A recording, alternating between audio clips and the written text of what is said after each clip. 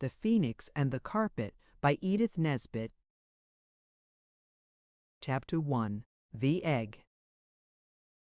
It began with the day when it was almost the 5th of November, and a doubt arose in some breast, Robert's, I fancy, as to the quality of the fireworks laid in for the Guy Fawkes celebration. They were jolly cheap, said whoever it was, and I think it was Robert, and suppose they didn't go off on the night. Those Prosser kids would have something to snigger about then. The ones I got are all right, Jane said. I know they are, because the man at the shop said they were worth thribble the money. I'm sure thribble isn't grammar, Anthea said. Of course it isn't, said Cyril. One word can't be grammar all by itself, so you needn't be so jolly clever. Anthea was rummaging in the corner drawers of her mind for a very disagreeable answer when she remembered what a wet day it was, and how the boys had been disappointed of that ride to London and back on the top of the tram, which their mother had promised them as a reward for not having once forgotten, for 6 whole days, to wipe their boots on the mat when they came home from school. So Anthea only said, "Don't be so jolly clever yourself, Squirrel. And the fireworks look all right, and you'll have the 8 pence that your tram fares didn't cost today to buy something more with. You ought to get a perfectly lovely Catherine wheel for 8 pence. I dare say, said Cyril coldly, but it's not your 8 pence anyhow. But look here, said Robert, really now, about the fireworks. We don't want to be disgraced before those kids next door. They think because they wear red plush on Sundays no one else is any good. I wouldn't wear plush if it was ever so, unless it was black to be beheaded in, if I was Mary Queen of Scots, said Anthea with scorn. Robert stuck steadily to his point. One great point about Robert is the steadiness with which he can stick. I think we ought to test them, he said. You young duffer, said Cyril. Fireworks are like postage stamps. You can only use them once. What do you suppose it means by Carter's tested seeds in the advertisement? There was a blank silence. Then Cyril touched his forehead with his finger and shook his head. A little wrong here, he said. I was always afraid of that with poor Robert. All.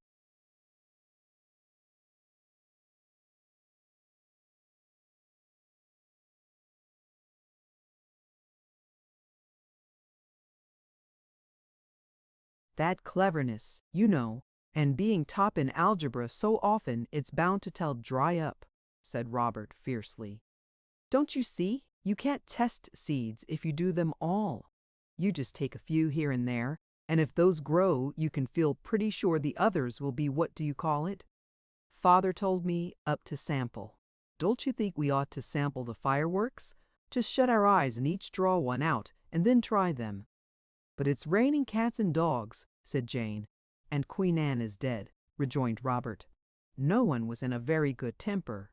We needn't go out to do them. We can just move back the table and let them off on the old tea tray we played toboggans with. I don't know what you think, but I think it's time we did something, and that would be really useful, because then we shouldn't just hope the fireworks would make those Prossers sit up. We should now.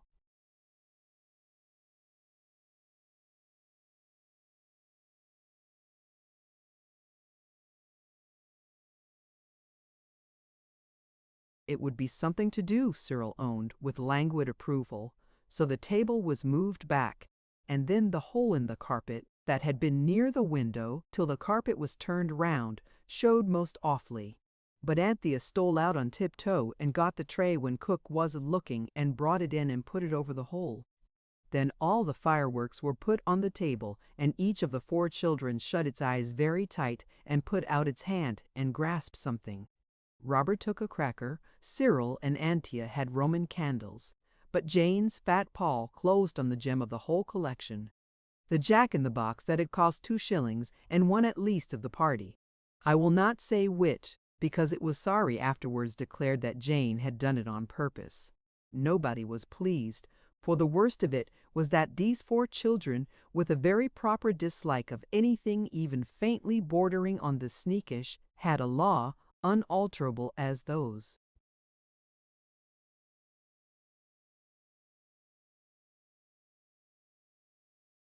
of the Medes and Persians that one had to stand by the results of a toss-up or a drawing of lots or any other appeal to chance, however much one might happen to dislike the way things were turning out. "I didn't mean to," said Jane, near tears. "I don't care. I'll draw another. You know jolly well you can't," said Cyril, bitterly. "It's settled. It's medium in Persian. You've done it, and you'll have to stand by it, and us too, worse luck. Never mind. You'll have your pocket money before the 5th. Anyway, we'll have the Jack-in-the-Box asset and get the most out of it we can." So the cracker and the Roman candles were lighted, and they were all that could be expected for the money. But when it came to the Jack-in-the-Box, it simply sat in the tray and laughed at them, as Cyril said. They tried to light it with paper, and they tried to light it with matches. They tried to light it with Vesuvian fusees from the pocket of Father's second-best overcoat that was hanging in the hall.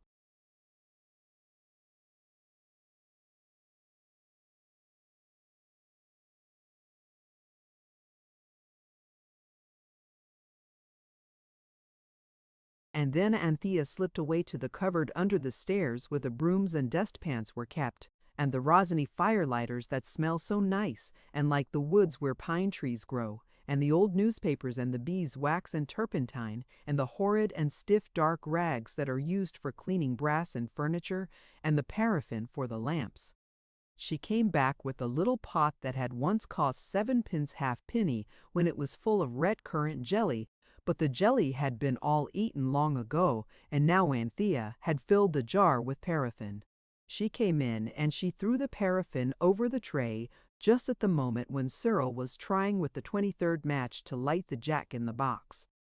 The Jack-in-the-Box did not catch fire any more than usual, but the paraffin acted quite differently, and in an instant a hot flash of flame leapt up and burnt off Cyril's eyelashes and scorched the faces of all four before they could spring back.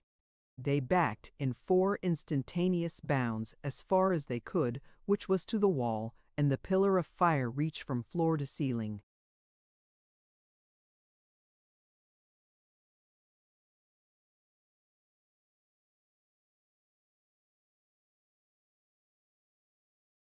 "My hat," said Cyril with emotion. "You've done it this time, Anthea." The flame was spreading out under the ceiling like the rows of fire in Mr. Rider Haggard's exciting story about Allan Quatermain. Robert and Cyril saw that no time was to be lost. They turned up the edges of the carpet and kicked them over the tray. This cut off the column of fire, and it disappeared, and there was nothing left but smoke and a dreadful smell of lamps that had been turned too low. All hands now rushed to the rescue, and the paraffin fire was only a bundle of trampled carpet when suddenly a sharp crack beneath their feet made the amateur firemen start back. Another crack, the carpet moved as if it had had a cat wrapped in it. The Jack-in-the-Box had at last allowed itself to be lighted, and it was going off with desperate violence inside the carpet. Robert, with the air of one doing the only possible thing, rushed to the window.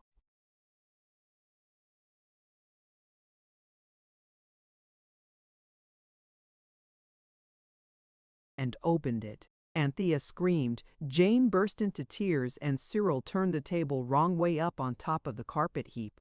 But the firework went on, banging and bursting and spluttering even underneath the table.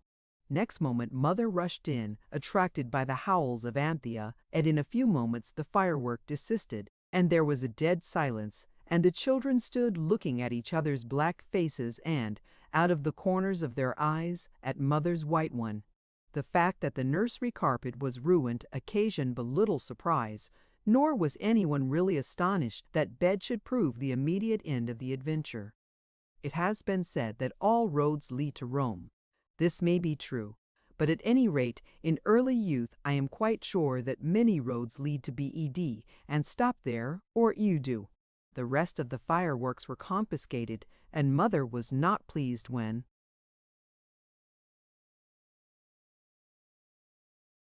Father let them off himself in the back garden, though he said, "Well, how else can you get rid of them, my dear?"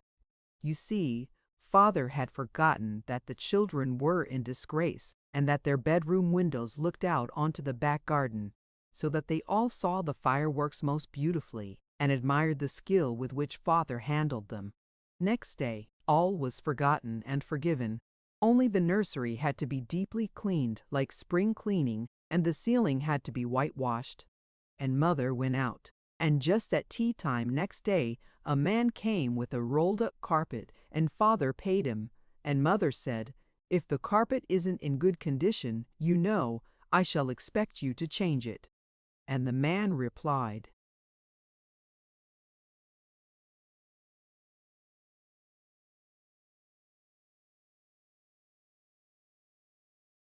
"There ain't a thread gone in it nowhere, Mom. It's a bargain if ever there was one. And I'm more'n arf sorry I let it go at the price. But we can't resist the lighties, can we, sir?" And he winked at Father and went away. Then the carpet was put down in the nursery, and sure enough, there wasn't a hole in it anywhere. As the last fold was unrolled, something hard and loud-sounding bumped out of it and trundled along the nursery floor. All the children scrambled for it, and Cyril got it. He took it to the gas. It was shaped like an egg, very yellow and shiny, half transparent, and it had an odd sort of light in it that changed as you held it in different ways. It was as though it was an egg with a yolk of pale fire that just showed through the stone. "I may keep it, mayn't I, Mother?" Cyril asked.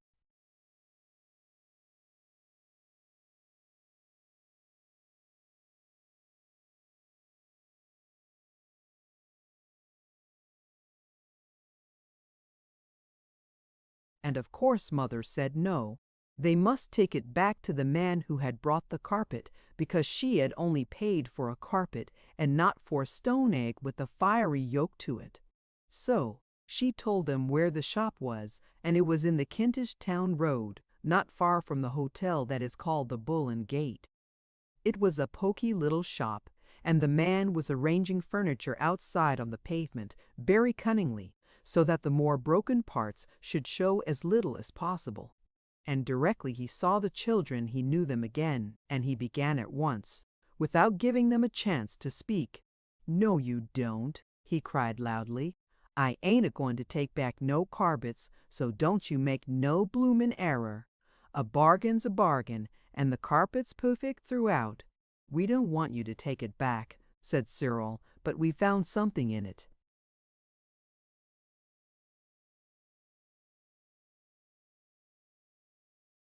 "It must have got into it up at your place then," said the man with indignant promptness, "for there ain't nothing in nothing as I sell. It's all as clean as a whistle."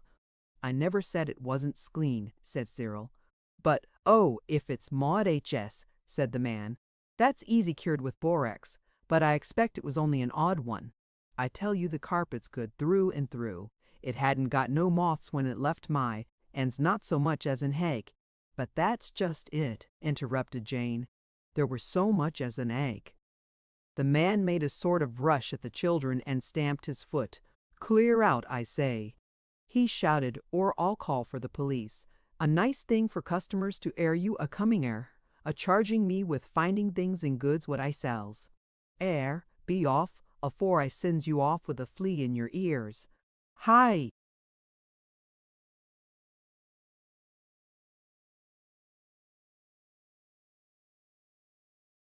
Constable. The children fled, and they think, and their father thinks, that they couldn't have done anything else. Mother has her own opinion, but Father said they might keep the egg. "The man certainly didn't know the egg was there when he brought the carpet," said he, "any more than your mother did, and we've as much right to it as he had." So the egg was put on the mantelpiece, where it quite brightened up the dingy nursery. The nursery was dingy because it was a basement room, and its windows looked out on a stone area, with a rockery made of clinkers facing the windows. Nothing grew in the rockery except London pride and snails. The room had been described in the house agent's list as a convenient breakfast room and basement, and in the daytime it was rather dark. This did not matter so much in the evenings when the gas was alight, but then it was in the evening that the blackbeetles got so sociable and used to come out of the low cupboards on each side of the fireplace where their homes were, and try to make friends with the children. At least I suppose that was what they wanted, but the children never would. On the 5th of November, father and mother went to the theater, and the children were not happy, because the Prossers next door had lots of fireworks and they had none. They were not even allowed to have a bonfire in the garden. No more playing with fire, thank you, was father's answer when they asked him. When the baby had been put to bed, the children sat sadly round the fire in the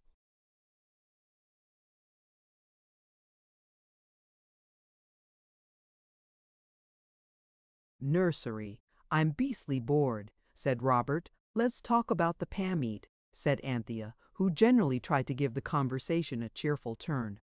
"What's the good of talking?" said Cyril. "What I want is for something to happen. It's awfully stuffy for a chap not to be allowed out in the evenings. There's simply nothing to do when you've got through your homers." Jane finished the last of her home lessons and shut the book with a bang. "We've got the pleasure of memory," said she. "Just think of last holidays." Last holidays, indeed, offered something to think of, for they had been spent in the country at a white house between a sand pit and a gravel pit, and things had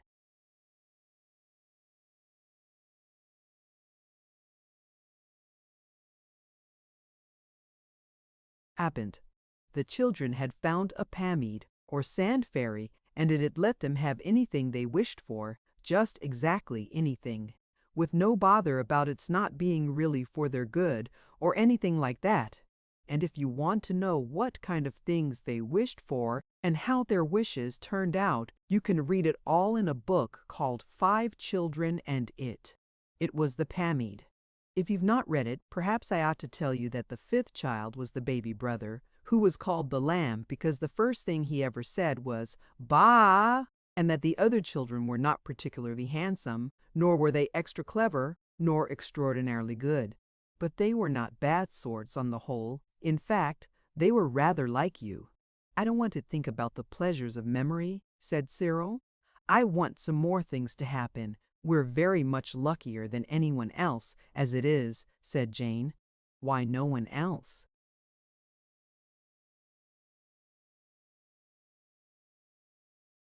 "Ever found a Pammead. We ought to be grateful. Why shouldn't we go on being, though?" Cyril asked. "Lucky, I mean, not grateful. Why's it all got to stop?" "Perhaps something will happen," said Anthea comfortably. "Do you know, sometimes I think we are the sort of people that things do happen to." "It's like that in history," said Jane. "Some kings are full of interesting things, and others nothing ever happens to them, except their being born and crowned and buried, and sometimes not that." "I think Panther's right," said Cyril. "I think we are the sort of people things do happen to. I have a sort of feeling things would happen right enough if we could only give them a shove. It just wants something to start it, that's all. I wish they taught magic at school," Jane sighed. "I believe if we could do a little magic, it might make something happen. I wonder how you begin." Robert looked around the room, but he got no ideas from the faded green curtains, or the drab Venetian blinds, or the worn brown oilcloth on the floor. Even the new carpet suggested nothing, though its pattern was a very wonderful one, and always seemed as though it were just going to make you think of something. "I could begin right enough," said Anthea. "I've read lots about it, but I believe it's wrong in the Bible. It's only wrong in the Bible because people wanted to hurt other people. I don't see how things can be wrong unless they hurt somebody, and we don't want to hurt anybody. And what's more, we jolly well couldn't if we tried. Let's get the Ingoldsby Legends. There's a thing about abracadabra there," said Cyril, yawning. "We may as well play at magic. Let's be Knights Templars." They were.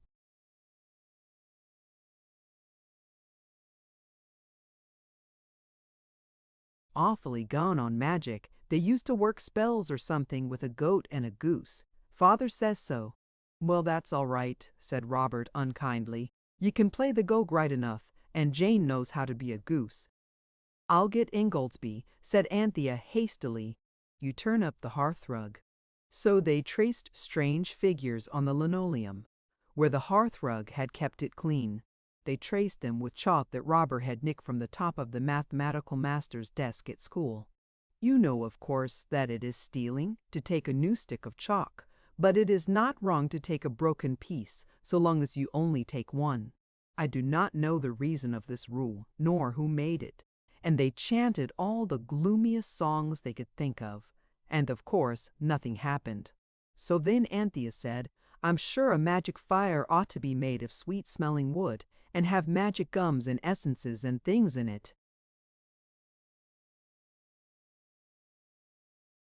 "I don't know any sweet-smelling wood except cedar," said Robert. "But I've got some ends of cedar wood lead pencil." So they burned the ends of lead pencil. And still nothing happened. "Let's burn some of the eucalyptus oil we have for our colds," said Anthea. And they did. It certainly smelt very strong. And they burned lumps of camphor out of the big chest. It was very bright and made a horrid black smoke, which looked very magical. But still nothing happened. Finley got some clean tea cloths from the dresser drawer in the kitchen and waved them over the magic chalk tracings and sang the Hymn of the Moravian Nuns at Bethlehem, which is very impressive. And still nothing happened. So they waved more and more wildly, and Robert's tea cloth caught the golden egg and whisked it off the mantelpiece, and it fell into the fender and rolled under the grate.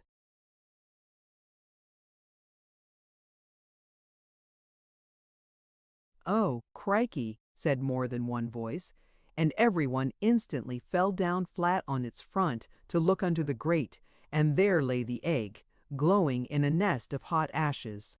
"It's not smashed anyhow," said Robert, and he put his hand under the grate and picked up the egg. But the egg was much hotter than anyone would have believed it could possibly get in such a short time, and Robert had to drop it with a cry of "Bother!" It fell on the top bar of the grate and bounced right into the glowing red-hot heart of the fire. "The tongs!" cried Anthea. But, alas, no one could remember where they were. Everyone had forgotten that the tongs had last been used to fish up the doll's teapot from the bottom of the water butt where the lamb had dropped it. So the nursery tongs were resting between the water butt and the dustbin, and cook refused to lend the kitchen ones.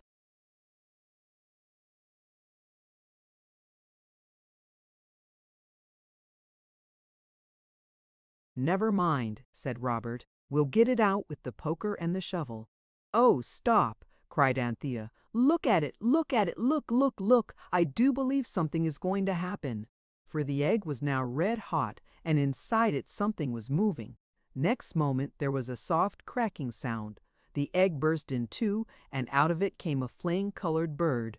It rested a moment among the flames, and as it rested there, the four children could see it growing bigger and bigger under their eyes. Every mouth was agape, every eye agoggle. The bird rose in its nest of fire, stretched its wings, and flew out into the room.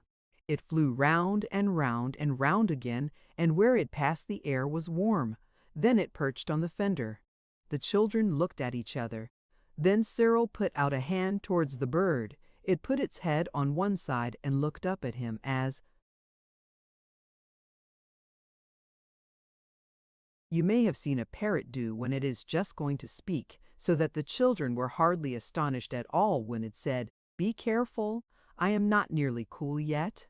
They were not astonished, but they were very, very much interested. They looked at the bird, and it was certainly worth looking at. Its feathers were like gold. It was about as large as a bantam, only its beak was not at all bantam-shaped. "I believe I know what it is," said Robert. "I've seen a picture." He hurried away. A hasty dash and scramble among the papers on Father's study table yielded, as the sum books say, the desired result. But when he came back into the room holding out a paper and crying, "I say, look here," the others all said, "Hush!" And he hushed obediently and instantly, for the bird was speaking. "Which of you," it was saying, "put the egg into the fire?" "He did," said three voices, and three fingers pointed at Robert. The bird bowed. At least it was more like that than anything else. "I am your grateful debtor. it said with a high-bred air. The children were all choking with wonder and curiosity, all except Robert. He held the paper in his hand, and Noel, he said so. He said, "I know who you are." And he opened and displayed a printed paper, at the head of which was a little picture of a bird sitting in a nest of flames. "You are the phoenix," said Robert, and the bird was quite pleased. "My fame has lived then for 2,000 years, it said. Allow me to look at my portrait." It looked at the page which Robert, kneeling down, spread out in the fender and said,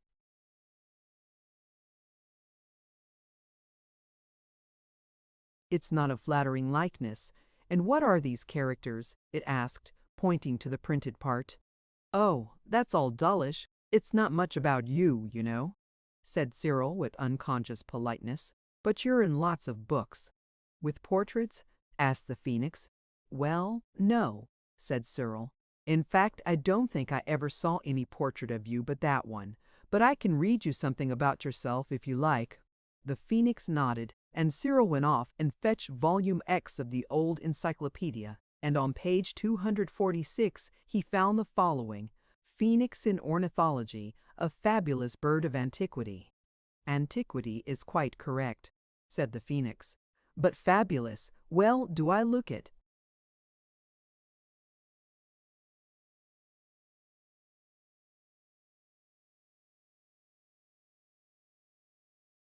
Everyone shook its head. Cyril went on. "The ancients speak of this bird as single, or the only one of its kind." "That's right enough," said the Phoenix. "They describe it as about the size of an eagle." "Eagles are of different sizes," said the Phoenix. "It's not at all a good description." All the children were kneeling on the hearth rug to be as near the Phoenix as possible. "You'll boil your brains," it said. "Look out. I'm nearly cool now." And with a whir of golden wings it fluttered from the fender to the table. It was so nearly cool that there was only a very faint smell of burning when it had settled itself on the tablecloth. "It's only a very little scorched," said the Phoenix apologetically. "It will come out in the wash. Please go on reading." The children gathered round the table. "The size of an eagle," Cyril went on, "its head finely crested with a beautiful plumage, its neck covered with feathers of a gold color, and the rest of its body purple, only the tail white, and the eyes sparkling like stars. They say that it lives about 500 years in the wilderness, and when advanced in age it builds itself a pile of sweet wood and aromatic gums, fires it with the wafting of its wings, and thus burns itself. And that from its ashes arises a worm, which in time grows up to be a phoenix." Hence the Phoenicians gave— "Never mind what they gave," said the Phoenix, ruffling its golden feathers. "They never gave much anyway. They always were people who gave nothing for nothing. That book ought to be destroyed. It's most inaccurate, the rest of my."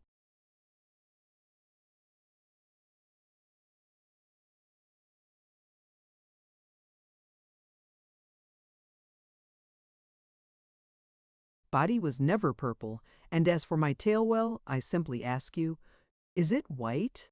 It turned round and gravely presented its golden tail to the children. "No, it's not," said everybody. "No, and it never was," said the Phoenix. "And that about the worm is just a vulgar insult. The Phoenix has an egg, like all respectable birds. It makes a pile that parts all right, and it lays its egg, and it burns itself, and it goes to sleep and wakes up in its egg, and comes out and goes on living again, and so on for ever and ever. I can't tell you how weary I got of it, such a restless existence, no repose." "But how did your egg get here?" asked Anthea. "Ah, that's my life secret," said the Phoenix. "I couldn't tell it to any one who wasn't really sympathetic. I've always been a misunderstood bird. You can tell."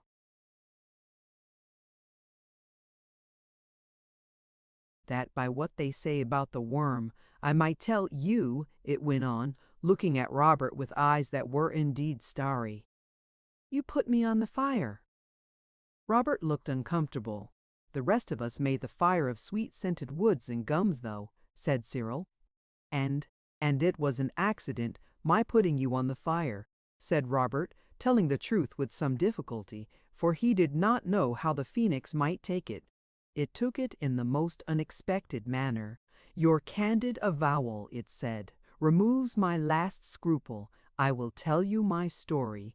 And you won't vanish, or anything sudden, will you?"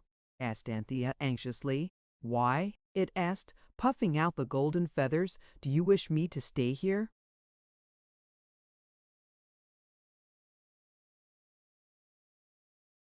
"Oh, yes," said everyone with unmistakable sincerity.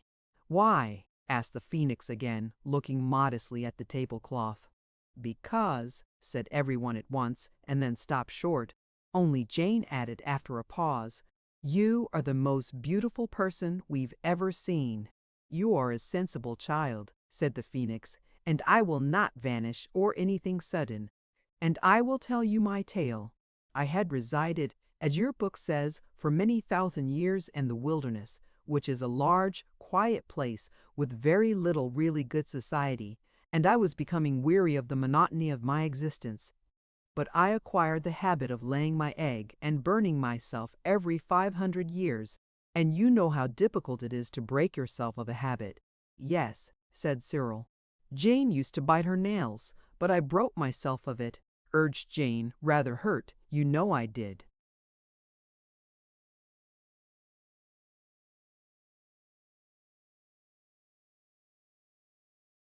"Not till they put bitter aloes on them," said Cyril. "I doubt," said the bird gravely, "whether even bitter aloes, the aloe, by the way, has a bad habit of its own, which it might well cure before seeking to cure others. I allude to its indolent practice of flowering. But once a century, I doubt whether even bitter aloes could have cured M. But I was cured. I awoke one morning from a feverish dream. It was getting near the time for me to lay that tiresome fire and lay that tedious egg upon it. And I saw two people, a man and a woman. They were sitting on a carpet, and when I accosted them civilly, they narrated to me their life story, which, as you have not yet heard it, I will now proceed to relate. They were a prince and princess, and the story of their parents was one which I am sure you will like to hear. In early youth, the mother of the princess happened to hear the story of a certain enchanter, and in that story I am sure you will be interested." The enchanter?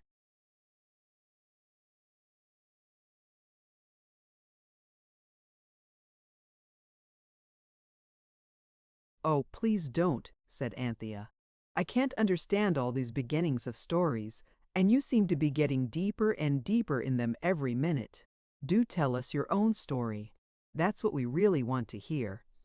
"Well," said the phoenix, seeming on the whole rather flattered, "to cut about 70 long stories short, though I had to listen to them all, but to be sure in the wilderness there is plenty of time. This prince and princess were so fond of each other that they did not want anyone else, and the enchanter, don't be alarmed, I won't go into his history, had given them a magic carpet you've heard of, a magic carpet, and they had just sat on it and told it to take them right away from every one, and it had brought them when the wilderness, and as they meant to stay there, they had no further use for the carpet, so they gave it to me. That was indeed the chance of a lifetime." "I don't see what you wanted with a carpet," said Jane, "when you got those."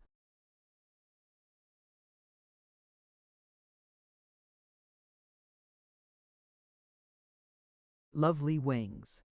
"They are nice wings, aren't they?" said the phoenix, simpering and spreading them out. "Well, I got the prince to lay out the carpet, and I laid my egg on it. Then I said to the carpet, 'Now, my excellent carpet, prove your worth. Take that egg somewhere where it can't be hatched for 2,000 years, and where, when that time's up, someone will light a fire of sweet wood and aromatic gums, and put the egg in to hatch. And you see it's all come out exactly as I said.' The words were no sooner out of my beak than egg and carpet disappeared. The royal lovers assisted to arrange my pile and soothed my last moments. I burnt myself up and knew no more till I awoke on yonder altar. It pointed its claw at the grate." "But the carpet," said Robert. "The magic carpet that takes you anywhere you wish, what became of that?"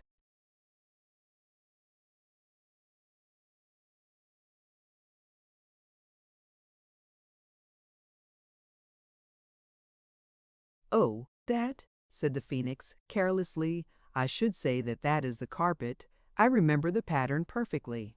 It pointed as it spoke to the floor, where lay the carpet, which Mother had bought in the Kentish Town Road for 22 shillings and 9 pence. At that instant, Father's latchkey was heard in the door.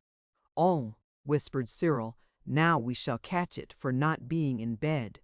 "Wish yourself there," said the Phoenix, in a hurried whisper, and then wished the carpet back in its place. No sooner said than done. It made one a little giddy, certainly, and a little breathless. But when things seemed right way up again, there the children were, in bed, and the lights were out.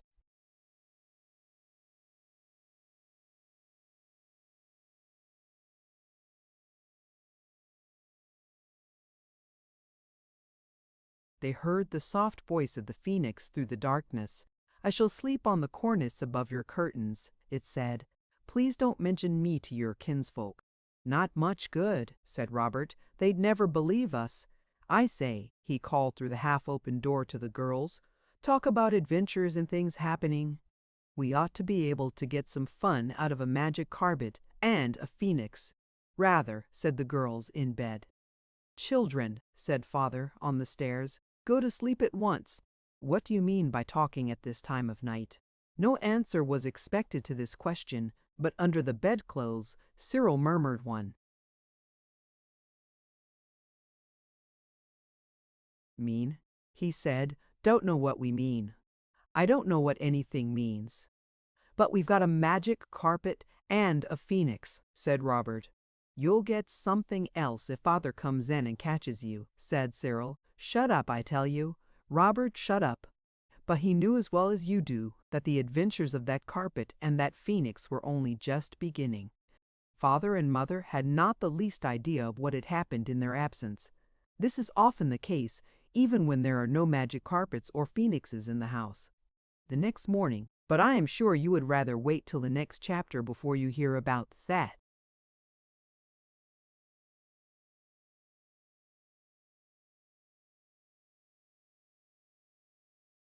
Chapter 2.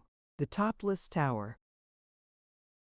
The children had seen the phoenix egg hatched in the flames in their own nursery grate, and had heard from it how the carpet on their own nursery floor was really the wishing carpet, which would take them anywhere they chose. The carpet had transported them to bed just at the right moment, and the phoenix had gone to roost on the cornice, supporting the window curtains of the boys' room.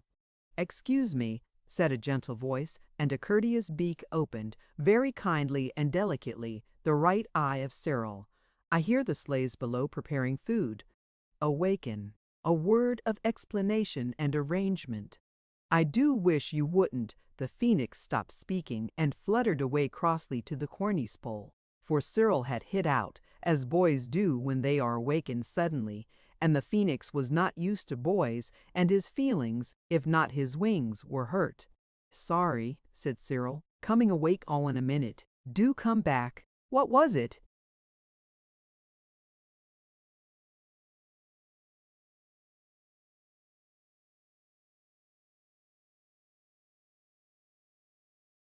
"You were saying something about bacon and rations?" The phoenix fluttered back to the brass rail at the foot of the bed. "I say, you are real," said Cyril. "How ripping!" "And the carpet." "The carpet is as real as it ever was," said the phoenix rather contemptuously. "But of course a carpet's only a carpet, whereas a phoenix is superlatively a phoenix." "Yes, indeed," said Cyril. "I see it is." "Oh, what luck! Wake up, Bobs. There's jolly well something to wake up for today. And it's Saturday, too." "I've been reflecting," said the phoenix, "during the silent watches of the night, and I could not avoid the conclusion that you were quite insufficiently astonished at my appearance yesterday. The ancients were always very surprised. Did you by chance expect my egg to hatch?"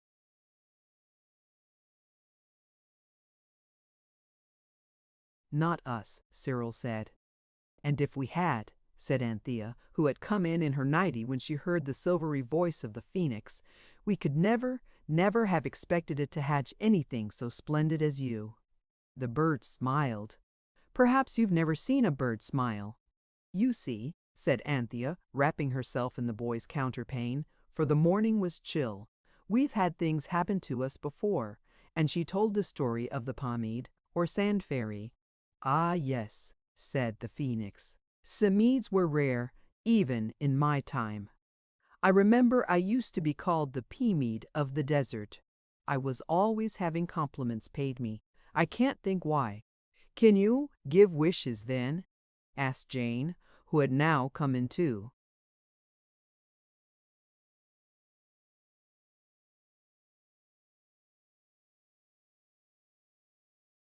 "Oh dear me, no," said the phoenix, contemptuously. "At least but I hear footsteps approaching. I hastened to conceal myself, and it did. I think I said that this day was Saturday. It was also Cook's birthday, and Mother had allowed her and Eliza to go to the Crystal Palace with a party of friends, so Jane and Anthea, of course, had to help to make beds and to wash up the breakfast cups, and little things like that. Robert and Cyril intended to spend the morning in conversation with the phoenix, but the bird had its own ideas about this. "I must have an hour or two's quiet," it said. "I really must. My nerves will give way unless I can get a little rest. You must remember, it's 2,000 years since I had any conversation. I'm out of practice, and I must take care of myself. I've often been told that mine is a valuable life." So it nestled down inside an old hat box of Father's, which had been brought down from the box room some days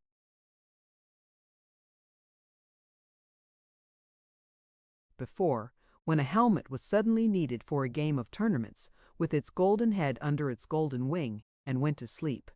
So then Robert and Cyril moved the table back and were going to sit on the carpet and wish themselves somewhere else. But before they could decide on the place, Cyril said, "I don't know, perhaps it's rather sneakish to begin without the girls." "They'll be all the morning," said Robert impatiently. And then a thing inside him, which tiresome books sometimes call the inward monitor, said, "Why don't you help them then?"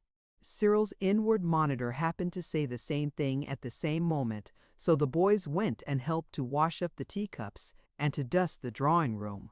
Robert was so interested that he proposed to clean the front doorsteps, a thing he had never been allowed to do. Nor was he allowed to do it on this occasion. One reason was that it had already been done by Cook.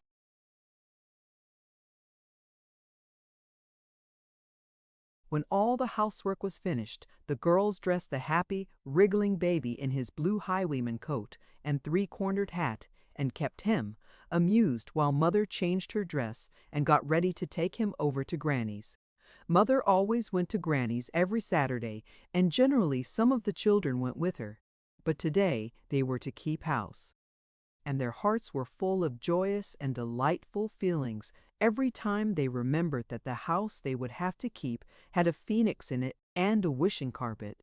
You can always keep the lamb good and happy for quite a long time if you play the Noah's Ark game with him.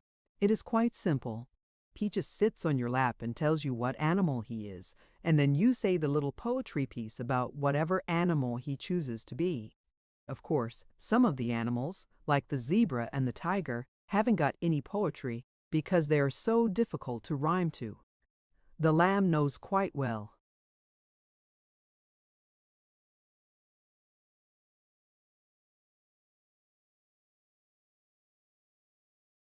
Which are the poetry animals? "I'm a baby bear," said the lamb, smugging down. And Anthea began, "I love my little baby bear. I love his nose and toes and hair. I like to hold him in my arm and keep him very safe and warm." And when she said very, of course there was a real bear's hug. Then came the eel, and the lamb was tickled till he wriggled exactly like a real one. "I love my little baby eel. He is so swigglety to feel. He'll be an eel when he is big, but now he's just a tiny smig." Perhaps you didn't know that a snig was a baby eel. It is, though, and the lamb knew it.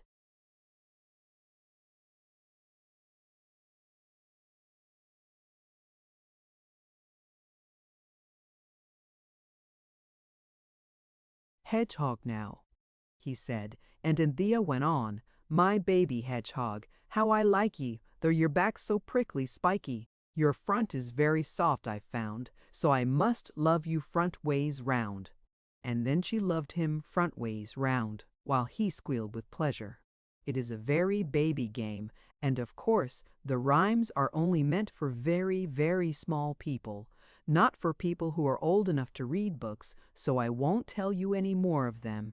By the time the lamb had been a baby lion and a baby weasel, and a baby rabbit and a baby rat, Mother was ready, and she and the lamb, having been kissed by everybody and hugged as thoroughly as it is possible to be when you're dressed for out of doors, were seen to the tram by the boys. When the boys came back, everyone looked at everyone else and said,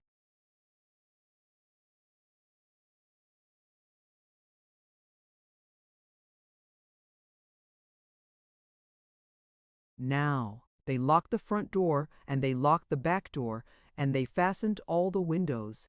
They moved the table and chairs off the carpet, and Anthea swept it. "We must show it a little attention," she said kindly. "We'll give it tea leaves next time. Carpets like tea leaves." Then everyone put on its outdoor things, because, as Cyril said, they didn't know where they might be going, and it makes people stare if you go out of doors in November in pinafores and without hats. Then Robert gently awoke the phoenix, who yawned and stretched itself, and allowed Robert to lift it onto the middle of the carpet, where it instantly went to sleep again with its crested head tucked under its golden wing as before. Then everyone sat down on the carpet. Where shall we go was of course the question, and it was warmly discussed. Anthea wanted to go to Japan. Robert and Cyril voted for America, and Jane wished to go to the seaside, "because there are donkeys there," said she. "Not in November, silly," said Cyril. And the discussion got warmer and warmer, and still nothing was settled. "I vote we let the phoenix decide," said Robert at last. So they stroked it till it woke. "We want to go somewhere abroad," they said, "and we can't make up our minds where." "Let the carpet make up its mind if it has one," said the phoenix. "Just say you wish to go abroad." So they did, and the next moment the world seemed to spin upside down, and when it was right way up again, and they were ungiddy enough to look about them, they were out of doors. Out of doors, this is a feeble way to express where they were. They were out of the earth, or off it. In fact, they were floating steadily, safely, splendidly in the crisp, clear air, with the pale, bright blue of the sky above them, and far down below the pale, bright, sun-diamonded waves of the sea. The carpet had stiffened itself somehow, so that it was square and firm like a raft, and it steered itself so beautifully and kept on its way so flat and fearless that no one was at all afraid of tumbling off. In front of them lay land. "The coast of France," said the phoenix, waking up and pointing with its wing. "Where do you wish to go?" "I should always keep one wish, of course, for emergencies. Otherwise, you may get into an emergency from which you can't emerge at all." But the children were far too deeply interested to listen. "I tell you what," said Cyril, "let's let the thing go on, and when we see a place we really want to stop at, why, we'll just stop. Isn't this ripping?" "It's like trains," said Anthea, as they swept over the low-lying coastline and held a steady course above orderly fields and straight roads, bordered with poplar trees. "Like express trains, only in trains you never can see anything because of grown-ups wanting the windows shut. And then they breathe on them, and it's like ground glass, and nobody can see anything, and then they go to sleep." "It's like tobogganing," said Robert. "So fast and smooth, only there's no doormat to stop short and it goes on and on."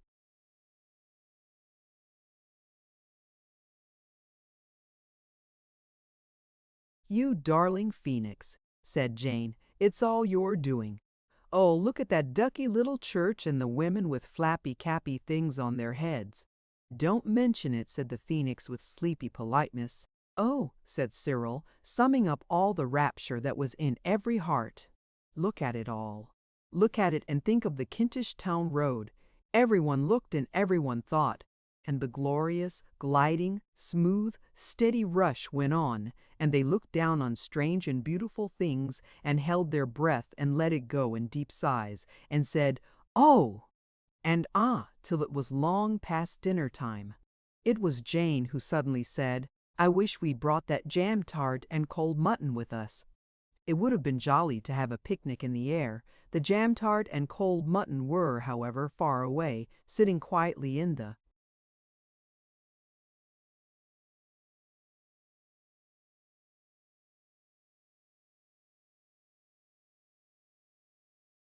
larder of the house in Camden Town, which the children were supposed to be keeping. A mouse was at that moment tasting the outside of the raspberry jam part of the tart. She had nibbled a sort of gulf, or bay, through the pastry edge to see whether it was the sort of dinner she could ask her little mouse husband to sit down to. She had had a very good dinner herself. It is an ill wind that blows nobody any good. "We'll stop as soon as we see a nice place," said Anthea. "I've got 3 pence, and you boys have the 4 pence each that your trams didn't cost the other day, so we can buy things to eat. I expect the Phoenix can speak French." The carpet was sailing along over rocks and rivers and trees and towns and farms and fields. It reminded everybody of a certain time when all of them had had wings and had flown up to the top of a church tower and had had a feast there of chicken and tongue and new bread and soda water. And this again.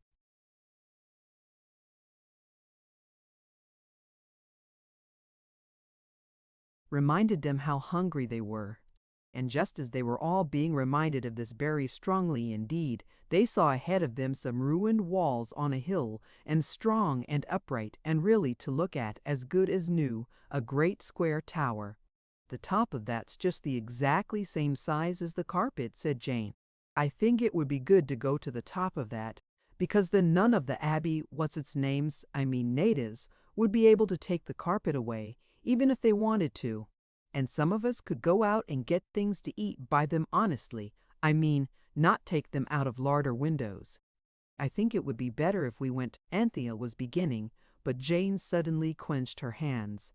"I don't see why I should never do anything I want, just because I'm the youngest. I wish the carpet would fit itself in at the top of that tower, so there."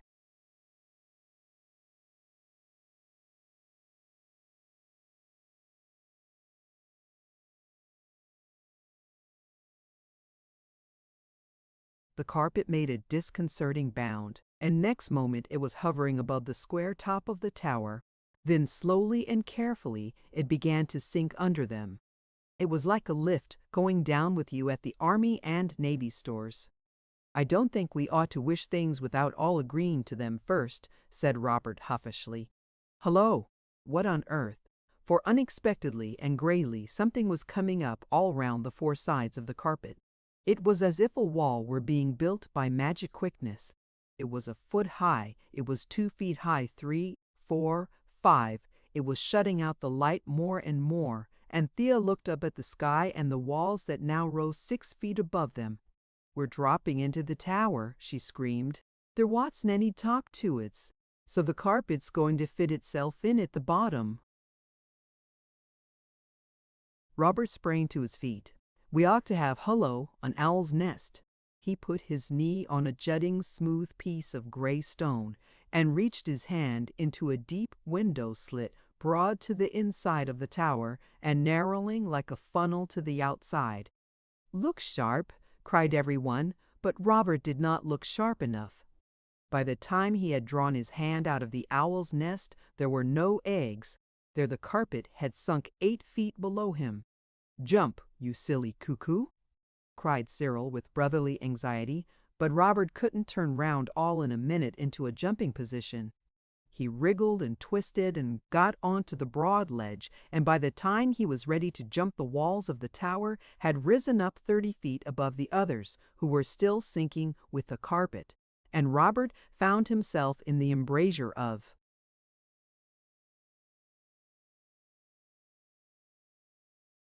a window, alone, for even the owls were not at home that day. The wall was smoothish. There was no climbing up. And as for climbing down, Robert hid his face in his hands and squirmed back and back from the giddy verge until the back part of him was wedged quite tight in the narrowest part of the window slit. He was safe now, of course, but the outside part of his window was like a frame to a picture of part of the other side of the tower. It was very pretty, with moss growing between the stones and little shiny gems. But between him and it, there was the width of the tower, and nothing in it but empty air. The situation was terrible. Robert saw in a flash that the carpet was likely to bring them into just the same sort of tight places that they used to get into with the wishes the Pammy granted them, and the others imagined their feelings as the carpet sank slowly and steadily too.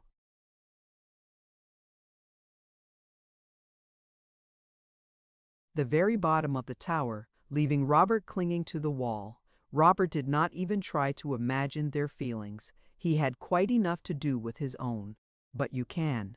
As soon as the carpet came to a stop on the ground at the bottom of the inside of the tower, it suddenly lost that raft-like stiffness which had been such a comfort during the journey from Camden Town to the topless tower, and spread itself limply over the loose stones and little earthy mounds at the bottom of the tower, just exactly like any ordinary carpet. Also, it shrank suddenly so that it seemed to draw away from under their feet, and they stepped quickly off the edges and stood on the firm ground, while the carpet drew itself in till it was its proper size and no longer fitted exactly into the inside of the tower, but left quite a big space all round it. Then, across the carpet, they looked at each other, and then every chin was tilted.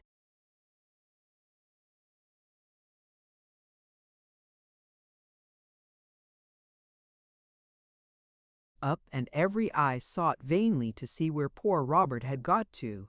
Of course, they couldn't see him. "I wish we hadn't come," said Jane. "You always do," said Cyril briefly. "Look here, we can't leave Robert up there. I wish the carpet would fetch him down." The carpet seemed to awake from a dream and pull itself together. It stiffened itself briskly and floated up between the four walls of the tower. The children below craned their heads back and nearly broke their necks in doing it. The carpet rose and rose. It hung poised darkly above them for an anxious moment or two. Then it dropped down again, threw itself on the uneven floor of the tower, and as it did so, it tumbled Robert out on the uneven floor of the tower. "Oh, glory," said Robert. That was a squeak. "You don't know how I felt. I say,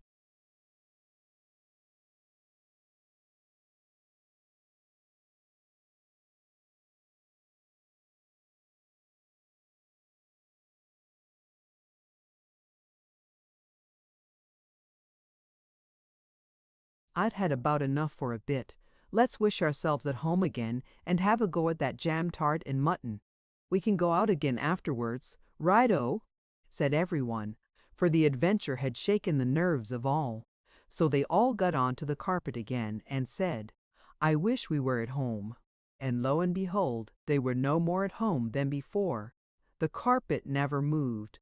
The phoenix had taken the opportunity to go to sleep. Anthea woke it up gently. "Look here," she said. "I'm looking," said the phoenix. "We's wise to be at home, and we're still here," complained Jane.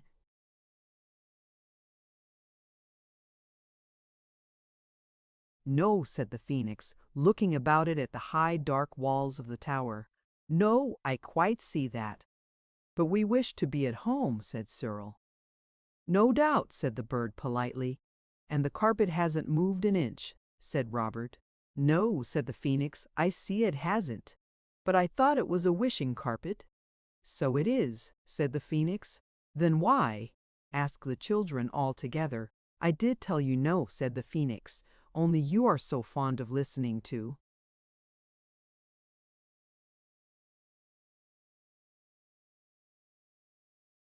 the music of your own voices. It is indeed the most lovely music to each of us, and therefore you did tell us what?" interrupted and exasperated. "Why, that the carpet only gives you 3 wishes a day, and you've had them." There was a heartfelt silence. "Then how are we going to get home?" said Cyril at last. I haven't any idea, replied the Phoenix kindly. Can I fly out and get you any little thing? How could you carry the money to pay for it? It isn't necessary. Birds always take what they want. It is not regarded as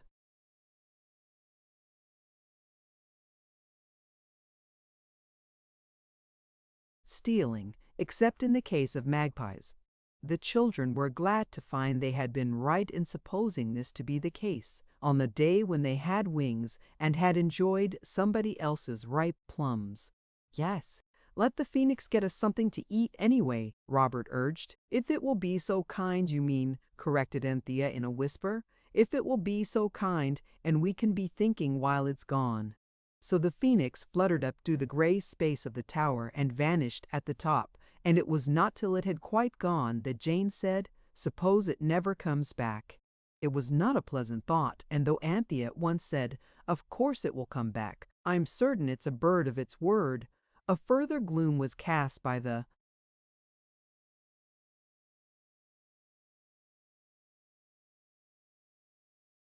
idea. For, curiously enough, there was no door to the tower, and all the windows were far, far too high to be reached by the most adventurous climber. It was cold, too, and Anthea shivered. "Yes," said Cyril, "it's like being at the bottom of a well." The children waited in a sad and hungry silence, and got little stiff necks with holding their little heads back to look up the inside of the tall gray tower to see if the Phoenix were coming. At last it came. It looked very big as it fluttered down between the walls, and as it neared them, the children saw that its bigness was caused by a basket of boiled chestnuts which it carried in one claw. In the other, it held a piece of bread, and in its beak was a very large pear. The pear was juicy and as good as a very small drink. When the meal was over, everyone felt better, and the question of how to get home was discussed without any disagreeableness. But no one could think of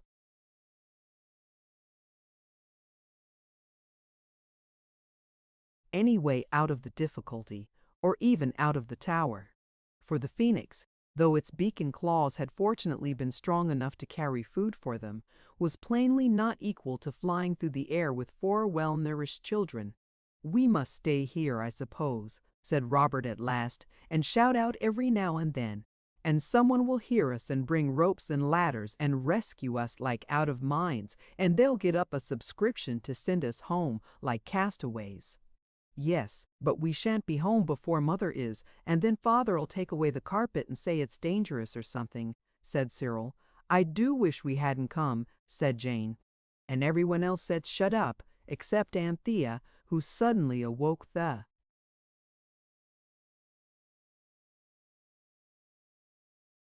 Phoenix and said, "Look here, I believe you can help us." "Oh, I do wish you would. I will help you as far as lies in my power," said the Phoenix at once. "What is it you want now?" "Why, we want to get home," said everyone. "Oh," said the Phoenix, yes, home you said, meaning where we live, where we slept last night, where the altar is that your egg was hatched on." "Oh, there," said the Phoenix. "Well, I'll do my best." It fluttered onto the carpet and walked up and down for a few minutes in deep thought. Then it drew itself up proudly.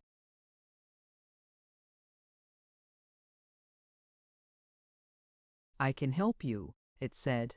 "I am almost sure I can help you. Unless I am grossly deceived, I can help you. You won't mind my leaving you for an hour or two?" And without waiting for a reply, it soared up through the dimness of the tower into the brightness above.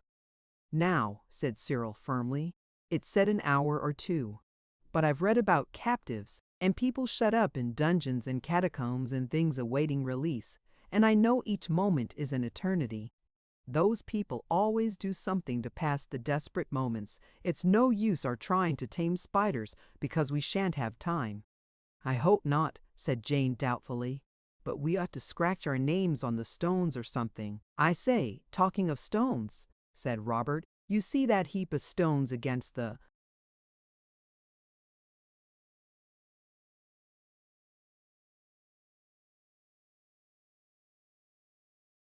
wall over in that corner. Well, I'm certain there's a hole in the wall there, and I believe it's a door. Yes, look here, the stones are round like an arch in the wall, and here's the hole, it's all black inside." He had walked over to the heap as he spoke, and climbed up to it, dislodged the top stone of the heap, and uncovered a little dark space.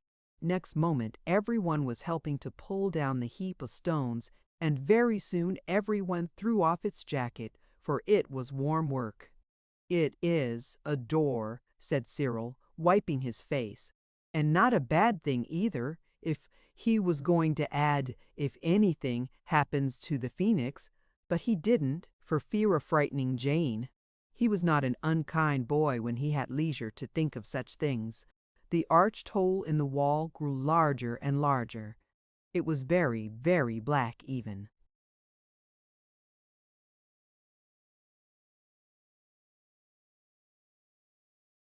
Compared with the sort of twilight at the bottom of the tower, it grew larger because the children kept pulling off the stones and throwing them down into another heap. The stones must have been there a very long time, for they were covered with moss, and some of them were stuck together by it. So it was fairly hard work, as Robert pointed out. When the hole reached to about halfway between the top of the arch and the tower, Robert and Cyril let themselves down cautiously on the inside and lit matches. How thankful they felt then that they had a sensible father who did not forbid them to carry matches as some boys' fathers do. The father of Robert and Cyril only insisted on the matches being of the kind that strike only on the box. "It's not a door, it's a sort of tunnel," Robert cried to the girls after the first match had flared up, flickered, and gone out. "Stand off, we'll push some more."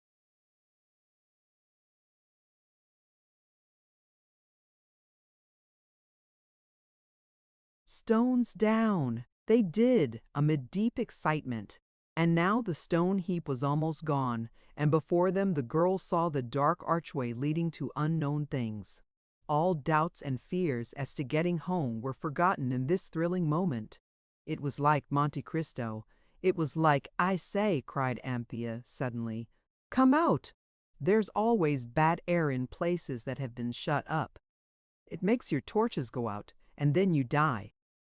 It's called fire damp, I believe. Come out, I tell you." The urgency of her tone actually brought the boys out, and then everyone took up its jacket and fanned the dark arch with it, so as to make the air fresh inside. When Anthea thought the air inside must be freshened by now, Cyril led the way into the arch.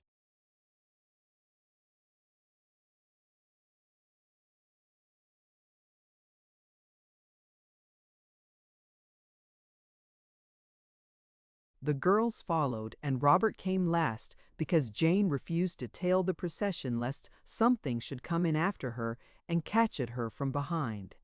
Cyril advanced cautiously, lighting match after match and peering before him. "It's a vaulting roof," he said, "and it's all stone all right, Panther. Don't keep pulling at my jacket. The air must be all right because of the matches, silly, and look out, there are steps down." "Oh, don't let's go any farther," said Jane, in an agony of reluctance, a very painful thing, by the way, to be in. "I'm sure there are snakes, or dens of lions or something. Do let's go back, and come some other time, with candles and bellows for the fire damp." "Let me get in front of you, then," said the stern voice of Robert from behind. "This is exactly the place for buried treasure, and I'm going on anyway. You can."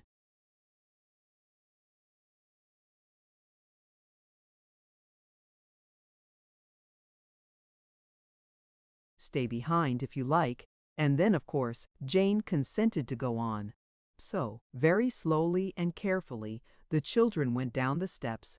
There were 17 of them, and at the bottom of the steps were more passages branching 4 ways, and a sort of low arch on the right-hand side made Cyril wonder what it could be, for it was too low to be the beginning of another passage. So he knelt down and lit a match, and stooping very low, he peeped in. "There's something," he said, and reached out his hand. It touched something that felt more like a damp bag of marbles than anything else that Cyril had ever touched. "I believe it is a buried treasure," he cried.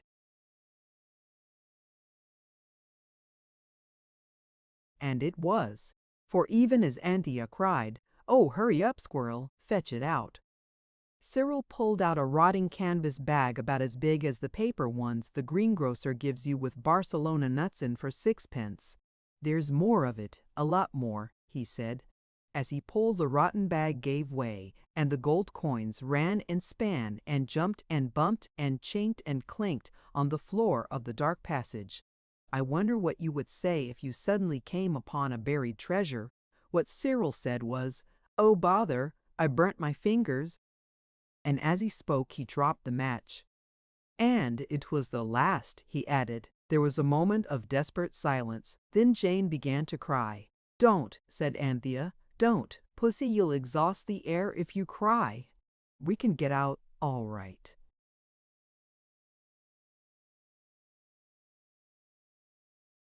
"Yes," said Jane, through her sobs, "and find the phoenix has come back and gone away again because it thought we'd gone home some other way.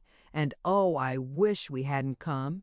Everyone stood quite still, only Anthea cuddled Jane up to her and tried to wipe her eyes in the dark. "Don't," said Jane. "That's my ER. I'm not crying with my ears." "Come, let's get on out," said Robert.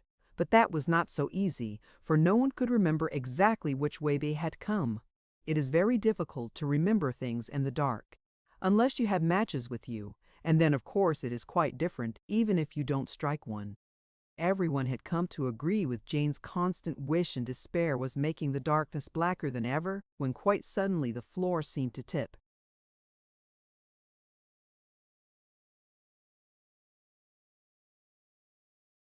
Up, and a strong sensation of being in a whirling lift came upon everyone. All eyes were closed. One's eyes always are in the dark, don't you think? When the whirling feeling stopped, Cyril said, "Earthquakes," and they all opened their eyes. They were in their own dingy breakfast room at home, and oh, how light and bright and safe and pleasant and altogether delightful it seemed, after that dark underground tunnel. The carpet lay on the floor, looking as calm as though it had never been for an excursion in its life. On the mantelpiece stood the phoenix, waiting with an air of modest yet sterling worth for the thanks of the children. "But how did you do it?" they asked when everyone had thanked the phoenix again and again. "Oh, I just went and got a wish from your friend the Pameed." "But how did you know where to find it?"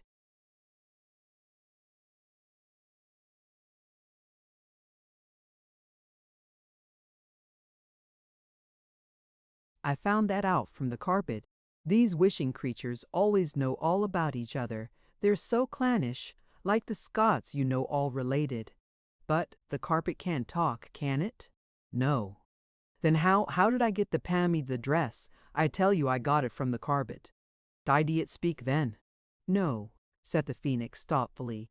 "It didn't speak, but I gathered my information from something in its manner. I was always a singularly observant bird. It was not till after the cold mutton and the jam tart, as well as the tea and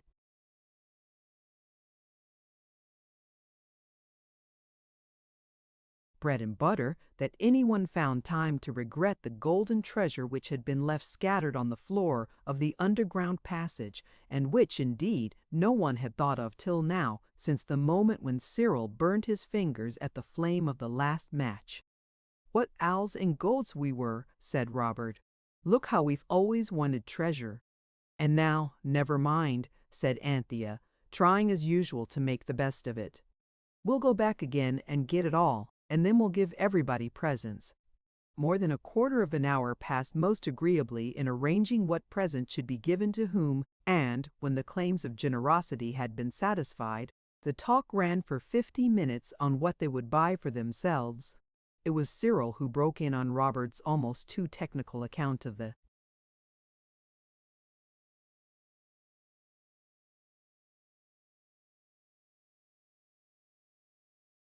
motor car on which he meant to go to and from school. "There," he said. "Dry up. It's no good. We can't ever go back. We don't know where it is." "Don't you know?" Jane asked the phoenix, wistfully. "Not in the least," the phoenix replied in a tone of amiable regret. "Then we've lost the treasure," said Cyril. And they had. "But we've got the carpet and the phoenix," said Antia. "Excuse me," said the bird with an air of wounded dignity. "I do so hate to seem to interfere, but surely you must mean the phoenix and the carpet."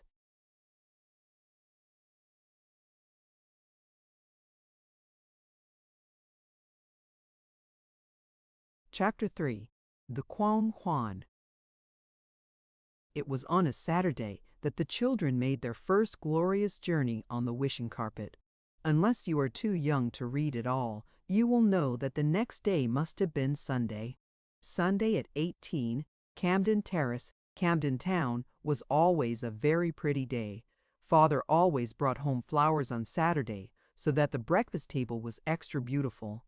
In November, of course, the flowers were chrysanthemums, yellow and coppery colored. Then there were always sausages on toast for breakfast, and these are rapture after 6 days of Kentish Town Road eggs at 14 a shillin'. On this particular Sunday there were fowls for dinner, a kind of food that is generally kept for birthdays and grand occasions, and there was an angel pudding, when rice and milk and oranges and white icing do their best to make you happy.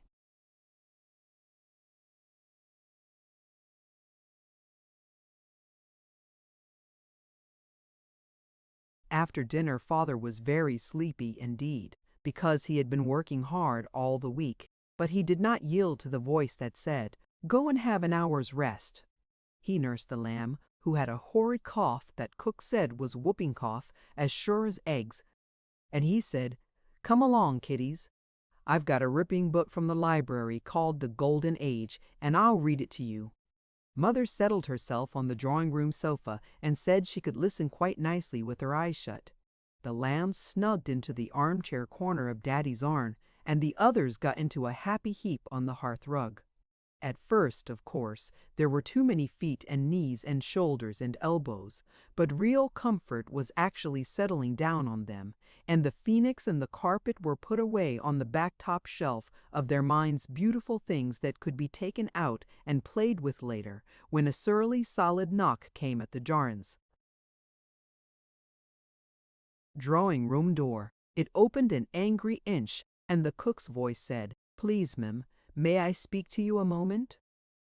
Mother looked at Father with a desperate expression. Then she put her pretty sparkly Sunday shoes down from the sofa and stood up in them and sighed. "As good fish in the sea," said Father cheerfully, and it was not till much later that the children understood what he meant. Mother went out into the passage, which is called the hall, where the umbrella stand is, and the picture of the monarch of the glen, in a yellow shining frame, with brown spots on the monarch from the damp in the house before last, and there was cook, very red and damp in the face, and with a clean apron tied on all crooked over the dirty one that she had dished up those dear delightful chickens in. She stood there and she seemed to get redder and damper, and she twisted the corner of her apron round her fingers, and she said very shortly and fiercely,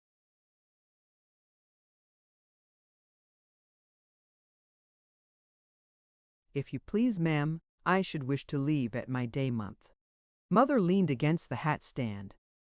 The children could see her looking pale through the crack of the door, because she had been very kind to the cook, and had given her a holiday only the day before, and it seemed so very unkind of the cook to want to go like this, and on a Sunday too. "Why, what's the matter?" Mother said. "It's them children," the cook replied, and somehow the children all felt that they had known it from the first. They did not remember having done anything extra wrong, but it is so frightfully easy to displease a cook. "It's them children. There's that there new carpet in their room, covered thick with mud, both sides, beastly yellow mud, and sakes alive knows where they got it, and all that muck to clean up on a Sunday. It's not my place, and it's not my intentions, so I don't deceive you, ma'am, and but for them limbs, which they is, if ever there was, it's—"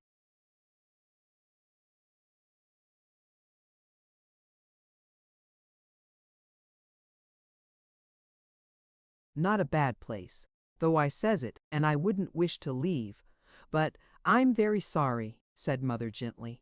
"I will speak to the children, and you had better think it over, and if you really wish to go, tell me tomorrow." Next day, Mother had a quiet talk with Cook, and Cook said she didn't mind if she stayed on a bit, just to see. But meantime, the question of the muddy carpet had been gone into thoroughly by Father and Mother. Jane's candid explanation that the mud had come from the bottom of a foreign tower where there was buried treasure was received with such chilling disbelief that the others limited their defense to an expression of sorrow and of a determination not to do it again. But Father said and Mother agreed with him, because mothers have to agree with fathers, and not because it was her own idea that children who coated a carpet on both sides with thick mud, and when they were asked for an explanation, could only talk silly nonsense that meant Jane's truthful statement were not fit to have a carpet at all and, indeed, shouldn't have one for a week. So's carpet was brushed with tea leaves too, which was the only comfort Anthea could think of, and folded up and put away in the cupboard at the top of the stairs, and Daddy put the key in his trousers pocket. "Till Saturday," said he. "Never mind," said Anthea. "We've got the Phoenix." But, as it happened, they hadn't. The Phoenix was nowhere to be found, and everything had suddenly settled down from the rosy wild beauty of magic happenings to the common damp brownness of ordinary November life in Camden Town. And there was the nursery floor, all bare boards in the middle and brown oilcloth round the outside, and the bareness and yellowness of the middle floor showed up the black beetles with terrible distinctness when the poor things came out in the evening as usual to try to make friends with the children. But the children never would. The Sunday ended in gloom, which even junket for supper in the blue Dresden bowl could hardly lighten at all. Next day the lamb's cough was worse. It certainly seemed very whoopy, and the doctor came in his broom carriage. Everyone tried to bear up under the weight of the sorrow which it was to know that the wishing carpet was locked up and the Phoenix mislaid. A good deal of time was spent in looking for the Phoenix. "It's a bird of its word," said Anthea. "I'm sure it's not deserted us. But you know it had a most awfully long fly from wherever it was to near Rochester and back, and I expect the poor thing's feeling tired out and wants rest. I am sure we may trust it." The others tried to feel sure of this too, but it was hard.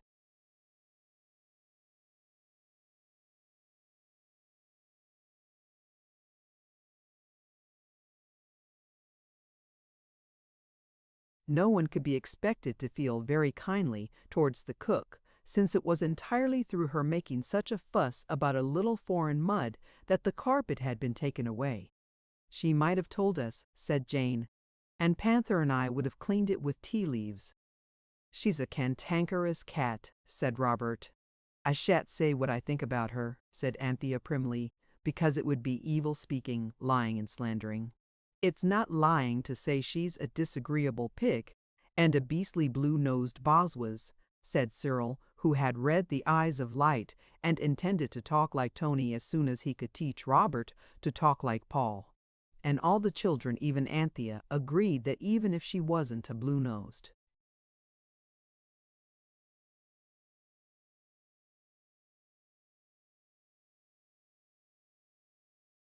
Boswas, they wish Cook had never been born.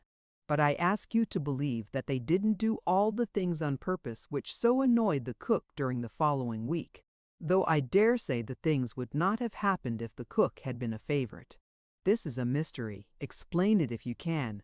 The things that had happened were as follows. Sunday, discovery of foreign mud on both sides of the carpet. Monday, licorice put on to boil with aniseed balls in a saucepan. Anthea did this because she thought it would be good for the lamb's cough. The whole thing forgotten, and bottom of saucepan burned out. It was the little saucepan lined with white that was kept for the baby's milk. Tuesday, a dead mouse found in pantry. Fish slice taken to dig grave with. By regrettable accident, fish slice broken. Defense, the cook oughtn't to keep dead.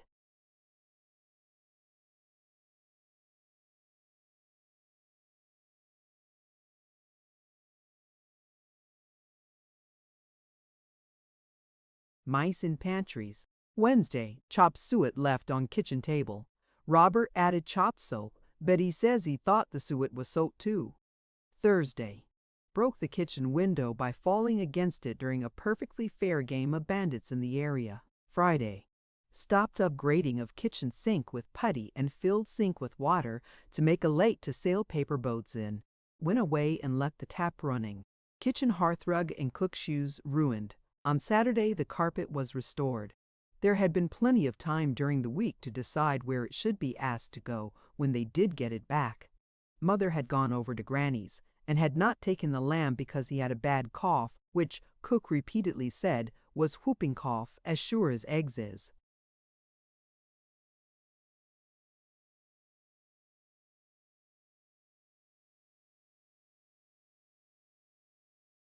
Eggs. But we'll take him out, a ducky darling, said Anthea. We'll take him somewhere where you can't have whooping cough.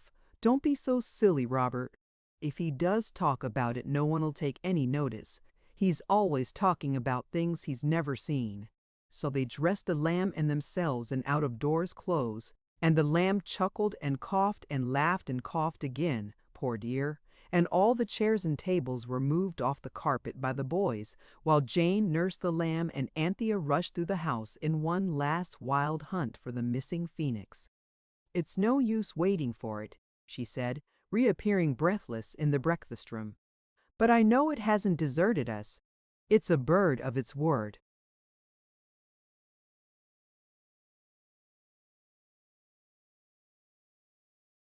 Quite so, said the gentle voice of the phoenix from beneath the table. Everyone fell on its knees and looked up, and there was the phoenix perched on a crossbar of wood that ran across under the table and had once supported a drawer in the happy days before the drawer had been used as a boat and its bottom unfortunately trodden out by Ragged's really reliable school boots on the feet of Robert. I'd been here all the time, said the phoenix, yawning politely behind its claw. If you wanted me, you should have recited the Ode of Invocation. It's 7,000 lines long, and written in very pure and beautiful Greek. Couldn't you tell it us in English? Asked Anthea. It's rather long, isn't it? Said Jane, jumping the lamb on her knee. Couldn't you make a short English version, like Tate and Brady? Oh, come along, do, said Robert, holding out his hand. Come along, good old phoenix. Good old beautiful phoenix, it corrected shyly. Good old beautiful phoenix, then. Come along, said Robert impatiently with his hand still held out. The phoenix fluttered at once onto his wrist. This amiable youth, it said to the others, has miraculously been able to put the whole meaning of the 7,000 lines of Greek invocation into one English hexameter, a little misplaced some of the words. But oh, come along, good old beautiful phoenix. Not perfect, I admit, but not bad for a boy of his age. Well, now then, said Robert, stepping back onto the carpet with the golden phoenix on his wrist. You look like the king's falconer, said Jane, sitting down on the carpet with the baby on her lap. Robert tried to go on looking like it. Cyril and Anthea stood on the carpet. We shall have to get back before dinner, said Cyril, or cook will blow the gaff.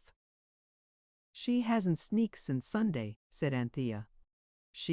Robert was beginning when the door burst open, and the cook, fierce and furious, came in like a whirlwind and stood on the corner of the carpet with a broken basin in one hand and a threat in the other which was clenched. Look 'ere, she cried, my only basin, and what the powers am I to make the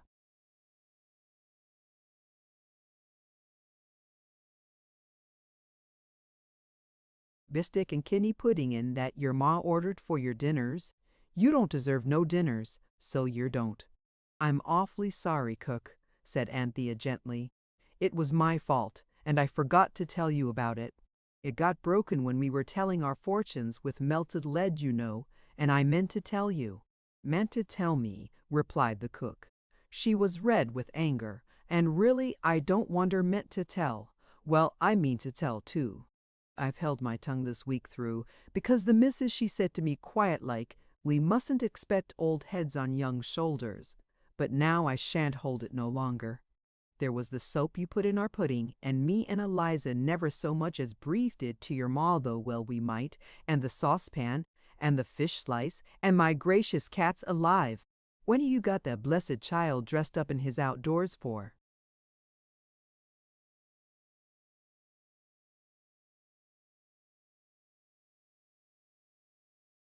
"We aren't going to take him out," said Anthea. At least, she stopped short, for though they weren't going to take him out in the Kentish town road, they certainly intended to take him elsewhere. But not at all where Cook meant when she said out. This confused the truthful Anthea. "Out," said the cook, "that I'll take care you don't," and she snatched the lamb from the lap of Jane, while Anthea and Robert caught her by the skirts and apron. "Look here," said Cyril in stern desperation, "will you go away and make your pudding in a pie dish, or a flower pot, or a hot water can, or something?" "Not me," said the cook briefly, "and leave this precious poppet for you to give his deather cold to." "I warn you," said Cyril solemnly. "Beware, ere yet it be too late." "Late yourself, the little popsy wopsy," said the cook with angry tenderness.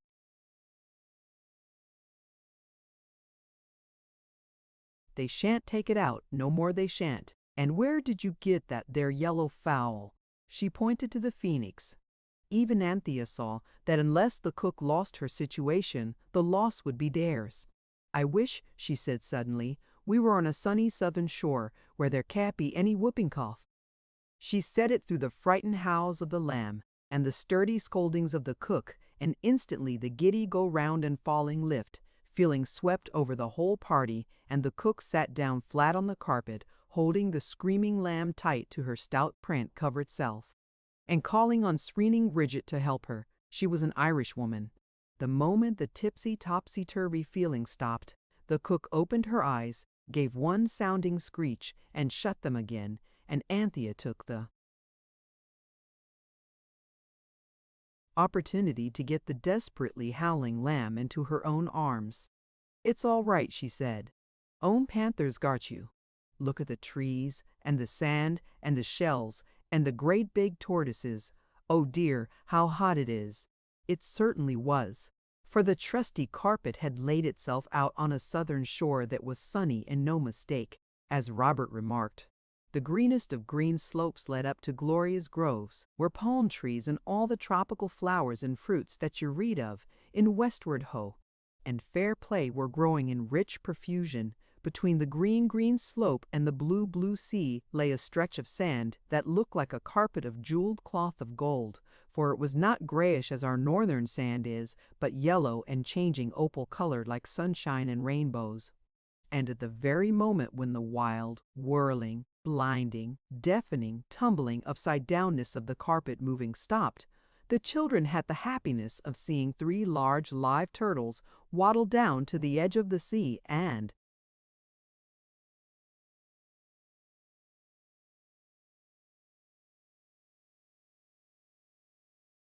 disappear in the water. And it was hotter than you can possibly imagine, unless you think of ovens and a baking day.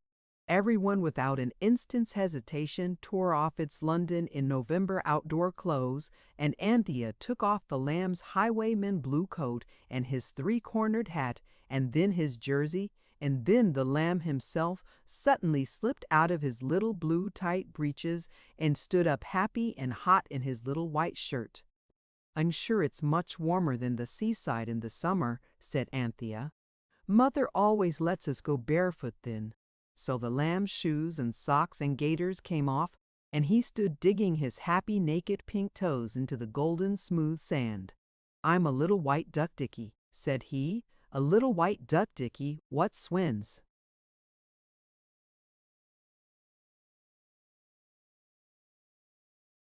And splashed quacking into a sandy pool. "Let him," said Anthea. "It can't hurt him. Oh, how hot it is!" The cook suddenly opened her eyes and screamed, shut them, screamed again, opened her eyes once more and said, "Why, drat my cats alive, what's all this? It's a dream, I expect." "Well, it's the best I ever dreamed. I'll look it up in the dream book tomorrow. Seaside and trees and a carpet to sit on." "I never did." "Look here," said Cyril, It isn't a dream, it's real." "Oh yes," said the cook, "they always says that in dreams." "It's real, I tell you," Robert said, stamping his foot. "I'm not going to tell you how it's done, because that's our secret." He winked heavily at each of the others.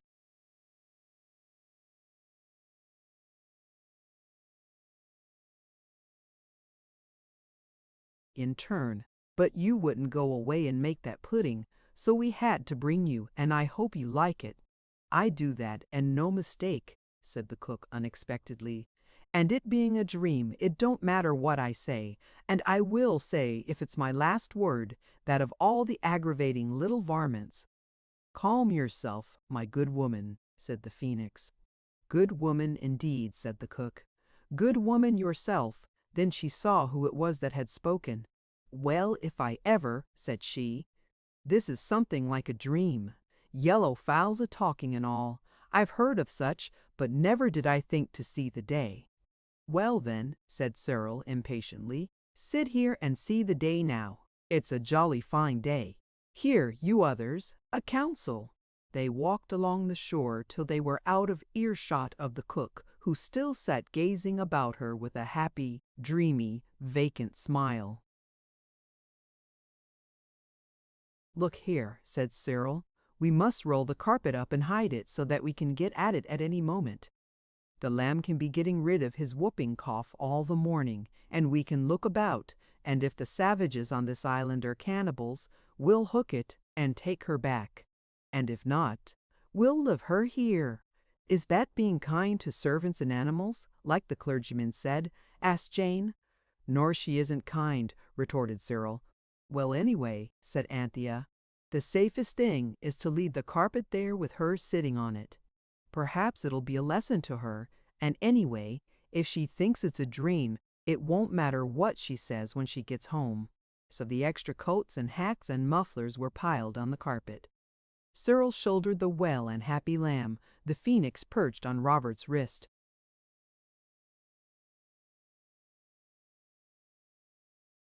And the party of explorers prepared to enter the interior.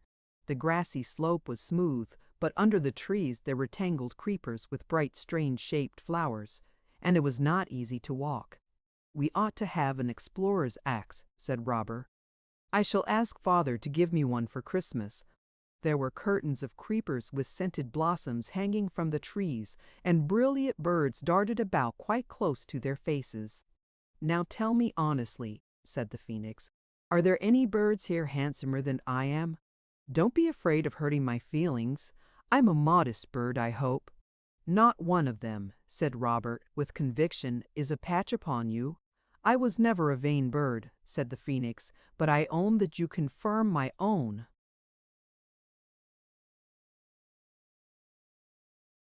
impression. I will take a flight." It circled in the air for a moment and, returning to Robert's wrist, went on, "There is a path to the left." And there was. So now the children went on through the wood more quickly and comfortably, the girls picking flowers and the lamb inviting the pretty Dickies to observe that he himself was a little white, real water-wet duck. And all this time he hadn't whooping coughed once.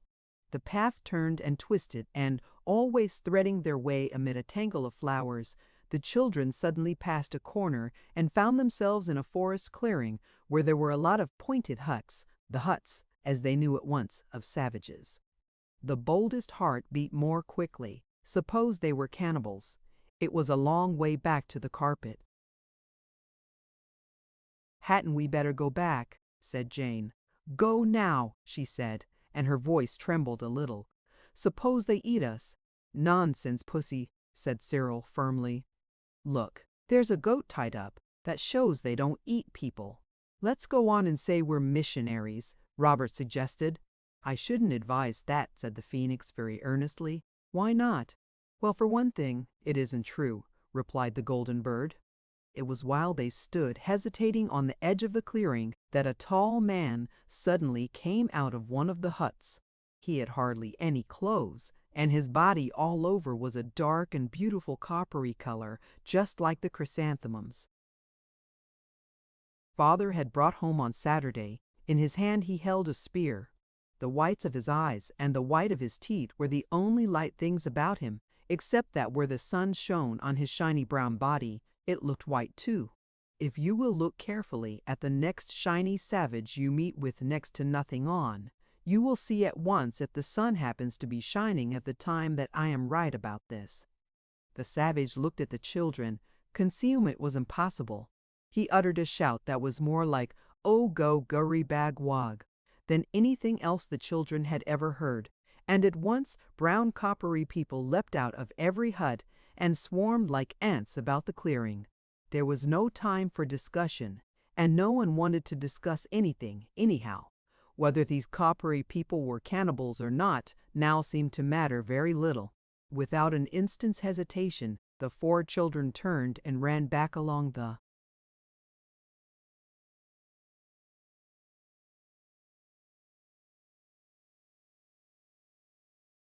forest path.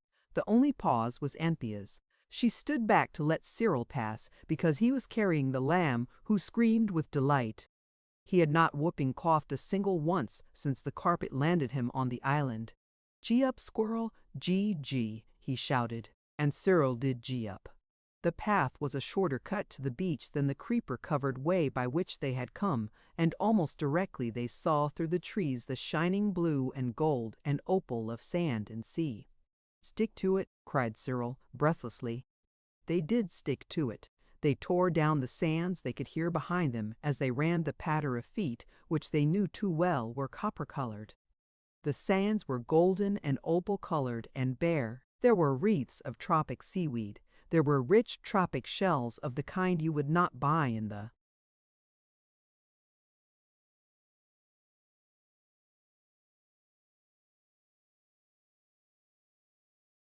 Kentish Town Road under at least 15 pence a pair.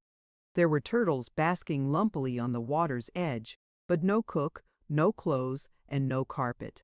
On, into the sea, gasped Cyril. They must hate water. I've heard savages always dirty. Their feet were splashing in the warm shallows before his breathless words were ended. The calm baby waves were easy to go through. It is warm work running for your life in the tropics, and the coolness of the water was delicious. They were up to their armpits now, and Jane was up to her chin. "Look," said the phoenix. "What are they pointing at?" The children turned, and there, a little to the west, was a head they knew, with a crooked cap upon it. It was the head of the cook. For some reason or other the savages had stopped at the water's edge and were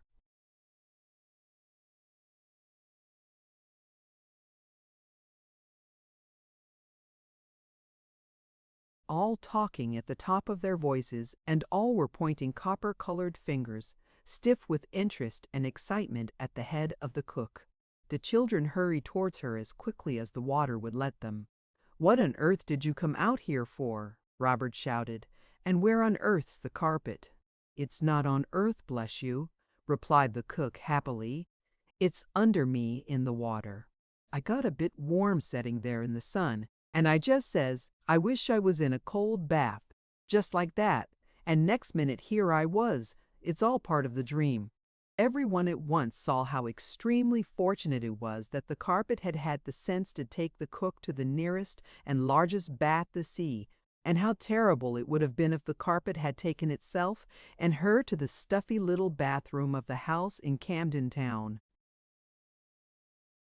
"Excuse me," said the phoenix's soft voice, breaking in on the general sigh of relief, "but I think these brown people want your cook to eat," whispered Jane, as well as she could through the water, which the plunging lamb was dashing in her face with happy fat hands and feet. "Hardly," rejoined the bird. "Who wants cooks to eat? Cooks are EAGG, not eaten. They wish to engage her." "How can you understand what they say?" asked Cyril doubtfully. "It's as easy as kissing your claw," replied the bird. "I speak and understand all languages, even that of your cook, which is difficult and unpleasing. It's quite easy when you know how it's done. It just comes to you. I should advise you to beach the carpet and land the cargo, the cook, I mean. You can take my word for it. The copper-colored ones will not harm you now.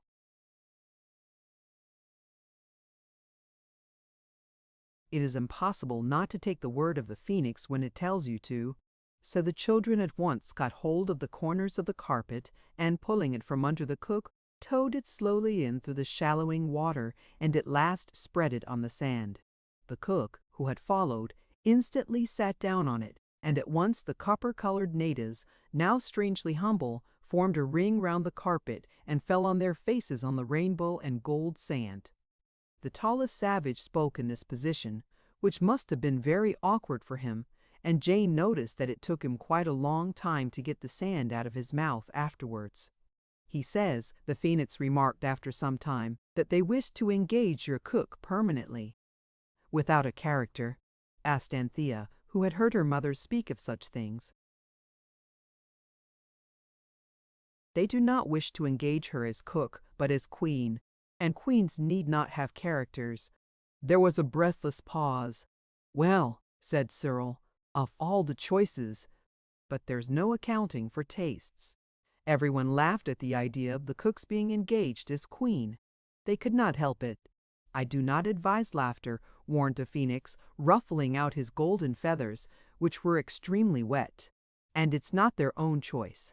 It seems that there is an ancient prophecy of this copper-colored tribe, that a great queen should some day arise out of the sea with the white crown on her head, and well, you see, there's the crown.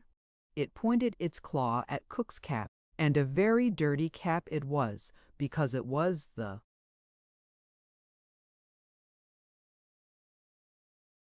end of the week. That's the white crown, it said. At least it's nearly white, very white indeed compared to the color they are, and anyway, it's quite white enough. Cyril addressed the cook. Look here, said he. These brown people want you to be their queen. They're only savages, and they don't know any better. Now would you really like to stay? Or, if you'll promise not to be so jolly aggravating at home, and not to tell anyone a word about today, we'll take you back to Camden Town. No, you don't, said the cook, in firm, undoubting tones. I've always wanted to be the queen, God bless her. And I always thought what a good one I should make, and now I'm going to. If it's only in a dream, it's well worth while. And I don't go back to that nasty underground kitchen and me blamed for everything. That I don't, not till the dream's finished and I wake up with that nasty bell.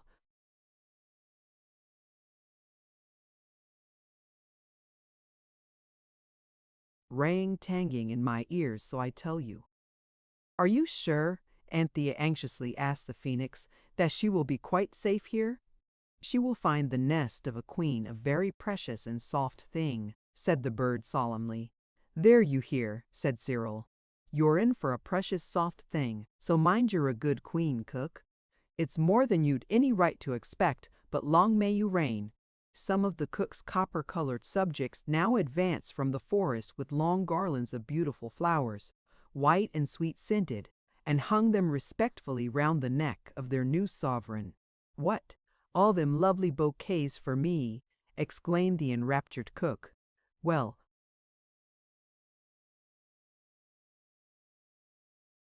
this here is something like a dream, I must say. She sat up very straight on the carpet, and the copper-colored ones, themselves wreathed in garlands of the gayest flowers, madly stuck parrot feathers in their hair, and began to dance. It was a dance such as you have never seen. It made the children feel almost sure that the cook was right, and that they were all in a dream. Small, strange-shaped drums were beaten, odd-sounding songs were sung, and the dance got faster and faster and odder, till at last all the dancers fell on the sand tired out. The new queen, with her white crown cap all on one side, clapped wildly. "Bravo!" she cried. "Bravo! It's better than the Albert Edward Music Hall in the Kentish Town Road. Go it again." But the phoenix would not translate this request into the copper-colored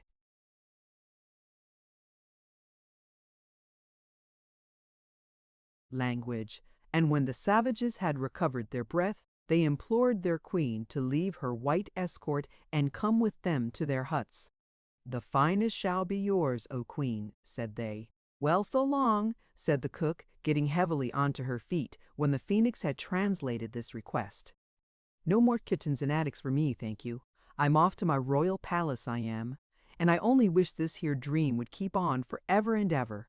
She picked up the ends of the garlands that trailed round her feet, and the children had one last glimpse of her striped stockings and worn elastic side boots before she disappeared into the shadow of the forest, surrounded by her dusky retainers, singing songs of rejoicing as they went. "Well," said Cyril, "I suppose she's all right, but they don't seem to count as four."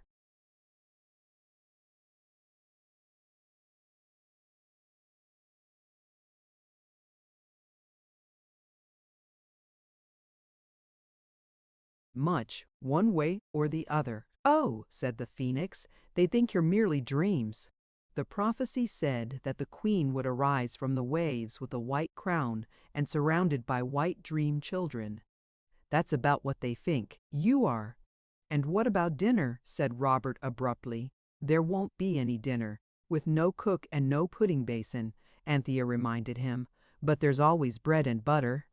"Let's get home," said Cyril.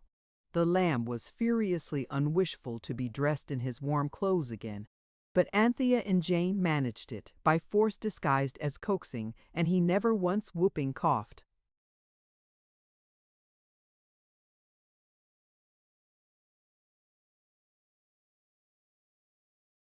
Then everyone put on its own warm things and took its place on the carpet. A sound of uncouth singing still came from beyond the trees where the copper-colored natives were crooning songs of admiration and respect to their white-crowned queen. Then Anthea said, "Home," just as duchesses and other people do to their coachmen, and the intelligent carpet in one whirling moment laid itself down in its proper place on the nursery floor.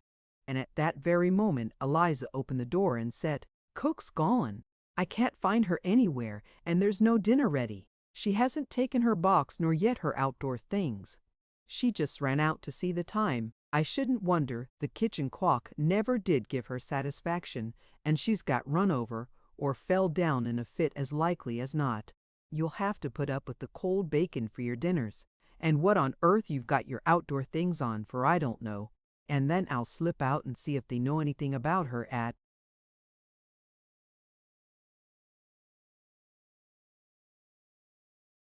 the police station." But nobody ever knew anything about the cook anymore, except the children, and later one other person.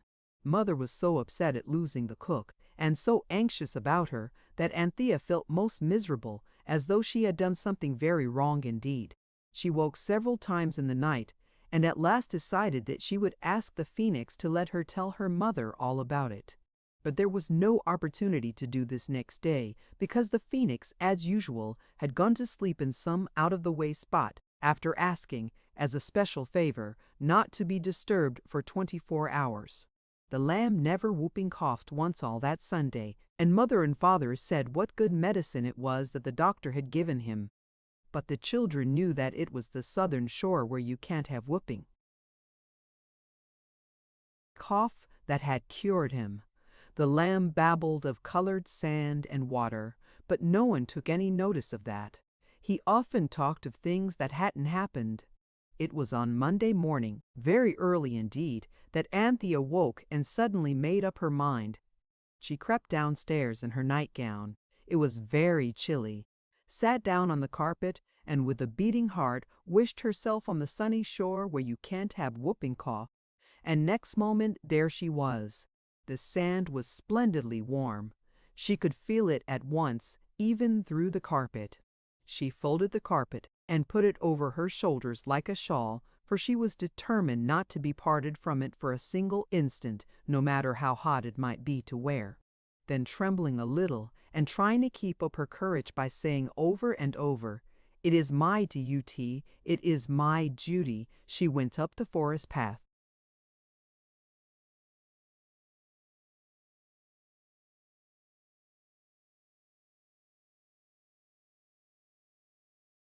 "Well, here you are again," said the cook, directly she saw Anthea.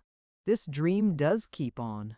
The cook was dressed in a white robe. She had no shoes and stockings and no cap, and she was sitting under a screen of palm leaves, for it was afternoon in the island and blazing hot.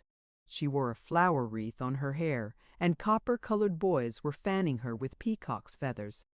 "They've got the cat put away," she said. "They seem to think a lot of it. Never saw one before, I expect."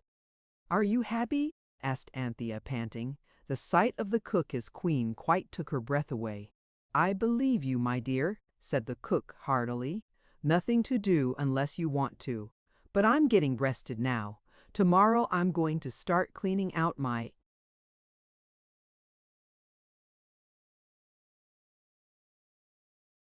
hut. If the dream keeps on, and I shall teach them cooking. They burns everything to a cinder now, unless they eats it raw. But can you talk to them?" "Lord love a duck, yes," the happy cook queen replied. "It's quite easy to pick up. I always thought I should be quick at foreign languages. I've taught them to understand dinner, and I want a drink, and you leave me be already." "Then you don't want anything?" Anthea asked earnestly and anxiously. "Not me, miss, except if you'd only go away. I'm afraid of me waking up with that Bella going, if he keep on stopping here a-talking to me. Long as this here dream keeps up, I'm as happy as a queen." "Goodbye, then," said Anthea gaily, for her conscience was clear now.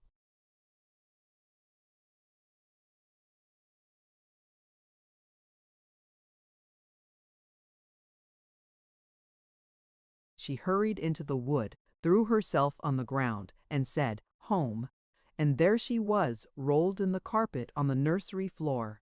"Oosh, 'at's right anyhow," said Anthea, and went back to bed. "I'm glad somebody's pleased. But mother will never believe me when I tell her." The story is indeed a little difficult to believe. Still, you might try.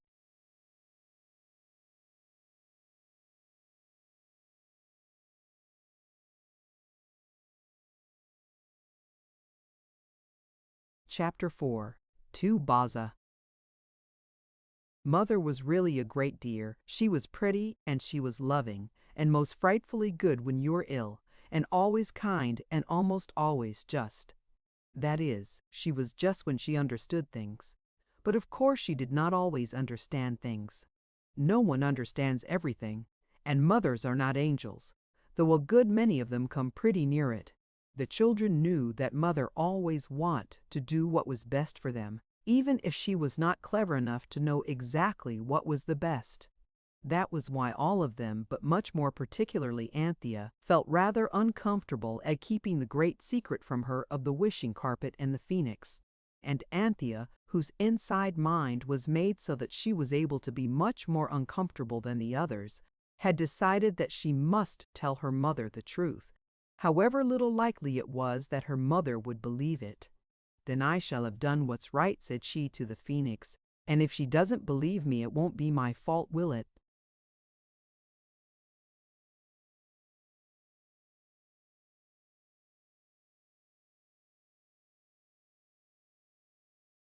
"Not in the least," said the golden bird. "And she won't, so you're quite safe." Anthea chose a time when she was doing her home lessons. There were algebra and Latin, German, English, and Euclid, and she asked her mother whether she might come and do them in the drawing room so as to be quiet, she said to her mother. And to herself she said, "And that's not the real reason. I hope I shan't grow up a liar." Mother said, "Of course, dearie." And Anthea started swimming through a sea of X's and Y's and Z's. Mother was sitting at the mahogany bureau writing letters. "Mother dear," said Anthea. "Yes, love a duck," said Mother. "About cook," said Anthea. "I know where she is."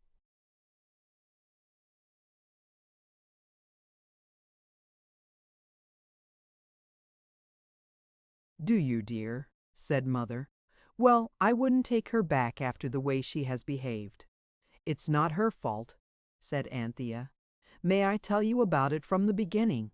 Mother laid down her pen, and her nice face had a resigned expression. As you know, a resigned expression always makes you want not to tell anybody anything.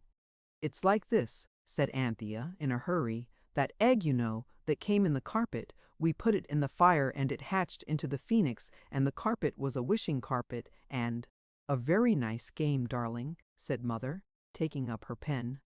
"Now do be quiet. I've got a lot of letters to write. I'm going to Bournemouth tomorrow with the lamb, and there's that bazaar."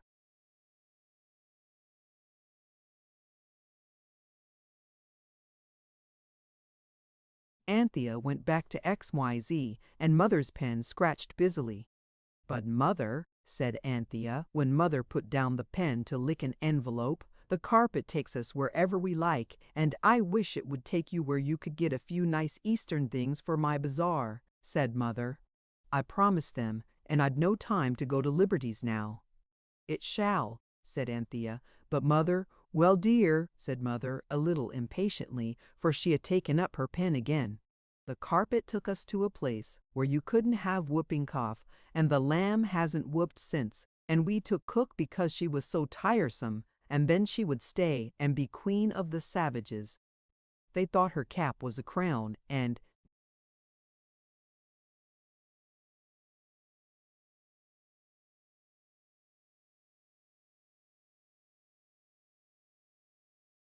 "Darling one," said Mother, "you know I love to hear the things you make up, but I am most awfully busy." "But it's true," said Anthea desperately. "You shouldn't say that, my sweet," said Mother gently. And then Anthea knew it was hopeless.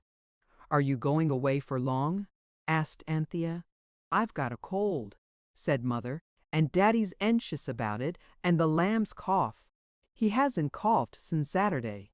The lamb's eldest sister interrupted. "I wish I could think so," Mother replied, "and Daddy's got to go to Scotland. I do hope you'll be good children."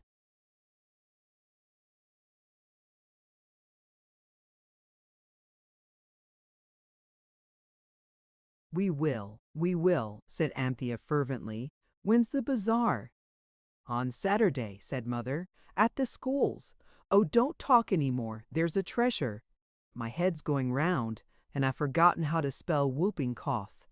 Mother and the lamb went away, and Father went away, and there was a new cook who looked so like a frightened rabbit that no one had the heart to do anything to frighten her any more than seemed natural to her. The phoenix begged to be excused. It said it wanted a week's rest, and asked that it might not be disturbed, and it hid its golden gleaming self, and nobody could find it. So that when Wednesday afternoon brought an unexpected holiday, and everyone decided to go somewhere on the carpet, the journey had to be undertaken.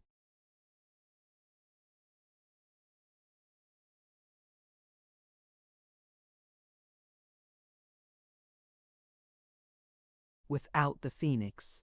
They were debarred from any carpet excursions in the evening by a sudden promise to Mother, exacted in the agitation of parting, that they would not be out after 6 at night, except on Saturday, when they were to go to the bazaar, and were pledged to put on their best clothes, to wash themselves to the uttermost, and to clean their nails, not with scissors which are scratchy and bad, but with flat sharpened ends of wooden matches, which do no harm to anyone's nails.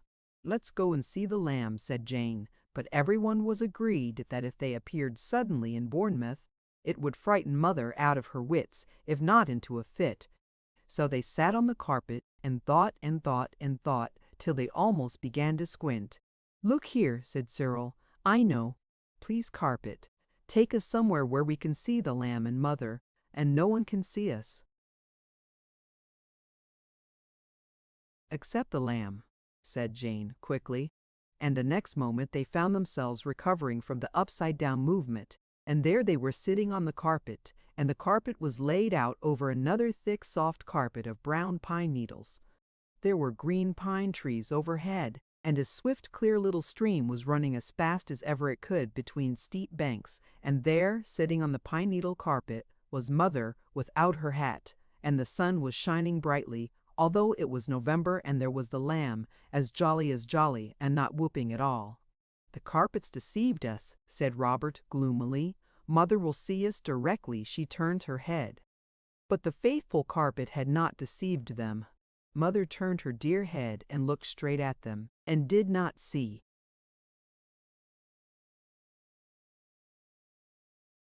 "TFEM, we're invisible," Cyril whispered. "What awful larks!" But to the girls, it was not larks at all. It was horrible to have Mother looking straight at them and her face keeping the same, just as though they weren't there. "I don't like it," said Jane. "Mother never looked at us like that before. Just as if she didn't love us, as if we were somebody else's children, and not very nice ones either. As if she didn't care whether she saw us or not."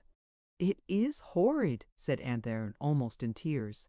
But at this moment the lamb saw them, and plunged towards the carpet, shrieking, "Panty, own Panty, and Pussy, and Squiggle, and Bob's, oh, oh!"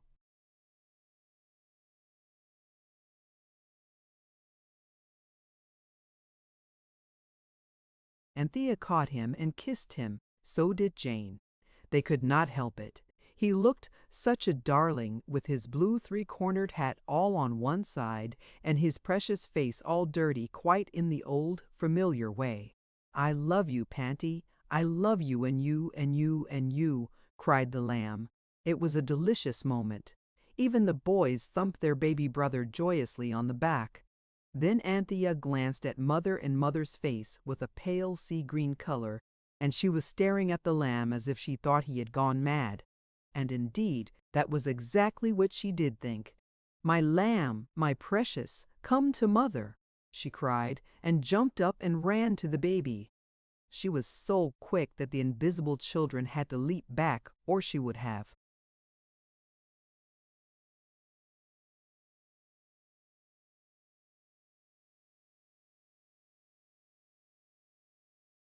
felt them.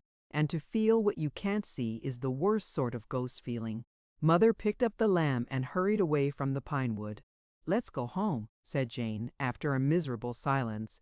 "It feels just exactly as if Mother didn't love us." But they couldn't bear to go home till they had seen Mother meet another lady and knew that she was safe. You cannot leave your mother to go green in the face in a distant pine wood, far from all human aid, and then go home on your wishing carpet as though nothing had happened. When Mother seemed safe, the children returned to the carpet and said, "Home," and home they went.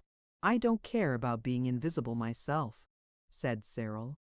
"At least, not with my own family. It would be different if you were a prince, or a bandit, or a burglar." And now the thoughts of all four dwelt fondly on the dear greenish face of Mother. "I wish she hadn't gone away," said Jane. "The house is simply beastly without her." "I think we ought to do what she said," Anthea put in. "I saw something in a book the other day about the wishes of the departed being sacred." "That means when they've departed farther off," said Cyril. "India's coral, or Greenland's icy, don't you know? Not Bournemouth. Besides, we don't know what her wishes are." She said Anthea was very much inclined to cry. She said, "Get Indian things for my bazaar," but I know she thought we couldn't, and it was only play. "Let's get them all the same," said Robert. "We'll go the first thing on Saturday morning." And on Saturday morning, the first thing, they went. There was no finding the phoenix, so they sat on the beautiful wishing carpet and said, "We want Indian things for Mother's bazaar. Will you please take us where people will give us heaps of Indian things?" The docile carpet swirled their senses away and restored them on the outskirts of a gleaming white Indian town. They knew it was Indian at once by the shape of the domes and roofs. And besides, a man went by on an elephant, and 2 English soldiers went along the road, talking like in Mr. Kipling's books. So after that no one could have any doubt as to where they were. They rolled up the carpet and Robert carried it, and they walked bodily into the town.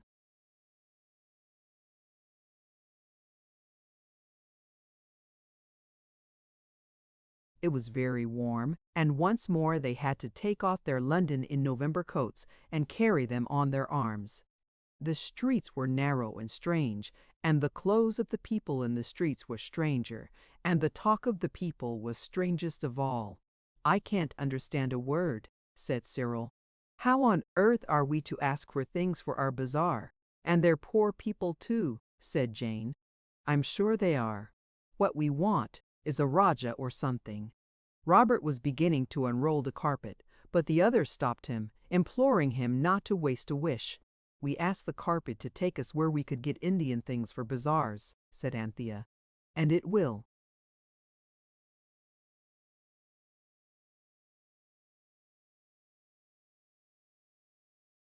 Her faith was justified. Just as she finished speaking, a very brown gentleman in a turban came up to them and bowed deeply. He spoke, and they thrilled to the sound of English words. My Rainey, she think you very nice childs. She asks, do you lose yourselves, and do you desire to sell carpet? She see you from her palki. You come see her? Yes. They followed the stranger, who seemed to have a great many more teeth in his smile than are usual, and he led them through crooked streets to the Rainey's palace. I am not going to describe the Rainey's palace, because I really have never seen the palace of a Rainey, and Mr. Kipling has, so you can read about it in his books. But I know exactly what happened there. The old Rainey sat on a low cushioned seat, and there were a lot of other ladies.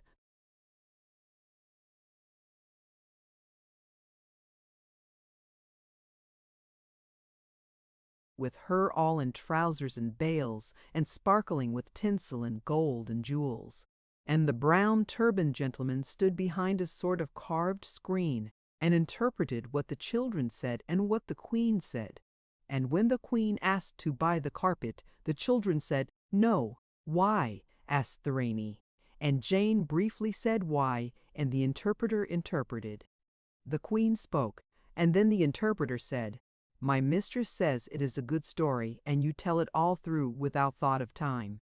And they had to. It made a long story, especially as it had all to be told twice, once by Cyril and once by the interpreter. Cyril rather enjoyed himself. He warmed to his work and told the tale of the phoenix and the carpet and the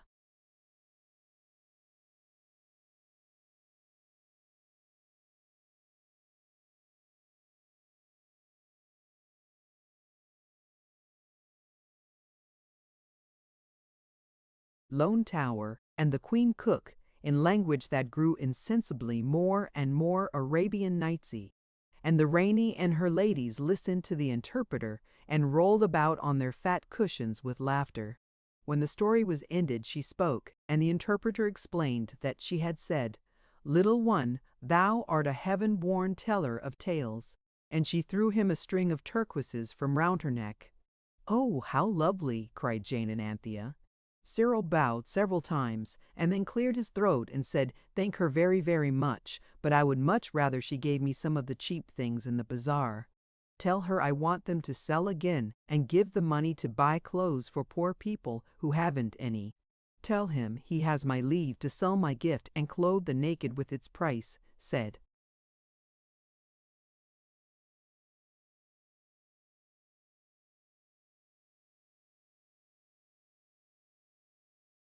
the Queen, when this was translated, but Cyril said very firmly, No, thank you.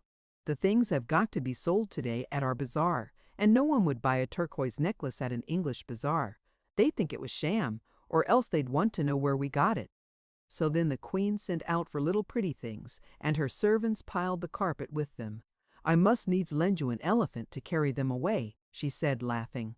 But Anthea said, If the Queen will lend us a comb and let us wash our hands and faces, she shall see a magic thing. We and the carpet and all these brass trays and pots and carved things and stuffs and things will just vanish away like smoke. The Queen clapped her hands at this idea and lent the children a sandalwood.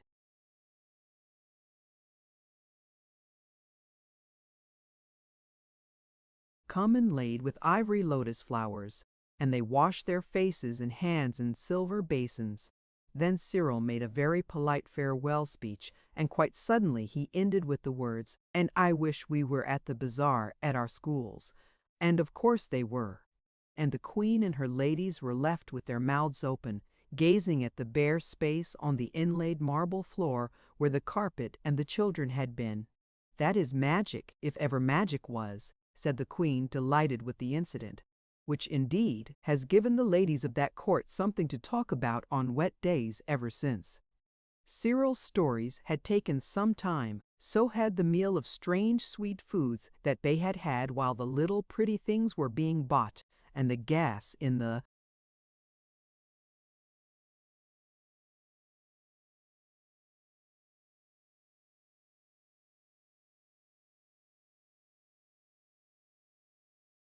schoolroom was already lighted.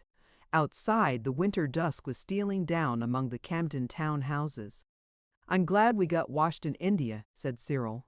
"We should have been awfully late if we'd had to go home and scrub." "Besides," Robert said, "it's much warmer washing in India. I shouldn't mind it so much if we lived there." The thoughtful carpet had dumped the children down in a dusky space behind the point where the corners of two stalls met. The floor was littered with string and brown paper, and baskets and boxes were heaped along the wall. The children crept out under a stall covered with all sorts of table covers and mats and things, embroidered beautifully by idle ladies with no real work to do. They got out at the end, displacing a sideboard cloth adorned with a tasteful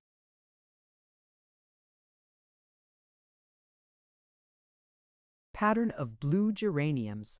The girls got out unobserved, so did Cyril, but Robert, as he cautiously emerged, was actually walked on by Mrs. Biddle, who kept the stall. Her large, solid foot stood firmly on the small, solid hand of Robert, and who can blame Robert if he did yell a little? A crowd instantly collected. Yells are very unusual at bazaars, and everyone was intensely interested. It was several seconds before the three free children could make Mrs. Biddle understand that what she was walking on was not a schoolroom floor, or even, as she presently supposed, a dropped pincushion, but the living hand of a suffering child. When she became aware that she really had hurt him, she grew very angry indeed. When people have hurt other people by accident, the one who does the hurting is always much the angriest. I wonder why? "I'm very sorry, I'm sure," said Mrs. Biddle, but she spoke more in anger than in sorrow. "Come out! Whatever do you mean by creeping about under the stalls?"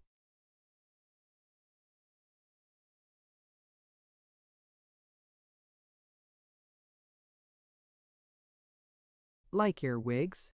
We were looking at the things in the corner. Such nasty prying ways," said Mrs. Biddle, "will never make you successful in life. There's nothing there but packing and dust." "Oh, isn't there?" said Jane. "That's all you know." "Little girl, don't be rude," said Mrs. Biddle, flushing violet. "She doesn't mean to be, but there are some nice things there, all the same," said Cyril, who suddenly felt how impossible it was to inform the listening crowd that all the treasures piled on the carpet were Mother's contributions to the bazaar. No one would believe it, and if they did, and wrote to thank Mother, she would think, well, goodness only knew what she would think. The other three children felt the same. "I should like to see them," said a very nice lady whose friends had disappointed her and who hoped that these might be belated contributions to her poorly furnished stall. She looked inquiringly at Robert, who said, with pleasure, "Don't mention it," and dived back under Mrs. Biddle's stall. "I wonder you encourage such behavior," said Mrs. Biddle. "I always speak my mind, as you know, Miss Peasmarsh, and I must say I am surprised." She turned to the crowd. "There is no entertainment here," she said sternly. "A very naughty little boy has accidentally hurt himself, but only slightly. Will you please disperse? It will only encourage him in naughtiness if he finds himself the center of attraction." The crowd slowly dispersed. Anthea, speechless with fury, heard a nice curate say, "Poor little beggar," and loved the curate at once and forever.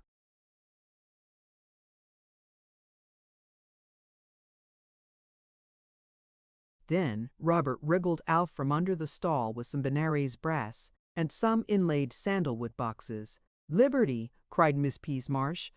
"Then Charles has not forgotten after all." "Excuse me," said Mrs. Biddle with fierce politeness. "These objects are deposited behind in Y stall." Some unknown donor who does good by stealth and would blush if he could hear you claim the things. Of course they are for me. My stall touches yours at the corner, said poor Miss Peasmarsh timidly. And my cousin did promise. The children sidled away from the unequal contest and mingled with the crowd. Their feelings were too deep for words, till at last Robert said, "That stiff, starched pig! And after all our trouble, I'm hoarse with gassing to that Truzad lady in India. The pig lady's very, very nasty," said Jane. It was Anthea who said in a hurried undertone, "She isn't very nice, and Miss Peasmarsh is pretty, and nice too. Who's got a pencil?" It was a long crawl under 3 stalls, but Anthea did it. A large piece of pale blue paper lay among the rubbish in the corner. She folded it to a square and wrote upon it, licking the pencil at every word to make it mark quite blackly. "All these Indian things are for pretty, nice Miss Peasmarsh's stall." She thought of adding, "There is nothing for Mrs. Biddle," but she saw that this might lead to suspicion, so she wrote hastily, "From an unknown Donna," and crept back among the boards and trestles to join the vid.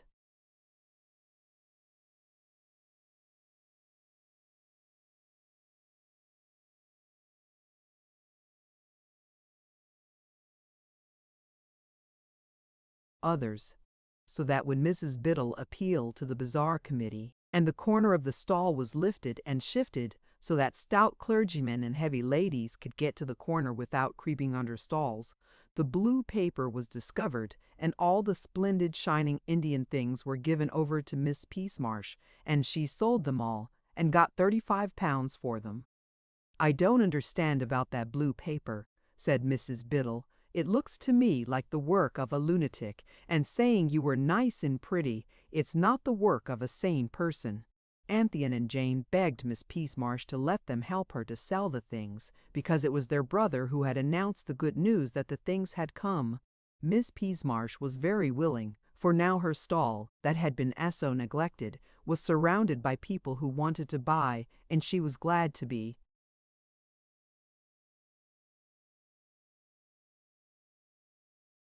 Helped. The children noted that Mrs. Biddle had not more to do in the way of selling than she could manage quite well. "I hope they were not glad, for you should forgive your enemies, even if they walk on your hands and then say it is all your naughty fault." But I am afraid they were not so sorry as they ought to have been. It took some time to arrange the things on the stall. The carpet was spread over it, and the dark colors showed up the brass and silver and ivory things. It was a happy and busy afternoon, and when Miss Peasmarsh and the girls had sold every single one of the little pretty things from the Indian bazaar, far, far away, Anthea and Jane went off with the boys to fish in the fish pond, and dive into the bran pie, and hear the cardboard band, and the phonograph, and the chorus of singing birds that was done behind a screen with glass tubes and glasses of water. They had a beautiful tea suddenly presented to them by the nice curate, and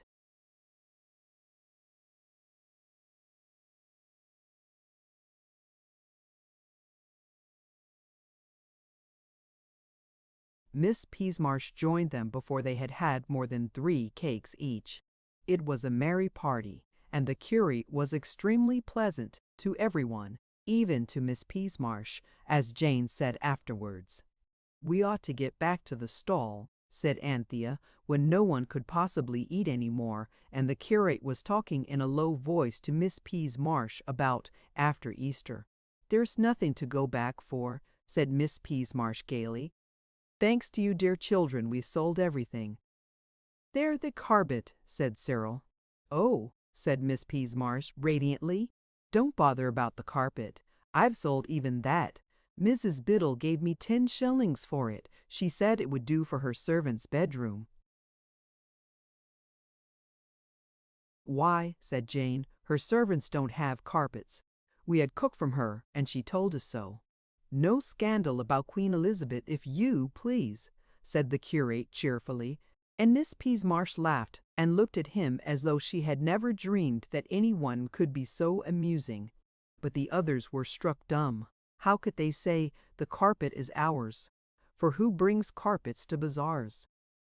The children were now thoroughly wretched, but I am glad to say that their wretchedness did not make them forget their manners, as it does sometimes, even with grown-up people who ought to know ever so much better.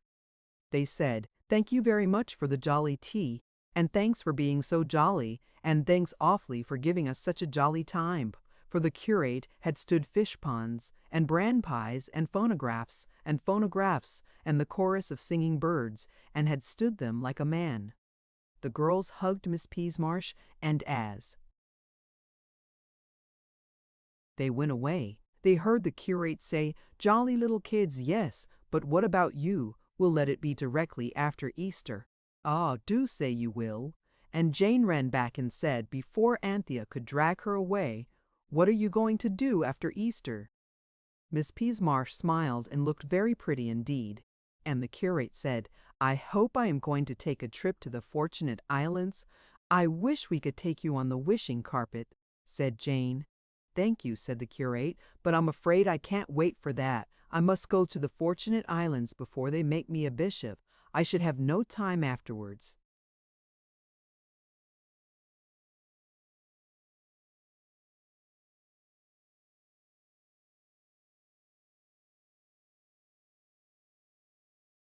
"I've always thought I should marry a bishop," said Jane. "His aprons would come in so useful. Wouldn't you like to marry a bishop, Miss Peasmarsh?" It was then that they dragged her away. As it was Robert's hand that Mrs. Biddle had walked on, it was decided that he had better not recall the incident to her mind, and so make her angry again.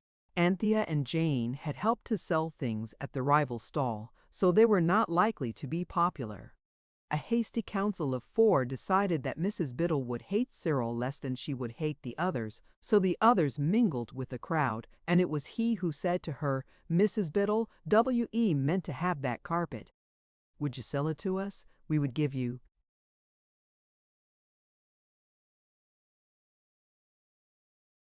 "Certainly not," said Mrs. Biddle. "Go away, little boy." There was that in her tone which showed Cyril all too plainly the hopelessness of persuasion. He found the others and said, "It's no use. She's like a lioness robbed of its puppies. We must watch where it goes. And Anthea, I don't care what you say. It's our own carpet." It wouldn't be burglary. It would be a sort of forlorn hope rescue party, heroic and daring and dashing, and not wrong at all. The children still wandered among the gay crowd, but there was no pleasure there for them any more. The chorus of singing birds sounded just like glass tubes being blown through water, and the phonograph simply made a horrid noise so that you could hardly hear yourself speak. And the people were buying things they couldn't possibly want, and it all seemed very stupid. And Mrs. Biddle had bought the wishing carpet for 10 shillings, and the whole of life was sad.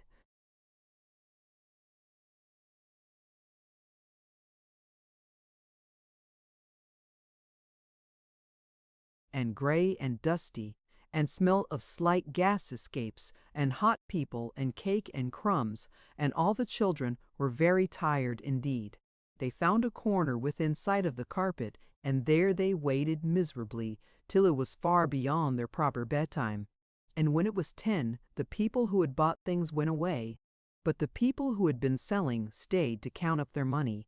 "And to jaw about it," said Robert, "I'll never go to another bazaar as long as ever I live. My hand is swollen as big as a pudding.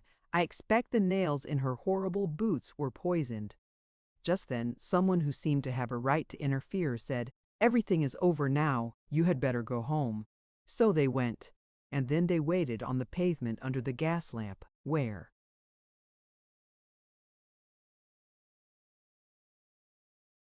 ragged children had been standing all the evening to listen to the band, and their feet slipped about in the greasy mud till Mrs. Biddle came out and was driven away in a cab with the many things she hadn't sold and the few things she had bought, among others the carpet. The other stall holders left their things at the school till Monday morning, but Mrs. Biddle was afraid someone would steal some of them, so she took them in a cab. The children, now too desperate to care for mud or appearances, hung on behind the cab till it reached Mrs. Biddle's house. When she and the carpet had gone in and the door was shut, Anthea said, Don't let's burgle. I mean do daring and dashing rescue acts till we've given her a chance. Let's ring and ask to see her." The others hated to do this, but at last they agreed, on condition that Antia would not make any silly fuss about the burglary afterwards, if it really had to.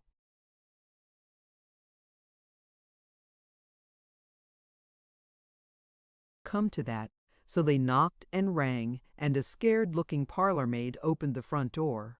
While they were asking for Mrs. Biddle, they saw her. She was in the dining room, and she had already pushed back the table and spread out the carpet to see how it looked on the floor.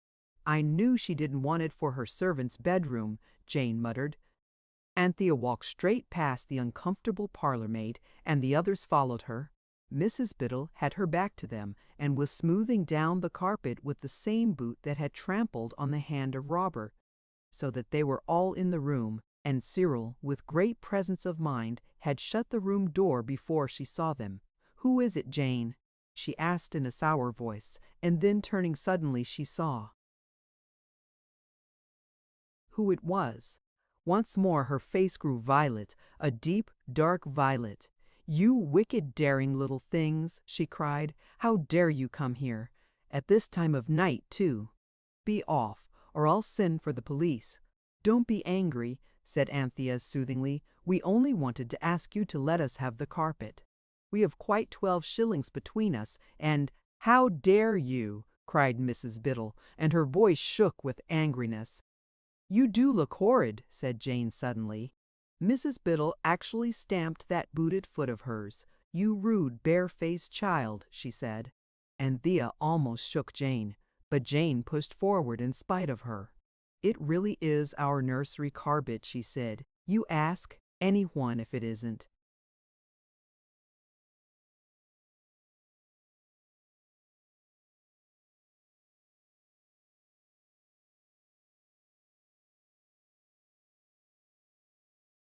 "Let's wish ourselves home," said Cyril in a whisper. "No go," Robert whispered back. "She'd be there too, and raving mad as likely as not. Horrid thing, I hate her." "I wish Mrs. Biddle was in an angelic good temper," cried Anthea suddenly. "It's worth trying," she said to herself. Mrs. Biddle's face grew from purple to violet, and from violet to mauve, and from mauve to pink. Then she smiled quite a jolly smile. "Why, so I am," she said. "What a funny idea! Why shouldn't I be in a good temper, my dears?" Once more the carpet had done its work, and not on Mrs. Biddle alone. The children felt suddenly good and happy. "You're a jolly good sort," said Cyril. "I see that now. I'm sorry we vexed you at the bazaar today."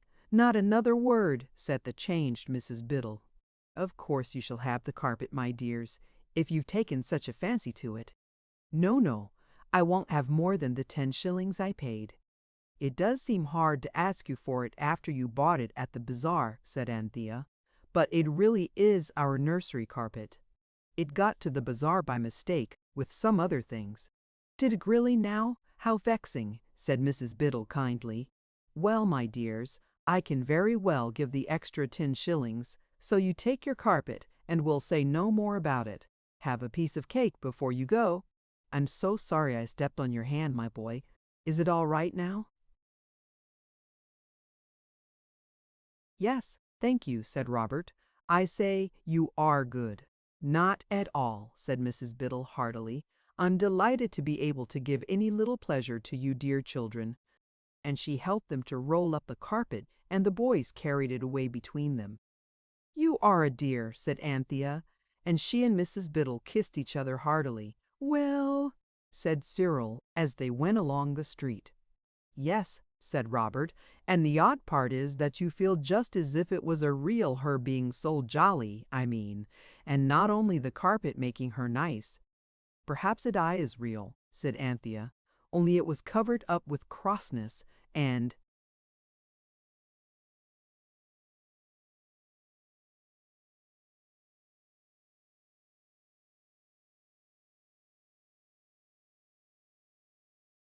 tiredness and things, and the carpet took them away. I hope it'll keep them away, said Jane. She isn't ugly at all when she laughs. The carpet has done many wonders in its day, but the case of Mrs. Biddle is, I think, the most wonderful. For from that day she was never anything like so disagreeable as she was before, and she sent a lovely silver teapot and a kind letter to Miss Peasmarsh when the pretty lady married the nice curate. Just after Easter it was, and they went to Italy for their honeymoon. Chapter 5. The Temple. I wish we could find the phoenix, said Jane. It's much better company than the carpet. Beastly ungrateful little kids are, said Cyril. No, I'm not. Only the carpet never says anything, and it's so helpless. It doesn't seem able to take care of itself. It gets sold and taken into the sea and things like that. You wouldn't catch the phoenix getting sold. It was 2 days after the bazaar. Everyone was a little cross. Some days are like that, usually Mondays, by the way. And this was a Monday. I shouldn't wonder if your precious phoenix had gone off for good, said Cyril.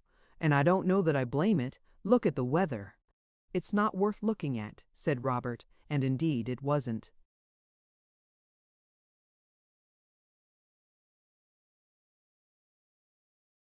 The phoenix hasn't gone. I'm sure it hasn't, said Anthea.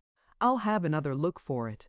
Anthea looked under tables and chairs, and in boxes and baskets, in Mother's work-bag and Father's portmanteau, but still the phoenix showed not so much as the tip of one shining feather.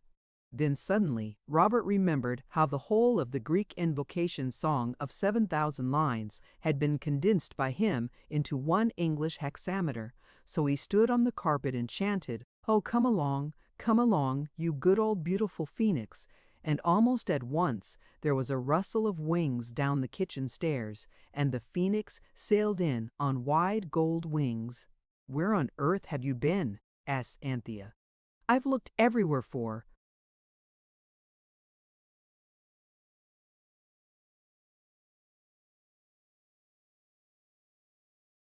"You? Not everywhere," replied the bird. "Because you did not look in the place where I was. Confess that that hallowed spot was overlooked by you." "What hallowed spot?" asked Cyril, a little impatiently, for time was hastening on, and the wishing carpet still idle. "The spot," said the phoenix, "which I hallowed by my golden presence was the lutron." "The what?" "The bath, the place of washing." "I'm sure you weren't," said Jane. "I looked there 3 times and moved all the towels."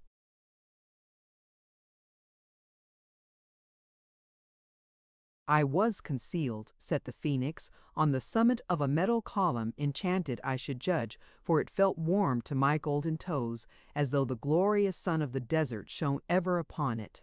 "Oh, you mean the cylinder," said Cyril. "It has rather a comforting feel, this weather. And now where shall we go?" And then, of course, the usual discussion broke out as to where they should go and what they should do.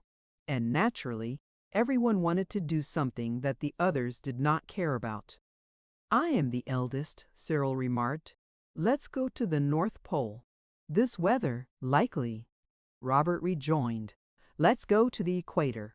"I think the diamond mines of Golconda would be nice," said Anthea. "Don't you agree, Jane?"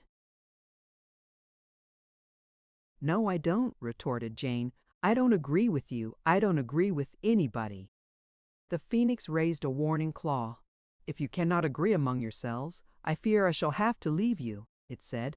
"Well, where shall we go?" "You decide," said all. "If I were you," said the bird thoughtfully, "I should give the carpet a rest. Besides, you'll lose the use of your legs if you go everywhere by carpet. Can't you take me out and explain your ugly city to me?" "We will if it clears up," said Robert without enthusiasm. "Just look at the rain, and why should we give the carpet a rest?" "Are you greedy and grasping and heartless and selfish?" asked the bird sharply. "No," said Robert with indignation. "Well then," said the phoenix, "and as to the rain, well, I am not fond of rain myself." If the sun knew I was here, he's very fond of shining on me because I look so bright and golden. He always says I repay a little attention. Haven't you some form of words suitable for use in wet weather? There's rain, rain, go away, said Anthea. But it never does go. Perhaps you don't say the invocation properly, said the bird. Rain, rain, go away. Come again, another day, little baby wants to play, said Anthea. That's quite wrong. And if you say it in that sort of dull way, I can quite understand the rain not taking any notice. You should open the window and shout as loud as you can.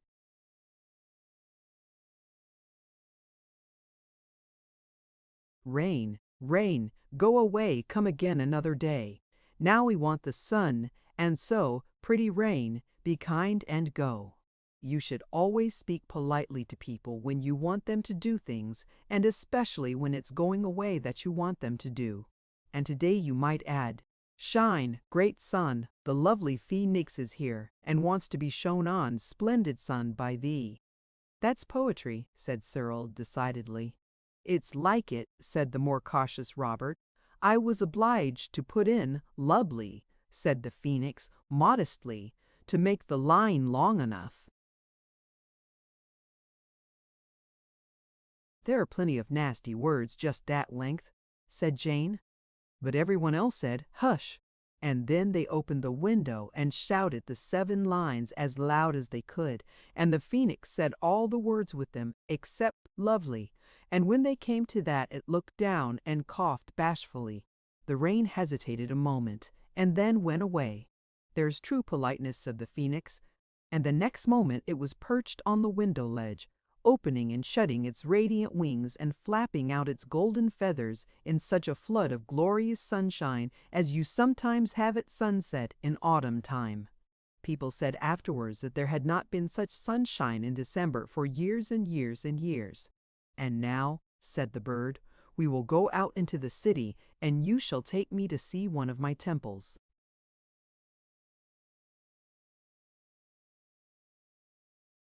Your temples?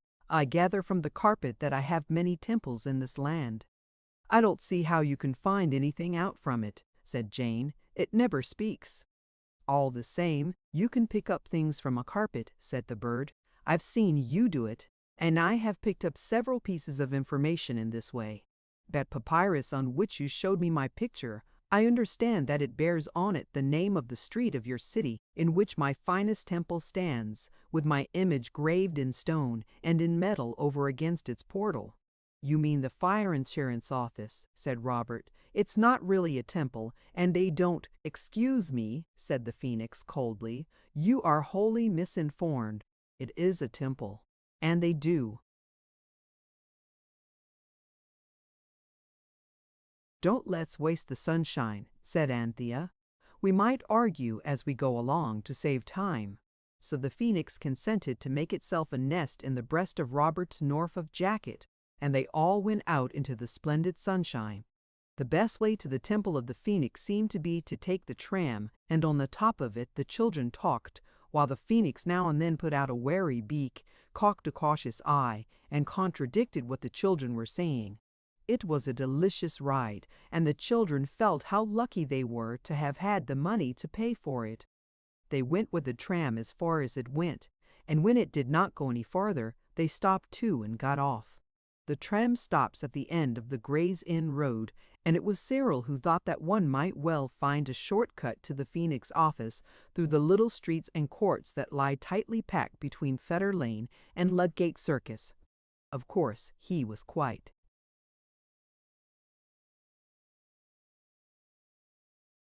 mistaken, as Robert told him at the time, and afterwards Robert did not forbear to remind his brother how he had said so. The streets there were small and stuffy and ugly, and crowded with printers' boys and binders' girls coming out from work, and these stared so hard at the pretty red coats and caps of the sisters that they wished they had gone some other way. And the printers and binders made very personal remarks, advising Jane to get her hair cut, and inquiring where Anthea had bought that hat. Jane and Anthea scorned to reply, and Cyril and Robert found that they were hardly a match for the rough crowd. They could think of nothing nasty enough to say. They turned a corner sharply, and then Anthea pulled Jane into an archway, and then inside a door. Cyril and Robert quickly followed, and the jeering crowd passed by without seeing them. Anthea drew a long breath. "How awful," she said. "I didn't know there were such people except in books."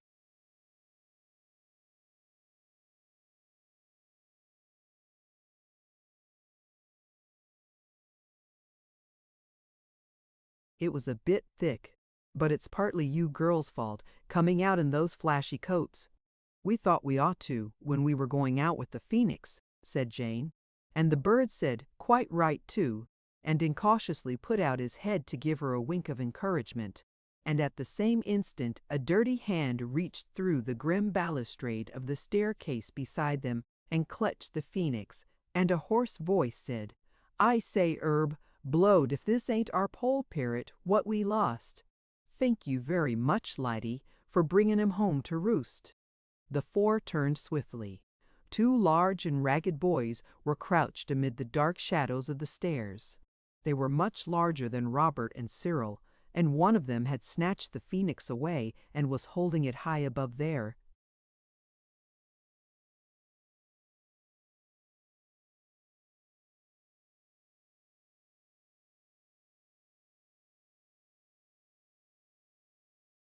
heads. "Give me that bird," said Cyril sternly. "It's ours." "Good arternoon, and thankin' you," the boy went on with maddening mockery. "Sorry I can't give your tuppence for your trouble, but I've 'ad to spend my fortune advertising for my valuable bird in all the newspapers. You can call for the reward next year." "Look out, Ike," said his friend, a little anxiously. "It 'ave a beak on it." "It's other parties as'll have the beak on to 'em presently," said Ike, darkly, "if they come a-trying to lay claims on my poll parrot. You just shut up, Herb. Now then, you four little gels, get outer this." "Little girls," cried Robert. "I'll little girl you."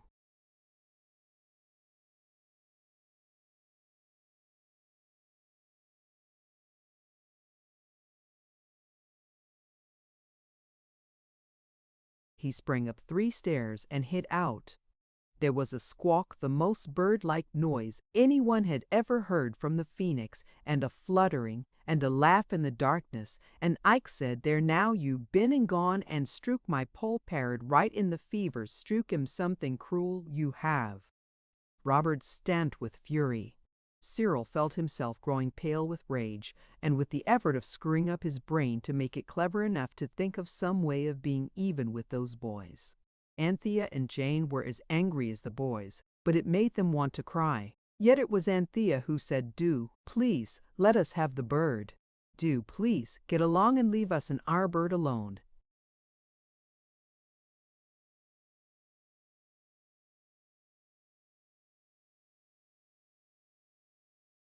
"If you don't," said Anthea, "I shall fetch the police." "You better," said he who was named Herb. "Say, Ike, you twist the bloomin' pigeon's neck. He ain't worth tuppence." "Oh no," cried Jane. "Don't hurt it. Oh, don't. It is such a pet." "I won't hurt it," said Ike. "I'm shamed of you, Herb, for to think of such a thing." "'Arf a shiner, miss, and the bird is yours for life." "Half a what?" asked Anthea. "Are the shiner quid thick and half a solve then? I haven't got it, and besides it's all you are bird," said Anthea. "Oh, don't talk to him," said Cyril. And then Jane said suddenly,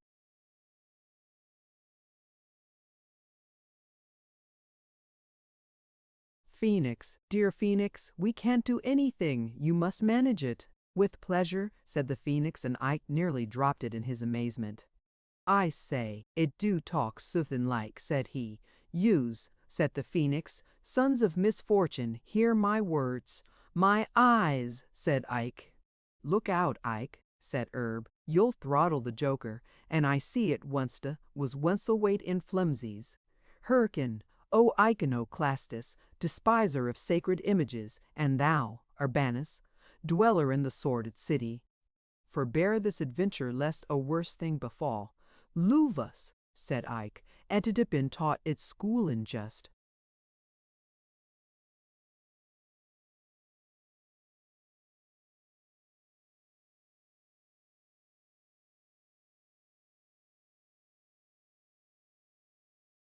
restore me to my young acolytes and escape unscathed. Retain me and they must hay. Got all this up case the Polly got pinched, said Ike. Lorlum, the artfulness of them young uns. I say slosh 'em in the Jesich and get clear off with the swags what I say, urged Herbert. Righto, said Isaac. Forbear, repeated the Phoenix sternly. Who pinched the click off of the old bloke in Aldermanbury? It added in a changed tone. Who sneaked the nose rag out of the young gels and in Bell Court? Who stow it, said Ike. You, Oak, leave go of me. Bash 'em off, Herb. They'll have my bloomin' eyes outer my 'ead.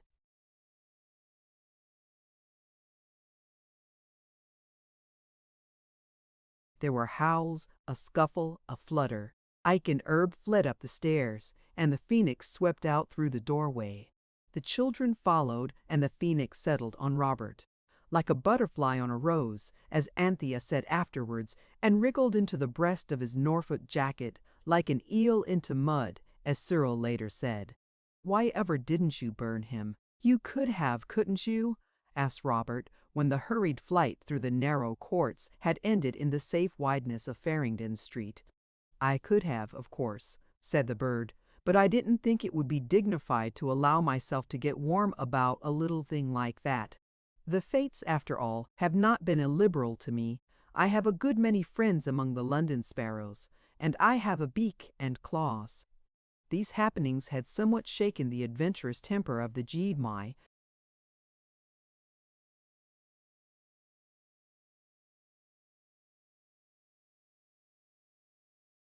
children, and the Phoenix had to exert its golden self to hearten him up. Presently the children came to a great house in Lombard Street, and there, on each side of the door, was the image of the Phoenix carved in stone, and set forth on shining brass were the words, Peach Senex, Fire Office. One moment, said the bird. Fire? For altars, I suppose? I don't know, said Robert. He was beginning to feel shy, and that always made him rather cross. Oh yes, you do, Cyril contradicted. When people's houses are burnt down, the Phoenix gives them new houses. Father told me, I asked him. The house then, like the Phoenix, rises from its ashes. Will have my priests.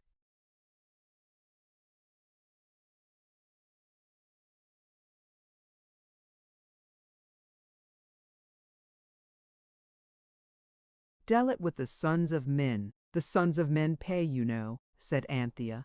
But it's only a little every year. That is to maintain my priests, said the bird, who, in the hour of affliction, heal sorrows and rebuild houses. Lead on, inquire for the high priest. I will not break upon them too suddenly in all my glory. Noble and honor-deserving are they who make as naught the evil deeds of the lame-footed and unpleasing Hephaestus. I don't know what you're talking about, and I wish you wouldn't muddle us with new names. Fire just happens. Nobody does it. Not as a deed, you know, Cyril explained. If they did, the Phoenix wouldn't help them, because it's a crime to set fire to things. Arsenic or something they call it, because it's as bad as poisoning people. The Phoenix wouldn't help them. Father told me it wouldn't.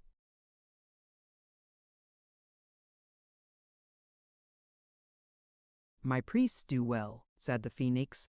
Lead on. I don't know what to say, said Cyril, and the others said the same. Ask for the high priest, said the Phoenix.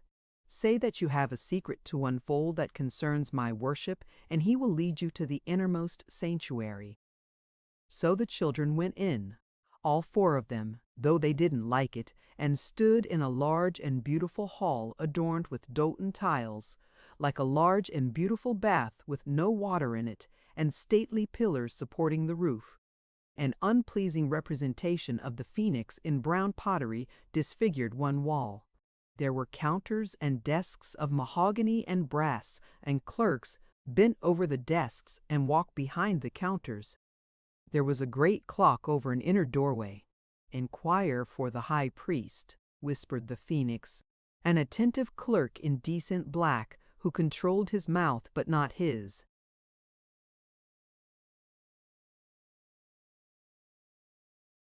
Eyebrows now came towards them. He leaned forward on the counter, and the children thought he was going to say, "What can I have the pleasure of showing you?" like in a draper's.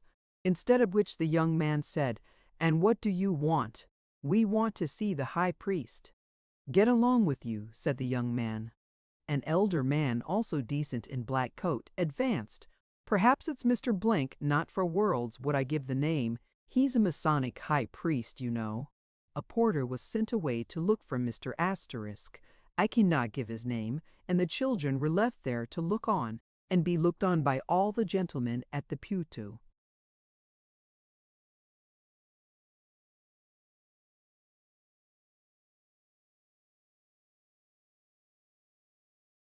Mahogany desks. Anthea and Jane thought that they looked kind. The boys thought they stared, and that it was like their cheek.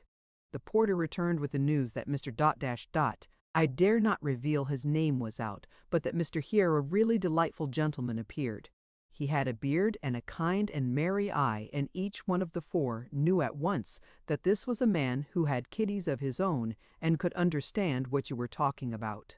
Yet it was a difficult thing to explain. "What is it?" he asked. "Mr. He named the name which I will never reveal is out. Can I do anything?" "Inner sanctuary," murmured the Phoenix. "I beg your pardon," said the nice gentleman, who thought it was Robert who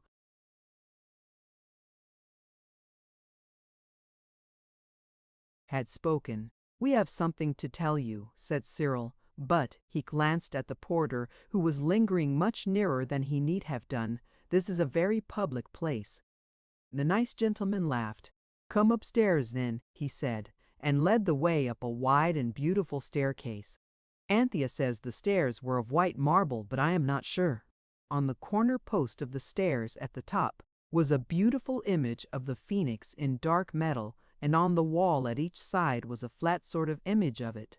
The nice gentleman led them into a room where the chairs and even the tables were covered with reddish leather. He looked at the children inquiringly. "Don't be frightened," he said.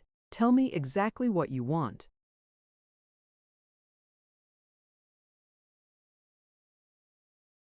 "May I shut the door?" asked Cyril. The gentleman looked surprised, but he shut the door. "Now," said Cyril firmly, "I know you'll be awfully surprised, and you'll think it's not true. And we are lunatics, but we aren't, and it is. Robert's got something inside his Norfolk. That's Robert, he's my young brother. Now don't be upset and have a fit or anything, sir. Of course, I know when you called your shop the Phoenix you never thought there was one. But there is, and Robert's got it buttoned up against his chest.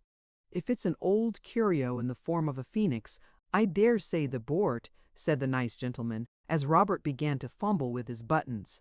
"It's old enough," said Anthea, "going by what it says, but my goodness gracious," said the gentleman, as the phoenix with one last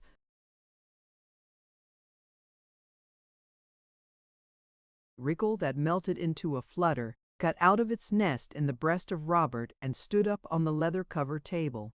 "What an extraordinarily fine bird," he went on. "I don't think I ever saw one just like it." "I should think not," said the Phoenix, with pardonable pride. And the gentleman jumped. "Oh, it's been taught to speak." "Some sort of parrot, perhaps." "I am," said the bird simply, "the head of your house, and I have come to my temple to receive your homage." "I am no parrot," its beak curved scornfully. "I am the one and only Phoenix, and I demand the homage of my high priest." "In the absence of our manager," the gentleman began, exactly as though he were addressing a valued customer, "in the absence of our manager, I might perhaps be able. What am I saying?" He turned pale and passed his hand across his brow. "My dears," he said, "the weather is unusually warm for the time of year, and I don't feel quite myself. Do you know, for a moment I really thought that that remarkable bird of yours had spoken and said it was the phoenix, and, what's more, that I'd believed it." "So it did, sir," said Cyril, "and so did you." "It really, allow me." A bell was rung. The porter appeared. "Mackenzie," said the gentleman, "you see that golden bird?" "Yes, sir." The other breathed a sigh of relief.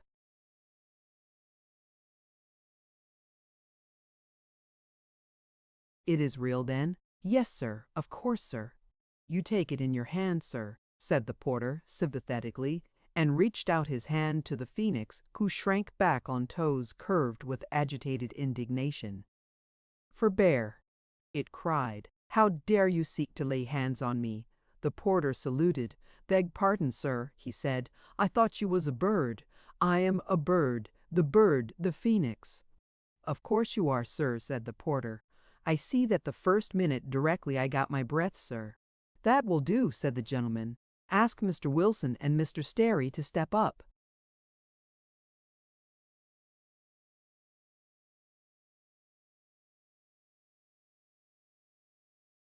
Here for a moment, please. Mr. Sterry and Mr. Wilson were in their turn overcome by amazement, quickly followed by conviction. To the surprise of the children, everyone in the office took the phoenix at its word. And after the first shock of surprise, it seemed to be perfectly natural to everyone that the phoenix should be alive, and that, passing through London, it should call at its temple. "We ought to have some sort of ceremony," said the nicest gentleman anxiously. "There isn't time to summon the directors and shareholders. We might do that tomorrow, perhaps." "Yes, the boardroom would be best. I shouldn't like it to feel we hadn't done everything in our power to show our appreciation of its condescension in looking in on us in this friendly way." The children could hardly believe their ears, for they had never thought that anyone but themselves would believe in the phoenix, and yet everyone did. All. The men in the office were brought in by twos and threes, and the moment the phoenix opened its beak, it convinced the cleverest of them, as well as those who were not so clever. Cyril wondered how the story would look in the papers next day. He seemed to see the posters in the streets: "Phoenix, Fire Office, the Phoenix at Temple meeting to welcome me to delight of the manager and everybody." "Excuse our leaving you a moment," said the nice gentleman, and he went away with the others. And through the half-closed door, the children could hear the sound of many boots on stairs, the hum of excited voices explaining, suggesting, arguing, the thumpy drag of heavy furniture being moved about. The phoenix strutted up and down the leather-covered table, looking over its shoulder at its pretty back.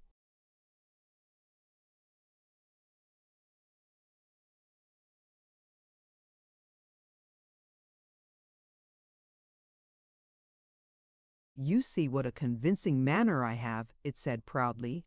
And now a new gentleman came in and said, bowing low, "Everything is prepared. We have done our best at so short a notice. The ceremony will be in the boardroom.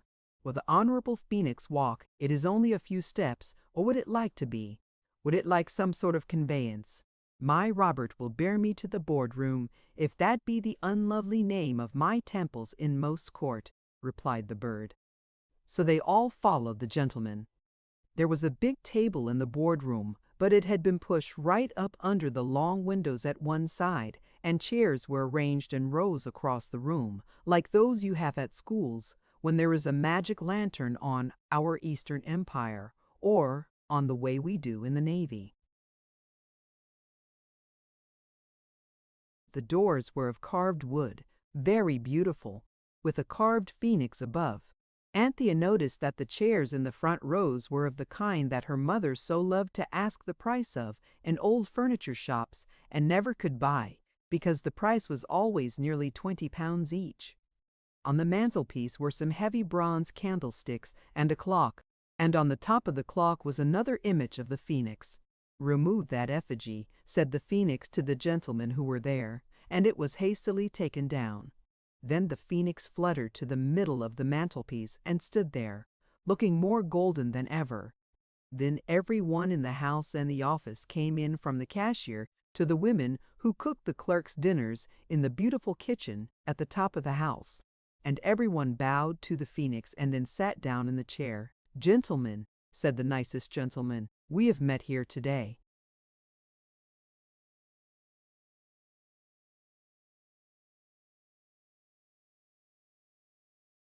The phoenix was turning its golden beak from side to side. "I don't notice any incense," it said with an injured sniff. A hurried consultation ended in plates being fetched from the kitchen. Brown sugar, Sealing wax and tobacco were placed on these, and something from a square bottle was poured over it all. Then a match was applied. It was the only incense that was handy in the Phoenix office, and it certainly burned very briskly and smoked a great deal. "We have met here today," said the gentleman again, "on an occasion unparalleled in the annals of this office." "Our respective Phoenix head of the house," said the Phoenix in a hollow voice. "I was coming to that. Our respective Phoenix, the head of this ancient house, has at length done us the honor to come among us. I think I may say, gentlemen, that we are not insensible to this honor, and that we welcome with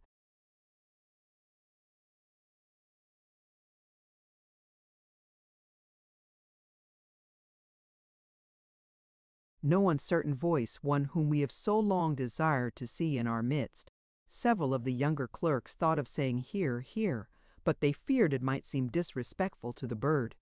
"I will not take up your time," the speaker went on, "by recapitulating the advantages to be derived from a proper use of our system of fire insurance. I know, and you know, gentlemen, that our aim has ever been to be worthy of that eminent bird whose name we bear, and who now adorns our mantelpiece with his presence. 3 cheers, gentlemen, for the winged head of the house." The cheers rose, deafening. When they had died away, the Phoenix was asked to say a few words. It expressed in graceful phrases the pleasure it felt in finding itself at last in its own temple.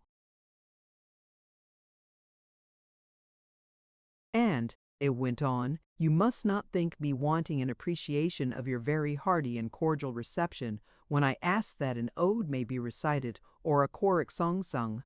It is what I have always been accustomed to." The 4 children, dumb witnesses of this wonderful scene, glanced a little nervously across the foam of white faces above the sea of black coats. It seemed to them that the Phoenix was really asking a little too much. "Time presses," said the Phoenix, "and the original ode of invocation is long as well as being Greek. And, besides, it's no use invoking me when here I am. But is there not a song in your own tongue for a great day such as this?" Absently the manager began to sing, and one by one the rest joined absolute security, no liability, all kinds of property insured against fire, terms most favorable, expenses reasonable, moderate rates for annual.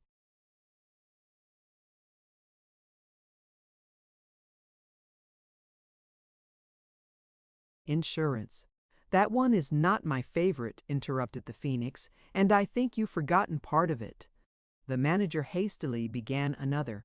"O golden Phoenix, fairest bird, the whole great world has often heard of all the splendid things we do, great Phoenix, just to honor you." "That's better," said the bird. And everyone sang Class 1, for private dwelling house, for household goods and shops allows, provided these are built of brick or stone and tiled and slated thick. "Try another verse," said the Phoenix, further on, and again arose the voices of all the clerks and employees and managers and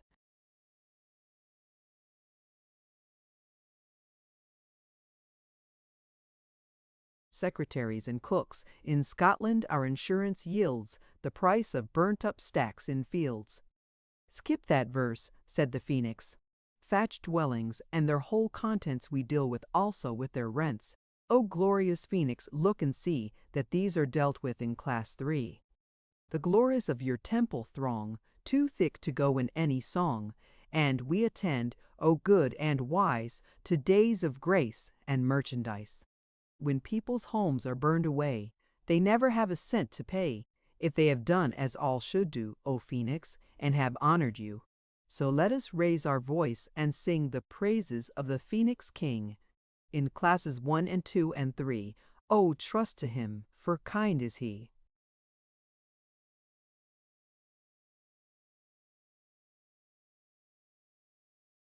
"I'm sure you're very kind," said the Phoenix. "And now we must be going. And thank you very much for a very pleasant time. May you all prosper as you deserve to do, for I am sure a nicer, pleasanter spoken lot of temple attendants I have never met and never wish to meet. I wish you all good day." It fluttered to the wrist of Robert and drew the 4 children from the room. The The whole of the office staff followed down the wide stairs and filed into their accustomed places, and the two most important officials stood on the steps bowing till Robert had buttoned the golden bird in his Norfolk bosom, and it and he and the three other children were lost in the crowd. The two most important gentlemen looked at each other earnestly and strangely for a moment, and then retreated to those sacred inner rooms, where they toil without ceasing for the good of the house.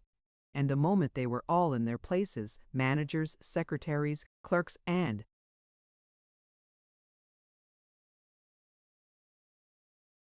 porters. They all started, and each looked cautiously round to see if anyone was looking at him. For each thought that he had fallen asleep for a few minutes and had dreamed a very odd dream about the phoenix and the boardroom. And of course, no one mentioned it to anyone else, because going to sleep at your office is a thing you simply must not do. The extraordinary confusion of the boardroom, with the remains of the incense in the plates, would have shown them at once that the visit of the phoenix had been no dream, but a radiant reality. But no one went into the boardroom again that day, and next day, before the office was opened, it was all cleaned and put nice and tidy by a lady whose business asking questions was not part of. That is why Cyril read the papers in vain on the next day and the day after that, because no sensible person thinks his dreams worth putting in the paper, and no one will ever own that he has been asleep in the daytime.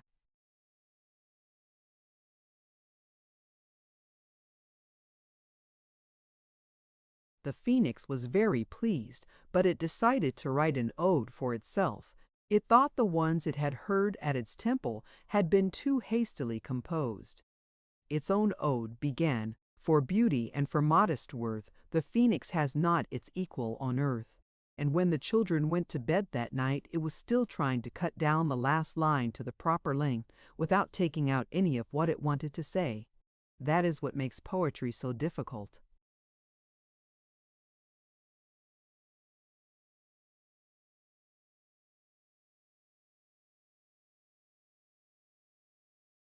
Chapter 6. Doing Good. "We shan't be able to go anywhere on the carpet for a whole week, though," said Robert. "And I'm glad of it," said Jane, unexpectedly. "Glad," said Cyril. "Glad," said Cyril. It was breakfast time, and Mother's letter, telling them how they were all going for Christmas to their aunt's at Lyndhurst, and how Father and Mother would meet them there, having been read by everyone, lay on the table, drinking hot bacon fat with one corner and eating marmalade with the other. "Yes, glad," said Jane. "I don't want any more things to happen just now.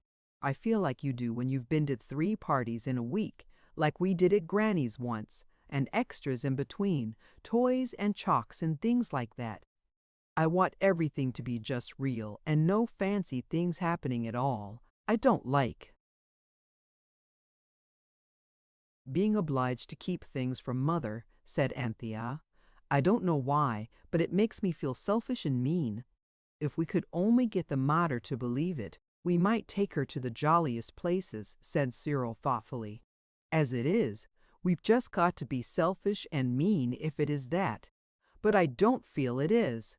"I know it isn't, but I feel it is," said Anthea. "And that's just as bad." "It's worse," said Robert.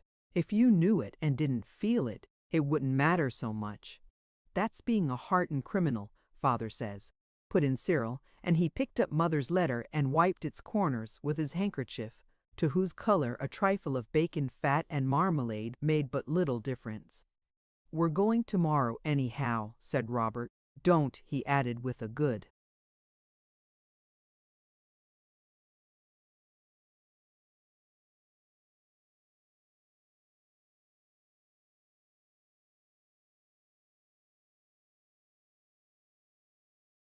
boy expression on his face. "Don't let's be ungrateful for our blessings. Don't let's waste the day in saying how horrid it is to keep secrets from Mother, when we all know Anthea tried all she knew to give her the secret, and she wouldn't take it.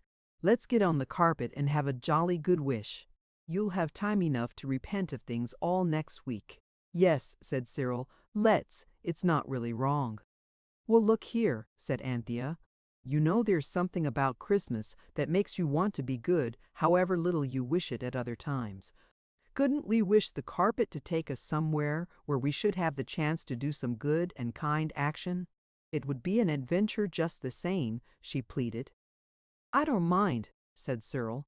We shan't know where we're going, and that'll be exciting. No one knows what'll happen. We'd best put on our outers in case.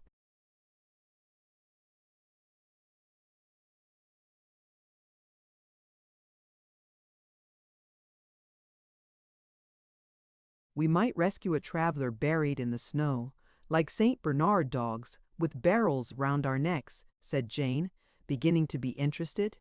Or we might arrive just in time to witness a will being signed. More tea, please, said Robert.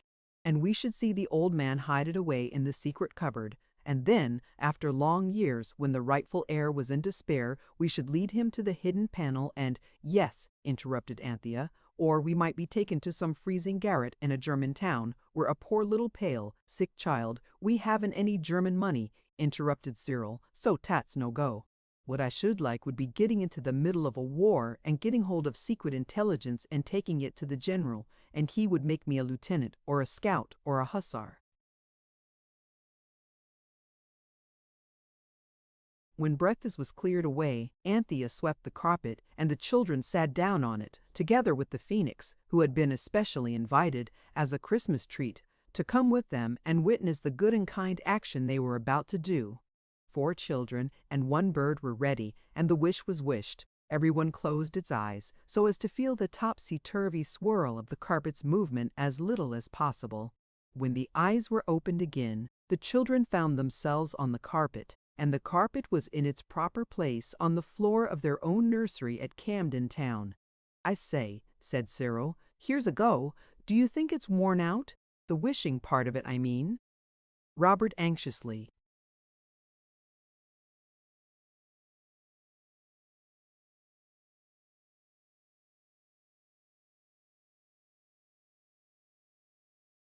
Asked the phoenix. It's not that, said the phoenix. But well, what did you wish? Oh, I see what it means, said Robert with deep disgust. It's like the end of a fairy story in a Sunday magazine. How perfectly beastly. You mean it means we can do kind and good actions where we are? I see. I suppose it wants us to carry coals for the cook, or make clothes for the bare heathens. Well, I simply won't, and the last day and everything. Look here. Cyril spoke loudly and firmly. We want to go somewhere really interesting, where we have a chance of doing something good and kind. We don't want to do it here, but somewhere else. See, now then. The obedient carpet started instantly, and the 4 children and 1 bird fell in a heap together, and as they fell were plunged in perfect darkness.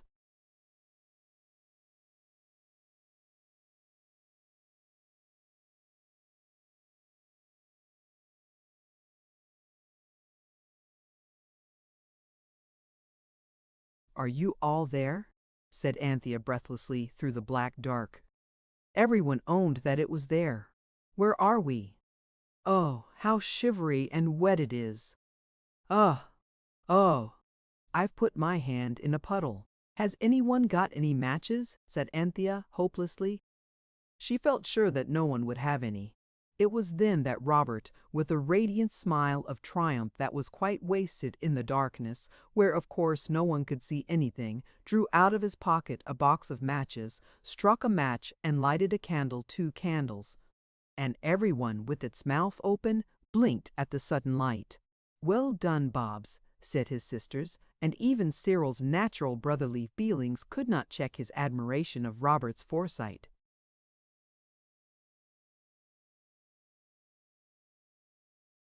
I've always carried them about ever since the Lone Tower day, said Robert with modest pride. I knew we should want them some day. I kept the secret well, didn't I?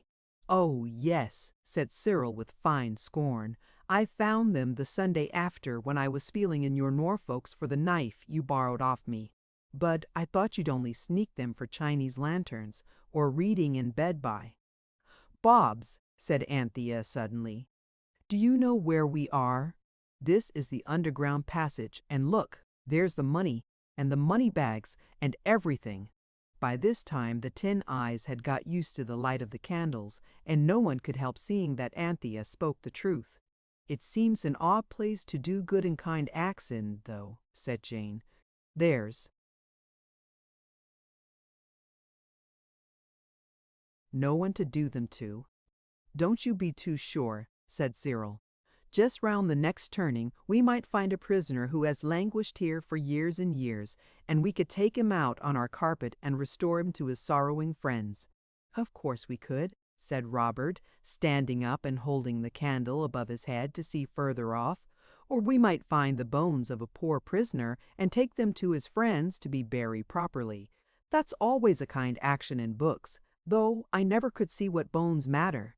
"I wish you wouldn't," said Jane. "I know exactly where we shall find the bones, too," Robert went on. "You see that dark arch just along the passage? Well, just inside there, if you don't stop going on like that," said Jane firmly, "I shall scream, and then—"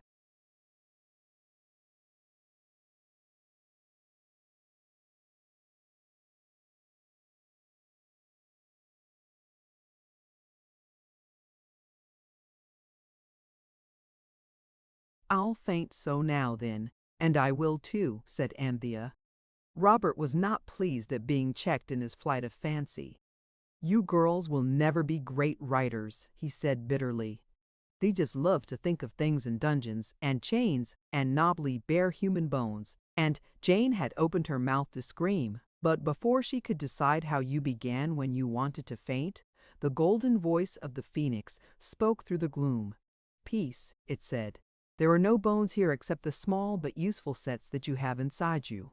And you did not invite me to come out with you to hear you talk about bones, but to see you do some good and kind action."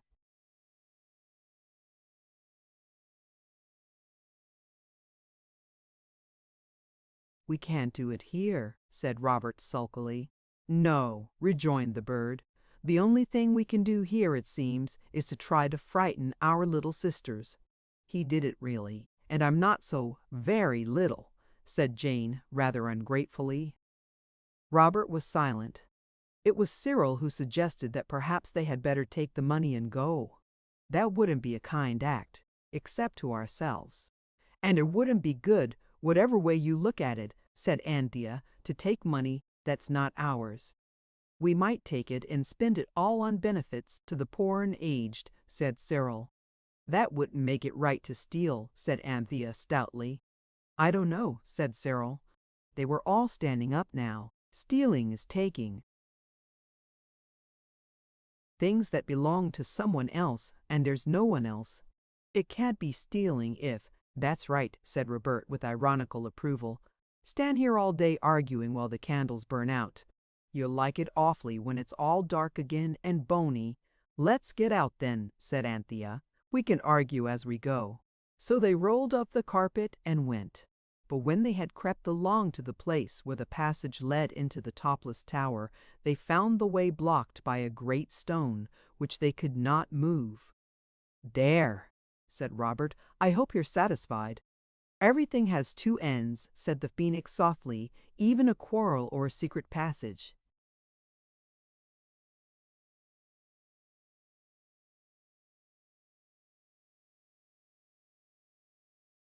So they turned round and went back, and Robert was made to go first with one of the candles, because he was the one who had begun to talk about bones. And Cyril carried the carpet. "I wish you hadn't put bones into our heads," said Jane as they went along. "I didn't. You always had them." "More bones than brains," said Robert. The passage was long, and there were arches and steps and turnings and dark alcoves that the girls did not much like passing. The passage ended in a flight of steps. Robert went up them. Suddenly he staggered heavily back onto the following feet of Jane, and everybody screamed, "Oh, what is it?" "I've only bashed my head in," said Robert when he had groaned for some time. "That's all. Don't mention it. I like it. The stairs just go right slap into the ceiling."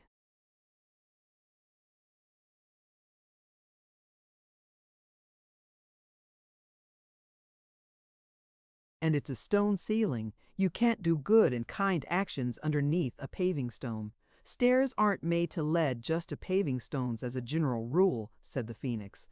Put your shoulder to the wheel. There isn't any wheel, said the injured Robert, still rubbing his head. But Cyril had pushed past him to the top stair and was already shoving his hardest against the stone above. Of course, it did not give in the least. If it's a trapdoor, said Cyril, and he stopped shoving and began to feel about with his hands. Yes, there is a bolt. I can't move it. By a happy chance Cyril had in his pocket the oil can of his father's bicycle. He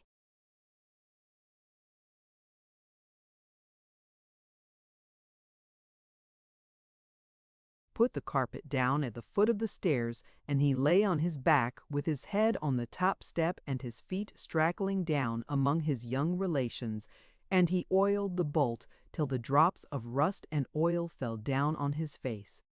One even went into his mouth open as he panted with the exertion of keeping up this unnatural position. Then he tried again, but still the bolt would not move.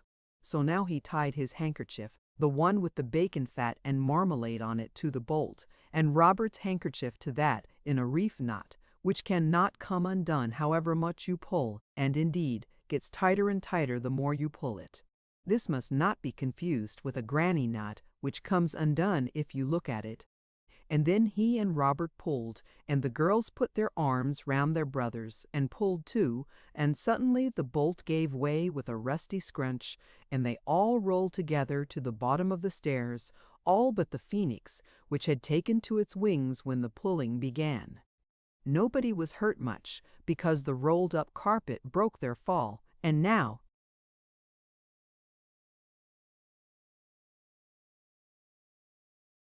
indeed, the shoulders of the boys were used to some purpose, for the stone allowed them to heave it up. They felt it give. Dust fell freely on them. Now then, cried Robert, forgetting his head in his temper, push all together. 1, 2, 3. The stone was heaved up. It swung up on a creaking, unwilling hinge, and showed a growing oblong of dazzling daylight, and it fell back with a bang against something that kept it upright. Everyone climbed out, but there was not room for everyone to stand comfortably in the little paved house where they found themselves. So when the Phoenix had fluttered up from the darkness, they let the stone down, and it closed like a trap door, as indeed it was. You can have no idea how dusty and dirty the children were. Fortunately, there was no one to see them but each other. The place they were in was a little shrine, built on the side of a road that went winding up through yellow-green fields too.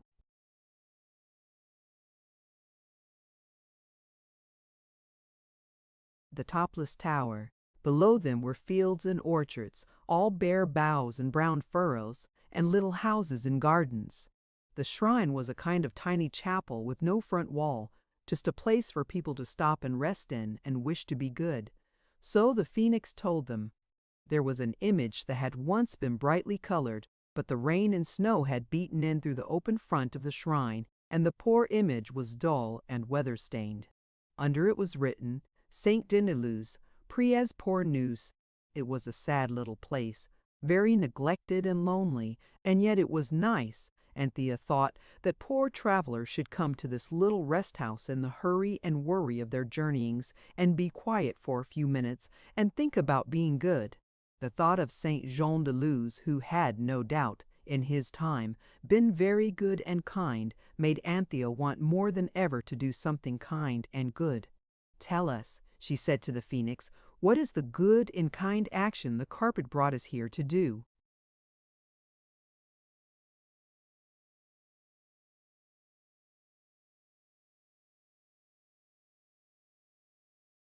I think it would be kind to find the owners of the treasure and tell them about it, said Cyril. And give it them all? Said Jane. Yes, but whose is it? I should go to the first house and ask the name of the owner of the castle, said the Golden Bird, and really the idea seemed a good one. They dusted each other as well as they could and went down the road. A little way on, they found a tiny spring bubbling out of the hillside and falling into a rough stone basin, surrounded by draggled hart's-tongue ferns, now hardly green at all. Here the children washed their hands and faces and dried them on their pocket handkerchiefs, which always on these occasions seem unnaturally small. Cyril's and Robert's handkerchiefs, indeed, rather undid the effects of the wash. But in spite of this, the party certainly looked cleaner than before. The first house they came to was a little white house with green shutters and a slate roof. It stood in a prim little garden, and down each side of the neat path were large stone vases for flowers to grow in. But all the flowers were dead now. Along one side of the house was a sort of wide veranda built of poles and trellis work, and a vine crawled all over it. It was wider than our English verandas, and Anthea thought it must look lovely when the green leaves and the grapes were there. But now there were only dry, reddish-brown stalks and stems, with a few withered leaves caught in them. The children walked up to the front door. It was green and narrow. A chain with a handle hung beside it and joined itself quite openly to a rusty bell that hung under the porch. Cyril had pulled the bell, and its noisy clang was dying away before the terrible thought came to all. Cyril spoke it.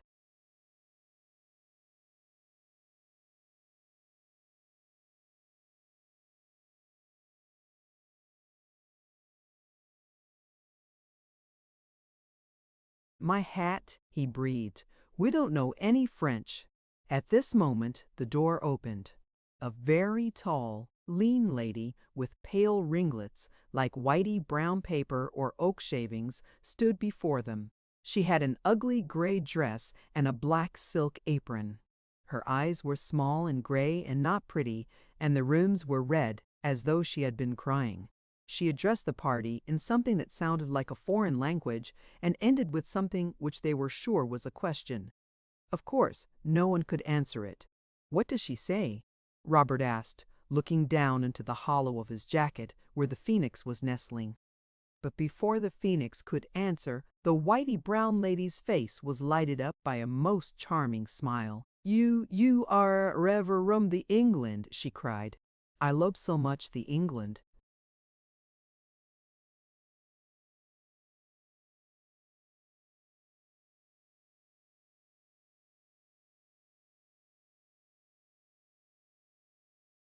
Mais en trays dingue tous, enter then enter all. One essuyait feet on the carpet. She pointed to the mat. "We only wanted to ask, I shall say you all that what you wish," said the lady. "Enter only." So they all went in, wiping their feet on a very clean mat, and putting the carpet in the safe corner of the veranda. "The most beautiful days of my life," said the lady, as she shut the door, "did pass themselves in England. And since long time I have not heard an English voice to repeal me the past." This warm welcome embarrassed everyone, but most the boys, for the floor of the hall was of such very clean red and white tiles, and the floor of the sitting room so very shiny, like a black looking glass, that each felt as though he had on far more boots than usual and far noisier. There was a wood fire, very small and very bright, on the hearth, neat little logs laid on brass fire dogs.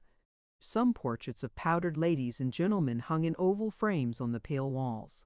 There were silver candlesticks on the mantelpiece, and there were chairs and a table, very slim and polite, with slender legs. The room was extremely bare, but with a bright foreign bareness that was very cheerful, in an odd way of its own. At the end of the polished table, a very un-English little boy sat on a footstool in a high-backed, uncomfortable-looking chair. He wore black velvet, and the kind of collar all frills and lacy that Robert would rather have dyed than wear. But then the little French boy was much younger than Robert. "Oh, how pretty," said everyone, but no one meant the little French boy with the velvety short knickerbockers and the velvety short hair.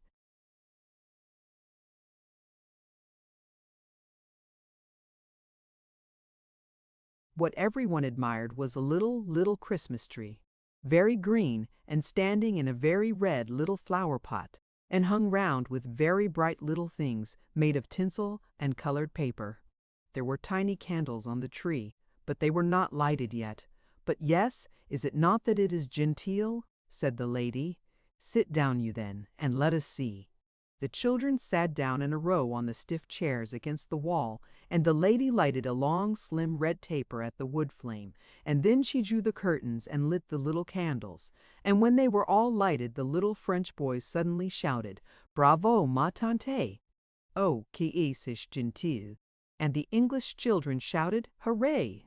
Then there was a struggle in the breast of Robert, and out fluttered the phoenix, spread his gold wings, flew to the top of the Christmas tree, and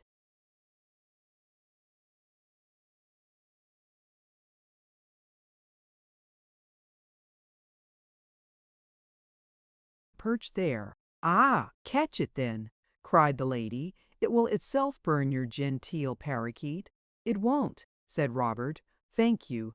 And the little French boy clapped his clean and tidy hands, but the lady was so anxious that the phoenix fluttered down and walked up and down on the shiny walnut wood table.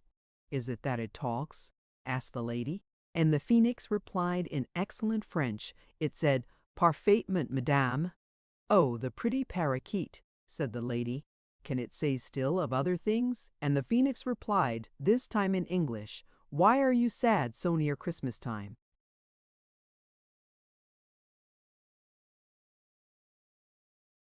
The children looked at it with one gasp of horror and surprise, for the youngest of them knew that it is far from manners to notice that strangers have been crying, and much worse to ask them the reason of their tears.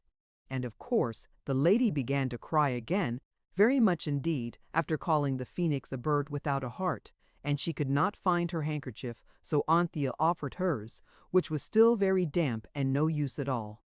She also hugged the lady, and this seemed to be of more use than the handkerchief, so that presently the lady stopped crying, and found her own handkerchief, and dried her eyes, and called Anthea a cherished angel. "I am sorry we came just when you were so sad," said Anthea, "but we really only wanted to ask you whose that castle is on the hill." "Oh, my little angel," said the poor lady, sniffing, "today and for hundreds of years the castle is to us, to our family. Tomorrow it must, that I sell it to some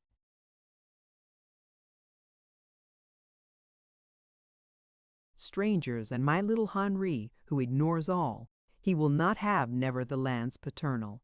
But what will you?" His father, "My brother Mr. the Marquis has spent much of money, and it the must, despite the sentiments of familial respect, that I admit that my sainted father, he also—" "How would you feel if you found a lot of money, hundreds and thousands of gold pieces?" asked Cyril. The lady smiled sadly. "Ah, one has already recounted to you the legend," she said. "It is true that one says that it is long time. Oh, but long time. One of our ancestors has hid a treasure of gold, and of gold, and of gold enough to enrich my little Henri for the life. But all that, my children, it is but the accounts of fays." "She means fairy stories," whispered the phoenix to Robert. "Tell her what you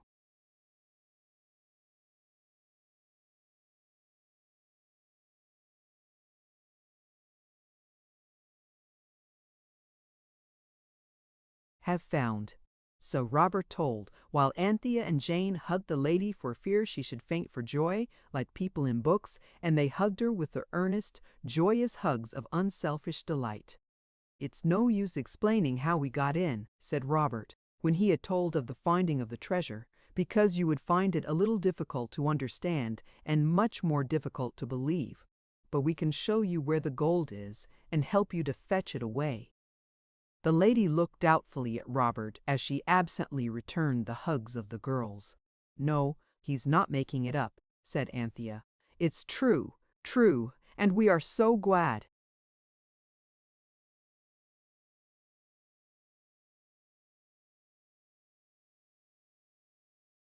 "You would not be capable to torment an old woman," she said, "and it is not possible that it be a dream." "It really is true," said Cyril, "and I congratulate you very much."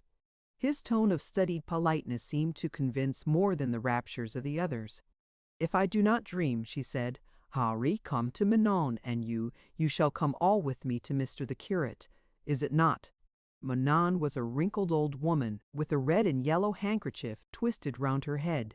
She took Henri, who was already sleepy with the excitement of his Christmas tree and his visitors, and when the lady had put on a stiff black cape and a wonderful black silk bonnet and a pair of black wooden clogs over her black cashmere house boots, the whole party went down the road to a little white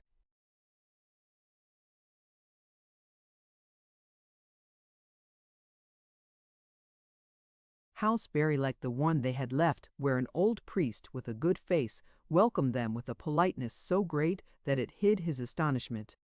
The lady, with her French waiting hands and her shrugging French shoulders and her trembling French speech, told the story. And now the priest, who knew no English, shrugged his shoulders and waved his hands and spoke also in French. "He thinks," whispered the Phoenix, "that her troubles have turned her brain. What a pity you know no French." "I do know a lot of French," whispered Robert indignantly, "but it's all about the pencil of the gardener's son and the penknife of the baker's niece. Nothing that anyone ever wants to say." "If I speak," the bird whispered, "he'll think H.A.'s mad too."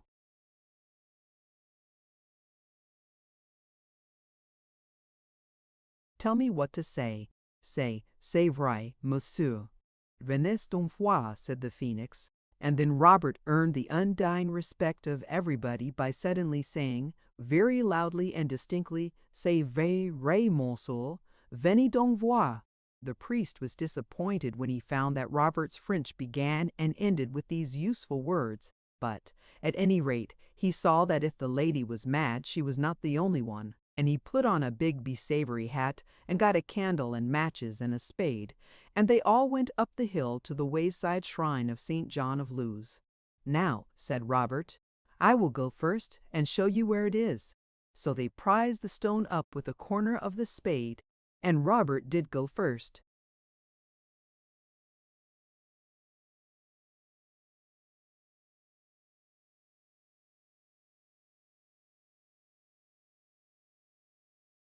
And they all followed and found the golden treasure exactly as they had left it, and everyone was flushed with the joy of performing such a wonderfully kind action. Then the lady and the priest clasped hands and wept for joy, as French people do, and knelt down and touched the money, and talked very fast and both together, and the lady embraced all the children 3 times each, and called them little garden angels. And then she and the priest shook each other by both hands again, and talked, and talked, and talked, and faster and more Frenchy than you would have believed possible. And the children were struck dumb with joy and pleasure. "Get away now," said the Phoenix softly, breaking in on the radiant dream. So the children crept away, and out through the little shrine, and the lady and the priest were so tearfully, talkatively happy that they never noticed that the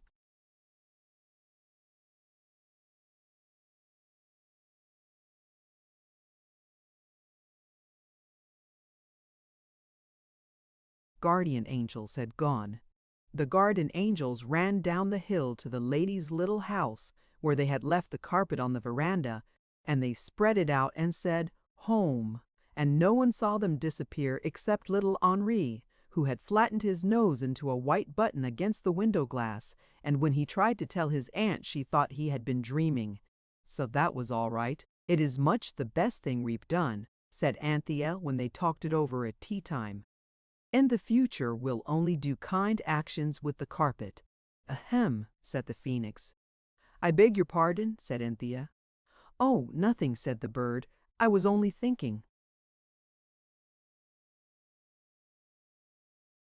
Chapter 7. MEWS from Persia. When you hear that the 4 children found themselves at Waterloo Station quite untaken care of, and with no one to meet them, it may make you think that their parents were neither kind nor careful. But if you think this, you will be wrong. The fact is, Mother arranged with Aunt Emma that she was to meet the children at Waterloo when they went back from their Christmas holiday at Lyndhurst. The train was fixed, but not the day. Then Mother wrote to Aunt Emma, giving her careful instructions about the day and the hour, and about luggage and cabs and things, and gave the letter to Robert to post. But the hounds happened to meet near Rufus Stone that morning, and what is more, On the way to the meet they met Robert, and Robert met them, and instantly forgot all about posting Aunt Emma's letter, and never thought of it again until he and the others had wandered 3 times up and down the platform at Waterloo, which makes 6 in all, and had bumped against old gentlemen, and stared in the faces of ladies, and been shoved by people in a hurry, and, by your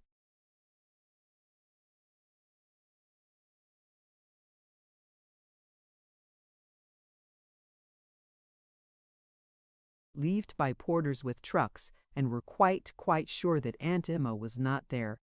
Then suddenly the truth of what he had forgotten to do came home to Robert, and he said, "Oh, crikey!" and stood still with his mouth open, and let a porter with a Gladstone bag in each hand and a bundle of umbrellas under one arm blunder heavily into him, and never so much as said, "Where are you shoving to now?" or "Look out where you're going, can't you?" The heavier bag smote him at the knee, and he staggered, but he said nothing. When the others understood what was the matter, I think they told Robert what they thought of him. "We must take the train to Croydon," said Anthea, "and find Aunt Emma." "Yes," said Cyril, "and precious pleased those Jevansies would be to see us in our traps."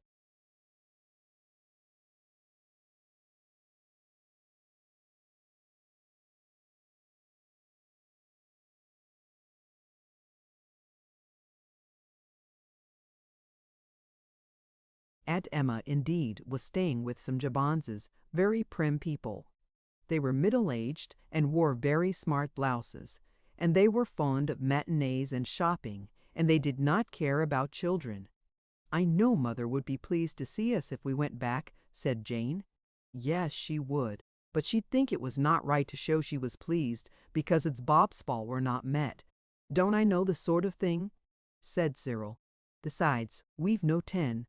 "No, we've got enough for a growler among us, but not enough for tickets to the New Forest. We must just go home. They won't be so savage when they find we've really got home all right. You know Auntie was only going to take us home in a cab." "I believe we ought to go to Croydon," Anthea insisted. "Aunt Emma would be out to a dead cert," said Robert. "Those Jevanses go too."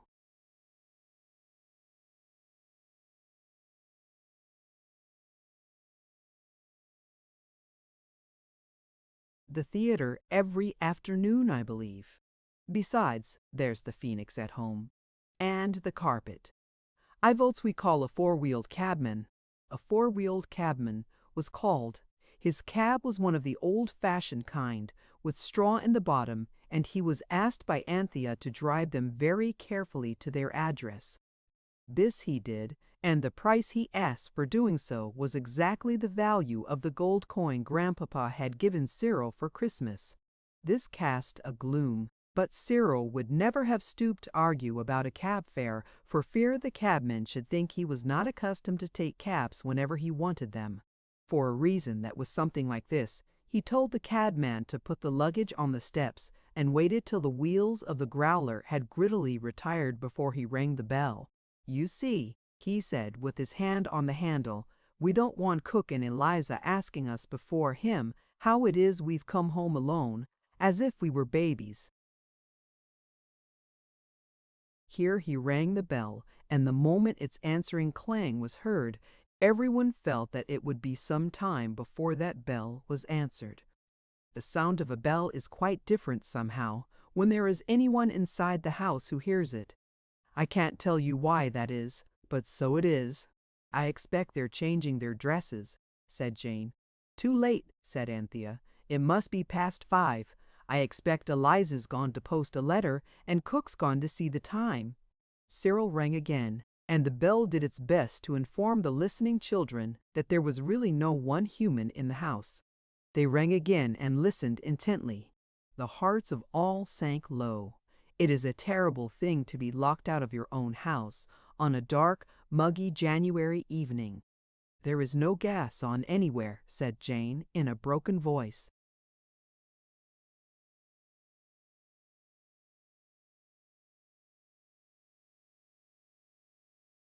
"I expect they've left the gas on once too often, and the draft blew it out, and they're suffocated in their beds." "Father always said they would someday," said Robert cheerfully. "Let's go and fetch a policeman," said Anthea, trembling. "And be taken up for trying to be burglars? No, thank you," said Cyril.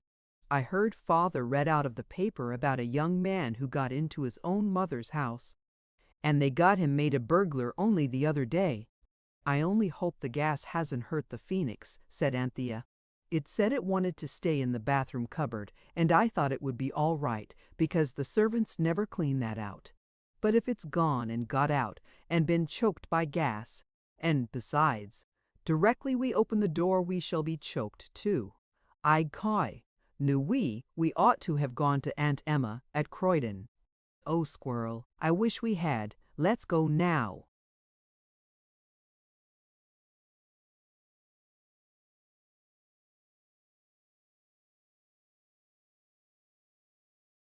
"Shut up," said her brother briefly.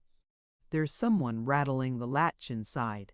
Everyone listened with all its ears, and everyone stood back as far from the door as the steps would allow. The latch rattled and clicked.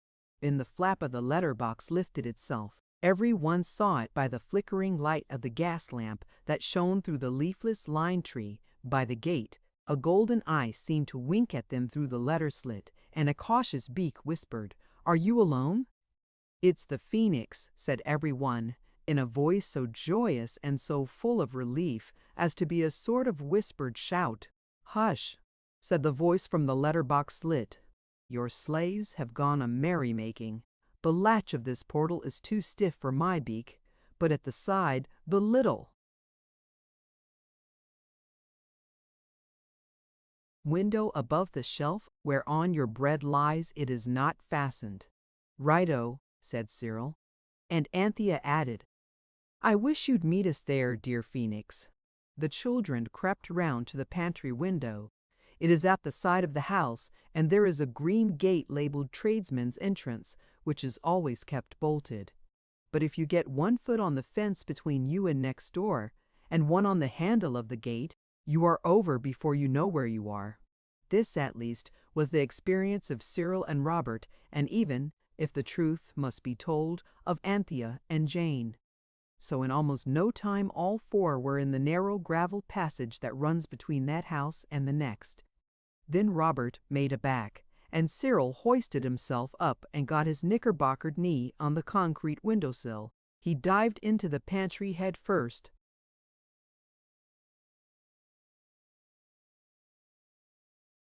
as one dives into water, and his legs waved in the air as he went, just as your legs do when you are first beginning to learn to dive. The soles of his boots' squarish muddy patches disappeared. "Give me a leg up," said Robert to his sisters. "No, you don't," said Jane firmly. "I'm not going to be left outside here with just Anthea and have something creep up behind us out of the dark. Squirrel can go and open the back door." A light had sprung awake in the pantry. Cyril always said the Phoenix turned the gas on with its beak and lighted it with the waft of its wing. But he was excited at the time, and perhaps he really did it himself with matches, and then forgot all about it. He let the others in by the back door, and when it had been bolted again, the children went all over the house and lighted every single gas jet they could find, for they couldn't help feeling that this was just the dark dreary.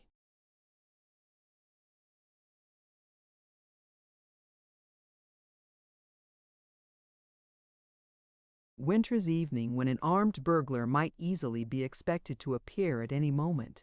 There is nothing like light when you are afraid of burglars or of anything else for that matter.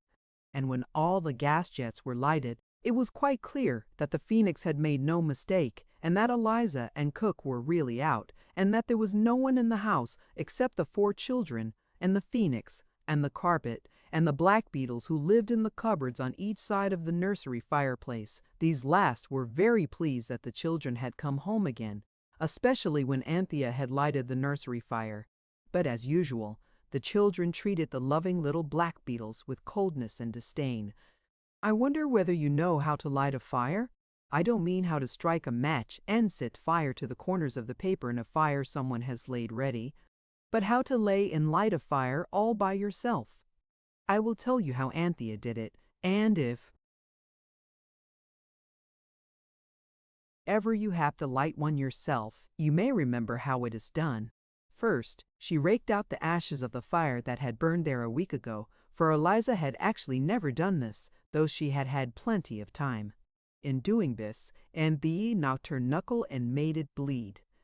Then she laid the largest and handsomest cinders in the bottom of the grate. Then she took a sheet of old newspaper you ought never to light a fire with. Today's newspaper it will not burn well, and there are other reasons against it, and tore it into 4 quarters, and screwed each of these into a loose ball, and put them on the cinders. Then she got a bundle of wood and broke the string, and stuck the sticks in so that their front ends rested on the bars, and the back ends on the back of the paper balls. In doing this, she cut her finger slightly with the string, and when she broke it, 2 of the sticks jumped up and hit her on the cheek. Then she put more cinders and some bits of coal, no dust. She put most of that on her hands, but there seemed to be enough left for her face. Then she lighted the edges of the paper balls and waited.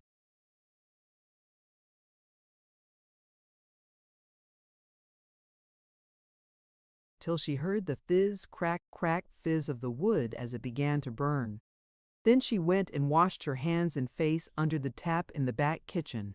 Of course, you need not bark your knuckles, or cut your finger, or bruise your cheek with wood, or black yourself all over, but otherwise this is a very good way to light a fire in London. In the real country, fires are lighted in a different and prettier way. But it is always good to wash your hands and face afterwards, wherever you are. While Anthea was delighting the poor little blackbeetles with the cheerful blaze, Jane had set the table, for I was going to say tea, but the meal of which I am speaking was not exactly tea. Let us call it a tea-ish meal. There was tea, certainly, for Anthea's fire blazed and crackled so kindly that it really seemed to be affectionately inviting the kettle to come and sit upon its lap. So the kettle was brought and tea made, but no milk could be found, so everyone had 6 lumps of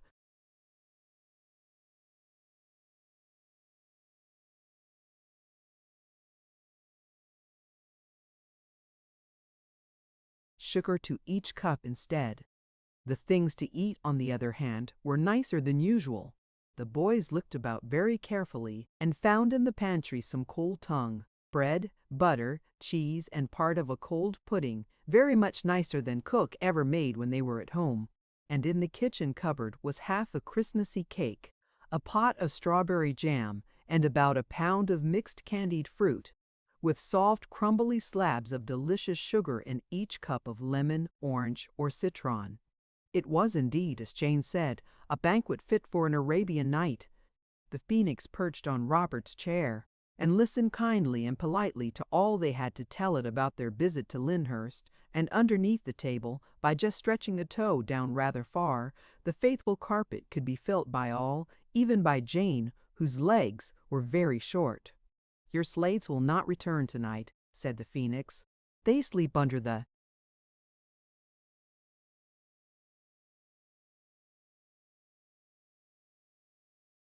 roof of the cook's stepmother's aunt, who is, I gather, hostess to a large party tonight in honor of her husband's cousin's sister-in-law's mother's 90th birthday." "I don't think they ought to have gone without leave," said Anthea, "however many relations they have or however old they are, but I suppose we ought to wash up." "It's not our business about the leave," said Cyril firmly, "but I simply won't wash up for them. We got it, and we'll clear it away, and then we'll go somewhere on the carpet. It's not often we get a chance of being out all night. We can go right away to the other side of the equator, to the tropical climes, and see the sunrise over the great Pacific Ocean." "Right you are," said Robert. "I always did want to see the Southern Cross and the stars as big as gas lamps."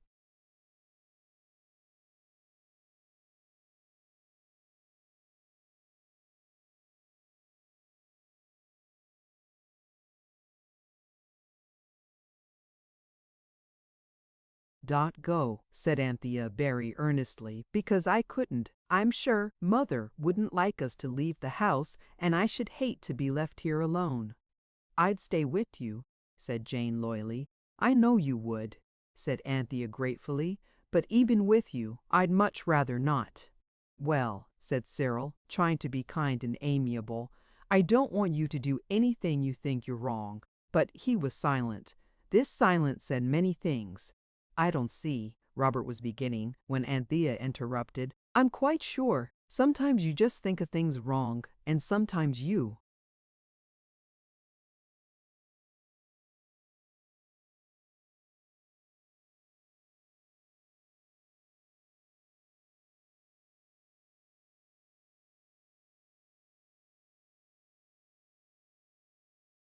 Kano, and this is the now time. The phoenix turned kind golden eyes on her and opened a friendly beak to say when it is, as you say, a no time, there is no more to be said. "And your noble brothers would never leave you." "Of course not," said Cyril rather quickly, "and Robert said so too.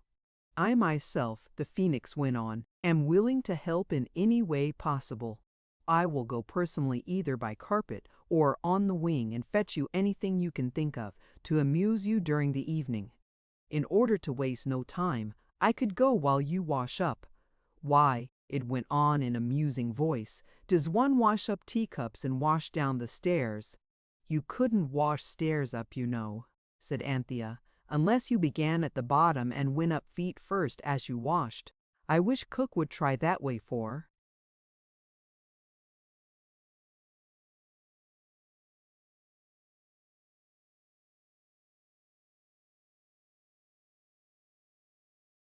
A change. "I don't," said Cyril briefly. "I should hate the look of her elastic side boots sticking up." "This is mere trifling," said the phoenix. "Come, decide what I shall fetch for you. I can get you anything you like." But of course they couldn't decide. Many things were suggested: a rocking horse, jeweled chessmen, an elephant, a bicycle, a motor car, books with pictures, musical instruments, and many other things. But a musical instrument is agreeable only to the player unless he has learned to play it really well. Books are not sociable, bicycles cannot be ridden without going out of doors, and the same is true of motor cars and elephants. Only two people can play chess at once with one set of chessmen, and anyway it's very much too much like lessons for a game, and only one can ride on a rocking horse. Suddenly, in the midst of the discussion, the phoenix spread its wings and fluttered to the floor, and from there it spoke. "I gather," it said, "from the carpet that it wants you to let it go to its old home, where it was born and brought up, and it will return within the hour laden with a number of the most beautiful and delightful products of its native land." What is its native land? I didn't gather.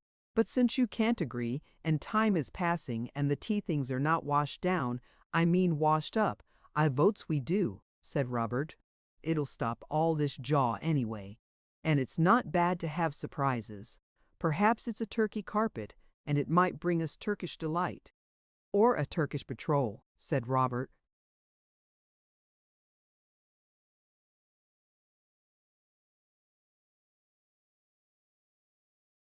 "Or a Turkish bath," said Anthea.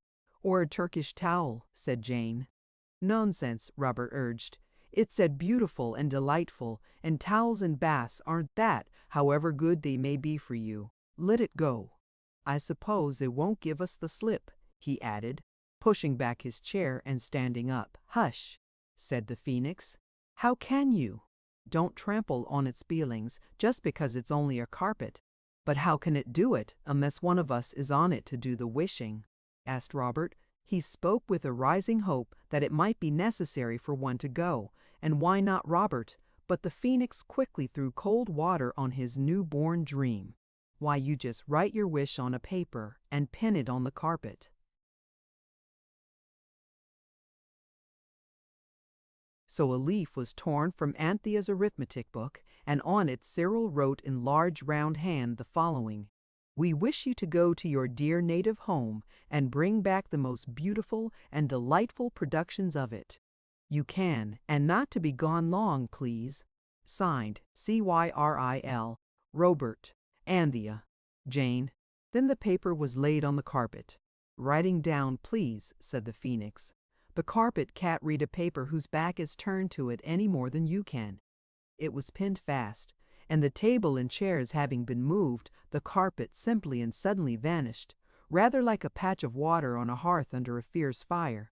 The edges got smaller and smaller, and then it disappeared from sight.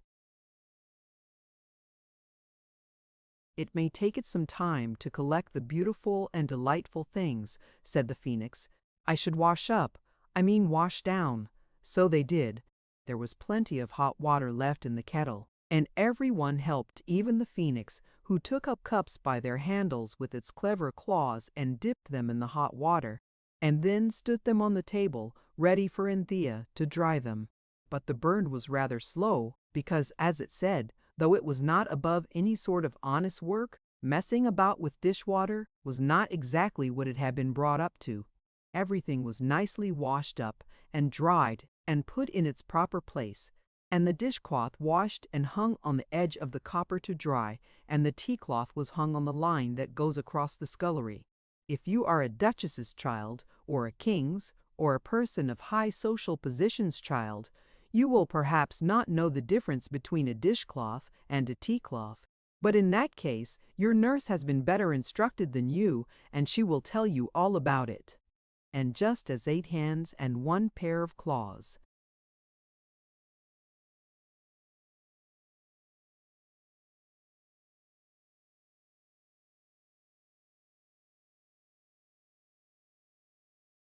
Were being dried on the roller towel behind the scullery door, there came a strange sound from the other side of the kitchen wall, the side where the nursery was. It was a very strange sound, indeed most odd, and unlike any other sounds the children had ever heard. At least, they had heard sounds as much like it as a toy engine's whistle is like a steam siren's. "The carpet's come back," said Robert, and the others felt that he was right. "But what has it brought with it?" asked Jane. "It sounds like Leviathan, that great beast. It couldn't have been made in India and have brought elephants." "Even baby ones would be rather awful in that room," said Cyril. "I vote we take it in turns to squint through the keyhole." They did in the order of their ages, the Phoenix being the eldest by some.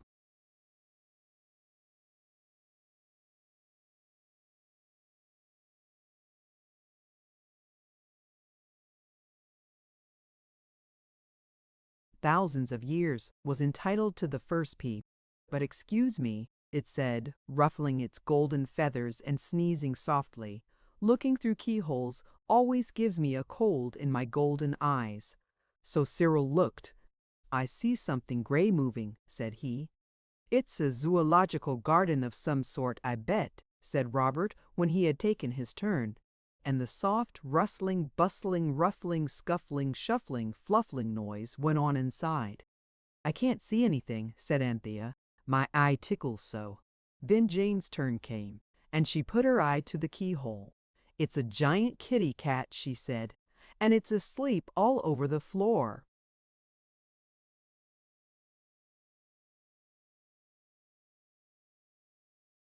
"Giant cats are tigers. Father said so." "No, he didn't. He said tigers were giant cats. It's not at all the same thing. It's no use sending the carpet to fetch precious things for you if you're afraid to look at them when they come," said the Phoenix sensibly. And Cyril, being the eldest, said come on and turned the handle. The gas had been left full on after tea, and everything in the room could be plainly seen by the 10 eyes at the door. At least, not everything, for though the carpet was there, it was invisible, because it was completely covered by the 199 beautiful objects which it had brought from its birthplace. "My hat," Cyril remarked. "I never thought about its being the Persian carpet." Yet it was now plain that it was so, for the beautiful objects which it had brought back were cats, Persian cats, gray Persian cats, and there were, as I have said, 199 of them, and they were sitting on the carpet as close as they could get to each other.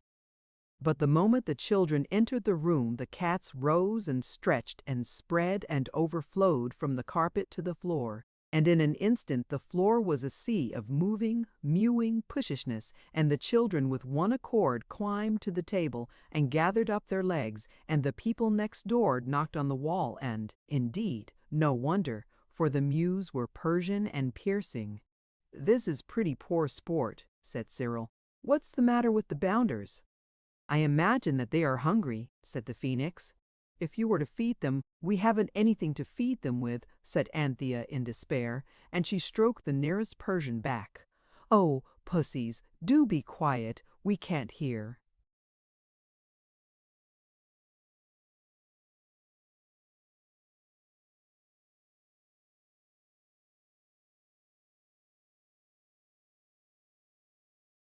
Ourselves think. She had to shout this entreaty, for the mews were growing deafening, and it would take pounds and pounds worth of cat's meat.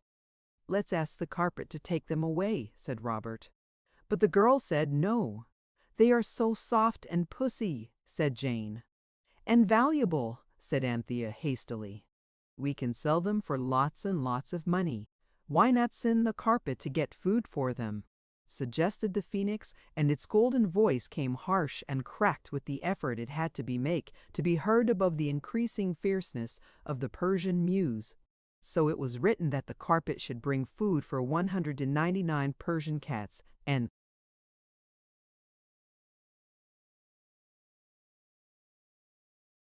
paper was pinned to the carpet as before. The carpet seemed to gather itself together, and the cats dropped off it as raindrops do from your mackintosh when you shake it. And the carpet disappeared. Unless you have had 199 well-grown Persian cats in one small room, all hungry and all saying so in unmistakable mews, you can form but a poor idea of the noise that now deafened the children and the Phoenix. The cats did not seem to have been at all properly brought up. They seemed to have no idea of its being a mistake in manners to ask for meals in a strange house, let alone to howl for them, and they mewed, and they mewed, and they mewed, and they mewed, till the children poked their fingers into their ears and waited in silent agony, wondering why the whole of Camden Town did not come knocking at the door to ask what was the matter, and only hoping that the food for the cats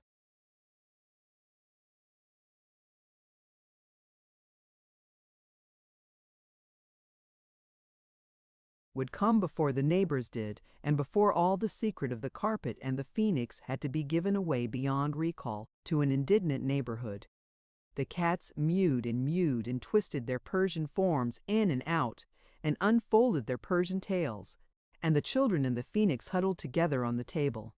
The Phoenix, Robert noticed suddenly, was trembling. "So many cats," it said, "and they might not know I was the Phoenix. These accidents happen so quickly, it quite unmans me." This was a danger of which the children had not thought. "Creep in," cried Robert, opening his jacket, and the Phoenix crept in only just in time, for green eyes had glared pink.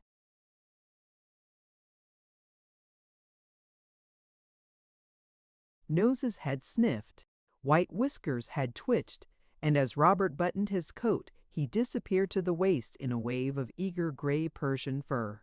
And on the instant the good carpet slapped itself down on the floor, and it was covered with rats, 398 of them, I believe, 2 for each cat. "How horrible!" cried Anthea. "Oh, take them away!" "Take yourself away," said the Phoenix, "and me. I wish we'd never had a carpet," said Anthea in tears. They hustled and crowded out of the door, and shut it, and locked it. Cyril, with great presence of mind, lit a candle and turned off the gas at the main. "The rats'll have a better chance in the dark," he said. The mewing had ceased. Everyone listened in breathless silence. We all know that cats eat rats. It is one of the first things we read in our little brown reading books. But all those cats eating all those rats, it wouldn't bear thinking of. Suddenly Robert sniffed, in the silence of the dark kitchen where the only candle was burning all on one side because of the draught. "What a funny scent," he said. And as he spoke, a lantern flashed its light through the window of the kitchen. A face peered in, and a voice said, "What's all this row about? You let me in." It was the voice of the police. Robert tiptoed to the window and spoke through the pane that had been a little cracked since Cyril accidentally knocked it with a walking stick when he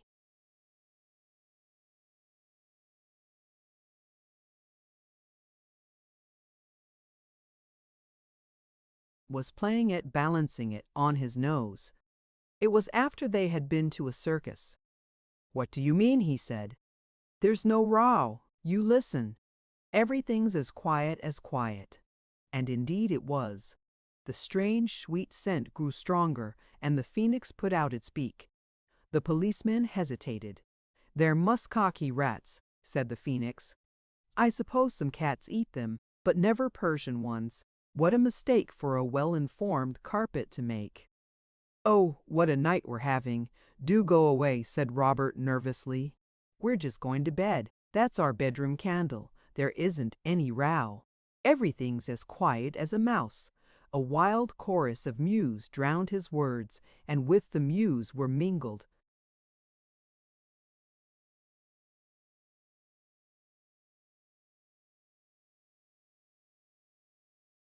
the shrieks of the muskrats. What had happened? Had the cats tasted them before deciding that they disliked the flavor? "I'm a-coming in," said the policeman. "You got a cat shut up there." "A cat," said Cyril. "Oh, my only aunt, a cat." "Come in then," said Robert. "It's your own lookout." "I advise you not." "Wait a shake, and I'll undo the side gate." He undid the side gate, and the policeman very cautiously came in. And there in the kitchen, by the light of one candle, with the mewing and the screaming going like a dozen steam sirens, 20 waiting on motor cars, and half a hundred squeaking pumps, 4 agitated voices shouted to the policeman 4 mixed and wholly different explanations of the very mixed events of the evening. Did you ever try to explain the simplest thing to a policeman?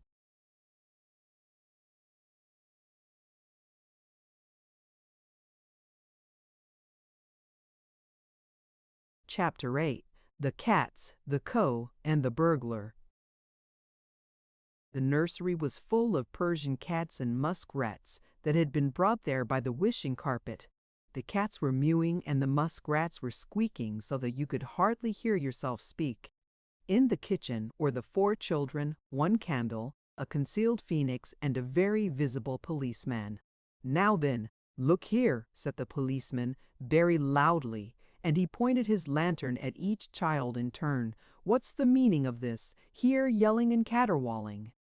I tell you you've got a cat here, and someone's ill-treating of it." "What do you mean by it, eh?" It was 5 to 1, counting the phoenix, but the policeman, who was 1, was of unusually fine size, and the 5, including the phoenix, were small. The mews and the squeaks grew softer, and in the comparative silence, Cyril said, "It's true, there are a few cats here, but we've not hurt them. It's quite the opposite. We've just fed them." "It don't sound like it," said the policeman grimly. "I dare say they're not our real cats," said Jane madly. "Perhaps they're only dream cats." "I'll dream cat you, my lady," was the brief response of the force. "If you understood anything except people who do murders and stealings and naughty things like that, I'd tell you all about it," said Robert. "But I'm certain you don't. You're not meant to shove your oar into people's private cat keepings. You're only supposed to interfere when people shout 'murder' and 'stop thief' in the street. So there." The policeman assured them that he should see about that.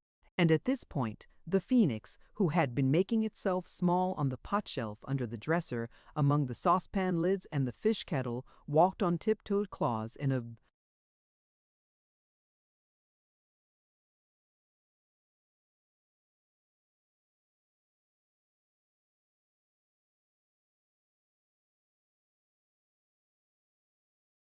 noiseless and modest manner and left the room unnoticed by anyone. "Oh, don't be so horrid," Anthea was saying gently and earnestly. "We love cats, dear pussy soft things. Wouldn't hurt them for worlds, would we, pussy?" And Jane answered that, of course they wouldn't. And still the policeman seemed unmoved by their eloquence. "Now, look here. he said. "I'm a-going to see what's in that room beyond there." And his voice was drowned in a wild burst of mewing and squeaking. And as soon as it died down, all four children began to explain at once. And though the squeaking and mewing were not at their very loudest, yet there was quite enough of both to make it very hard for the policeman to understand a single word of any of the.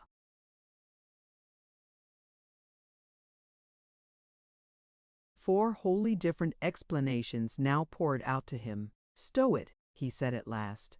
"I'm a-goin' into the next room in the execution of my duty. I'm a-goin' to use my eyes. My ears have gone off their chumps, what with you and them cats." And he pushed Robert aside and strode through the door. "Don't say I didn't warn you," said Robert. "It's tigers, really," said Jane. "Father said so. I wouldn't go in if I were you." But the policeman was quite stony. Nothing anyone said seemed to make any difference to him. Some policemen are like this, I believe.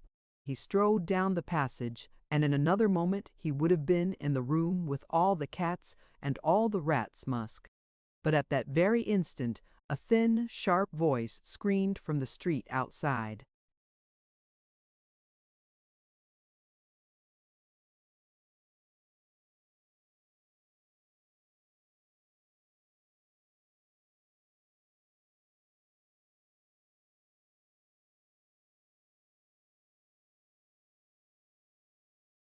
"Murder, murder! Stop thief!"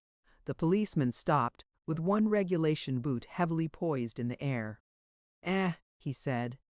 And again the shriek sounded shrilly and piercingly from the dark street outside. "Come on," said Robert. "Come and look after cats while somebody's being killed outside." For Robert had an inside feeling that told him quite plainly WHO it was that was screaming. "You young rip," said the policeman, "I'll settle up with you by me." And he rushed out, and the children heard his boots going weightily along the pavement, and the screams also going along, rather ahead of the policeman, and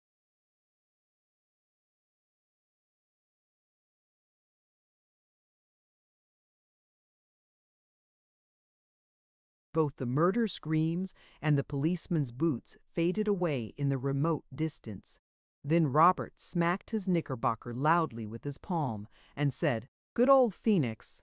I should know its golden voice anywhere." And then everyone understood how cleverly the Phoenix had caught at what Robert had said about the real work of a policeman, being to look after murderers and thieves, and not after cats, and all hearts were filled with admiring affection. "But he'll come back," said Anthea mournfully, "as soon as it finds the murderer is only a bright vision of a dream, and there isn't one at all, really." "No, he won't," said the soft voice of the clever Phoenix as it flew in. "Head does not know where your house is. I heard him own as much to a fellow mercenary. Oh, what a night we are having! Lock the door and let us rid."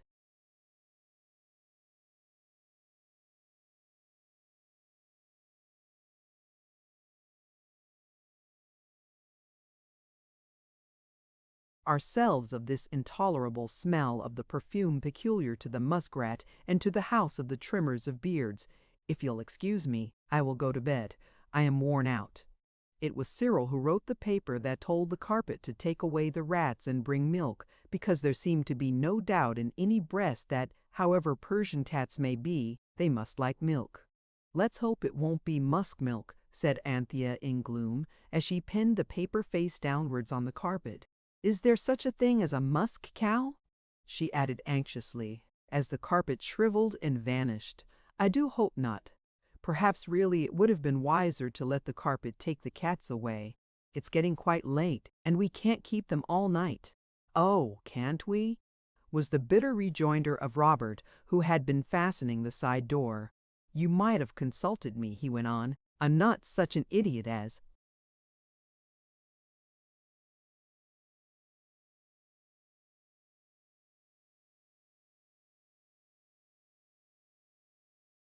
"Some people. Why, whatever, don't you see? We've jolly well got to keep the cats all night. Oh, get down, you furry beasts." "Because we've had 3 wishes out of the old carpet now, and we can't get any more till tomorrow." The liveliness of Persian mews alone prevented the occurrence of a dismal silence. Anthea spoke first. "Never mind," she said. "Do you know, I really do think they're quieting down a bit. Perhaps they heard us say milk." "They can't understand English," said Jane. "You forget they're Persian cats." Panther. "Well," said Anthea rather sharply, for she was tired and anxious, "who told you milk wasn't Persian for milk? Lots of English words are just the same in French, at least. I know Mia is, and croquet, and fiancé. Oh, pussies, do be quiet. Let's stroke them as hard as we can with both hands, and perhaps they'll stop." So everyone stroked gray fur till their hands were tired, and as soon as a cat had been stroked enough to make it stop mewing, it was pushed gently away, and another mewing Mouser was approached by the hands of the strokers. And the noise was really more than half purr when the carpet suddenly appeared in its proper place. And on it, instead of rows of milk cans, or even of milk jugs, there was a KO. Not a Persian cow either, nor, most fortunately, a musk cow, if there is such a thing, but a smooth, sleek, dun-colored Jersey cow, who blinked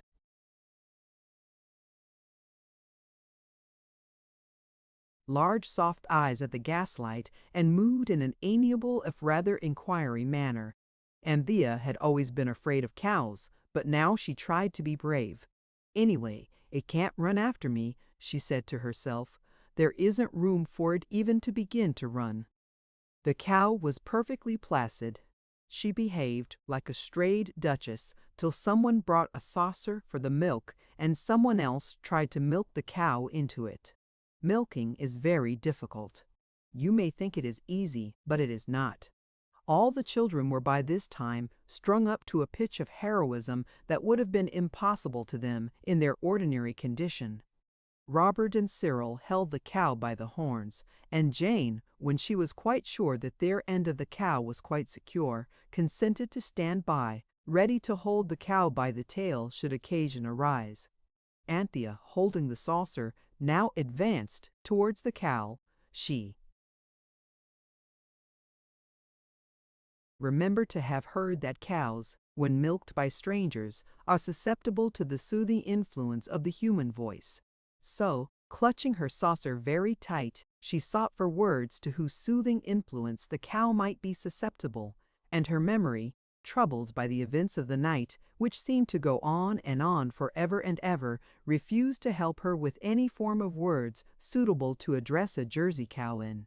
Poor pussy, then. "Lie down, then, good dog, lie down," was all that she could think of to say, and she said it, and nobody laughed. The situation, full of gray mewing cats, was too serious for that. Then Anthea, with a beating heart, tried to milk the cow. Next moment the cow had knocked the saucer out of her hand and trampled on it with one foot, while with the other three she had walked on a foot each of Robert, Cyril, and Jane.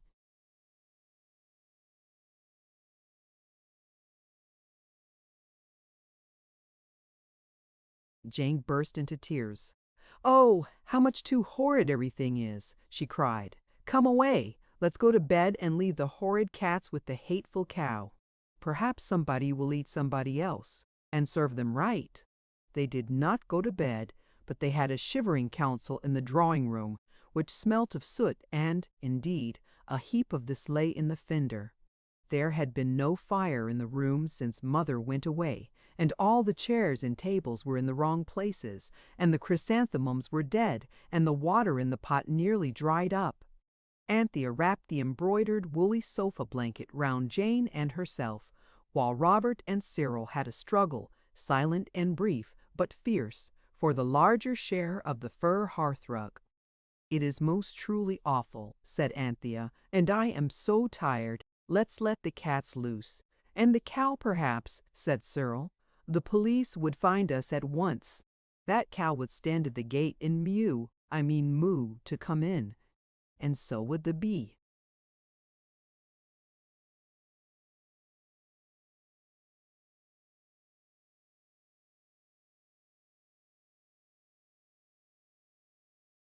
Cats. "No, I see quite well what we've got to do. We must put them in baskets and leave them on people's doorsteps like orphan foundlings." "We've got 3 baskets, counting Mother's work one," said Jane, brightening. "And there are nearly 200 cats," said Anthea, "besides the cow, and it would have to be a different-sized basket for her, and then I don't know how you'd carry it, and you'd never find a doorstep big enough to put it on." "Except the church one, and all well," said Cyril. "If you simply make difficulties, I'm with you," said Robert. "Don't fuss about the cow, Panther. It's simply got to stay the night. And I'm sure I've read that the cow is a remunerating creature, and that means it will sit still and think for hours. The carpet can take it away in the morning, and as for the baskets, we'll do them up in dusters or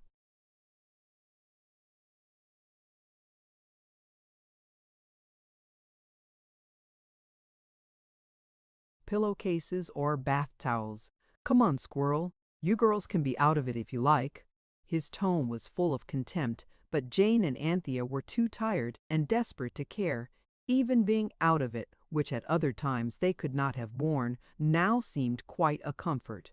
They snuggled down in the sofa blanket, and Cyril threw the fur hearth rug over them. "Ah," he said, "that's all women are fit for, to keep safe and warm, while the men do the work and run dangers and risks in things." "I'm not," said Anthea. "You know I'm not." But Cyril was gone. It was warm under the blanket and the hearth rug, and Jane snuggled up close to her sister, and Anthea cuddled Jane closely and kindly, and in a sort of dream they heard the rise of a wave of mewing as Robert opened the door of the nursery. They heard the Boolits search for baskets in the back kitchen. They heard the side door open and close, and they knew that each brother had gone out with at least one cat. Anthea's last thought was that it would take at least all night to get rid of 199 cats by twos.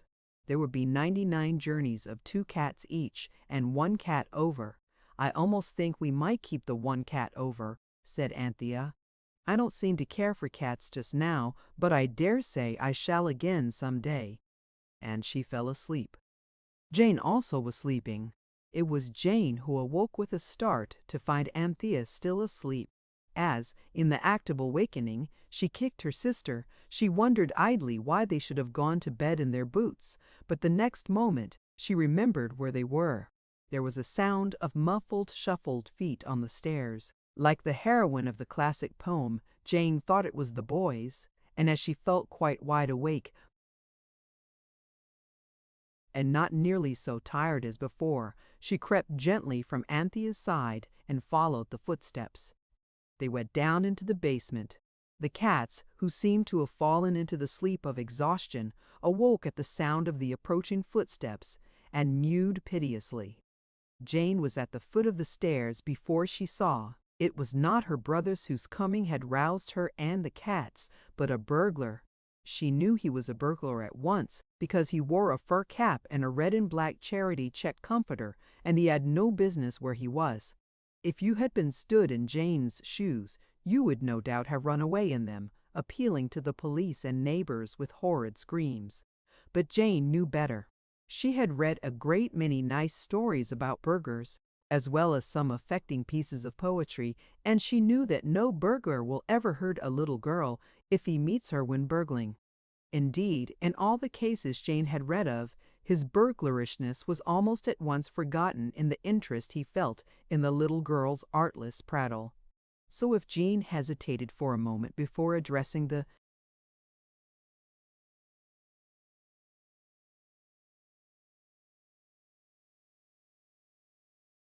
burglar, it was only because she could not at once think of any remark sufficiently prattling and artless to make a beginning with.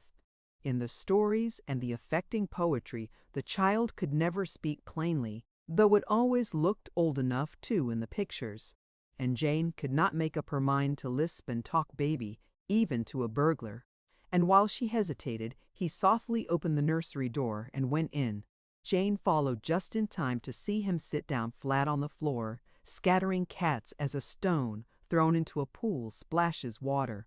She closed the door softly and stood there, still wondering whether she could bring herself to say, What's oo doing here, Mr. Wobber? And whether any other kind of talk would do. Then she heard the burglar draw a long breath, and he spoke.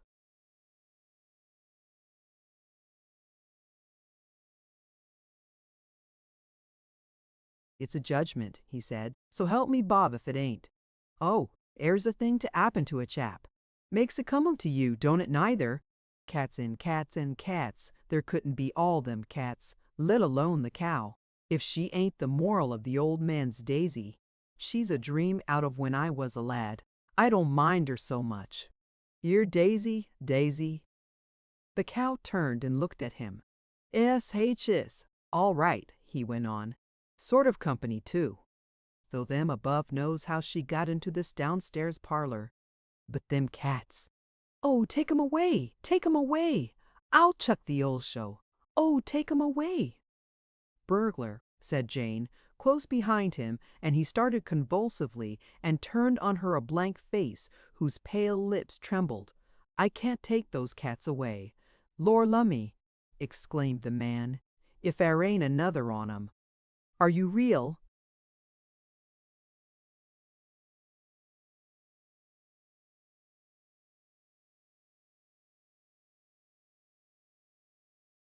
Miss, or something I'll wake up from presently?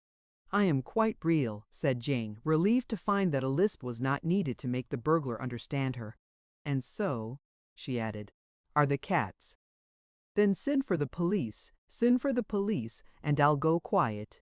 If you ain't no realer than them cats, I'm done spunchuck out of time. Send for the police. I'll go quiet. One thing, there'd not be room for arf them cats, and no cell as ever I see.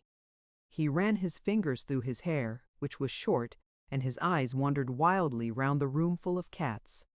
Burglar, said Jane, kindly and softly, if you didn't like cats, what did you come here for? Send for the police, was the unfortunate criminal's only reply. I'd rather you.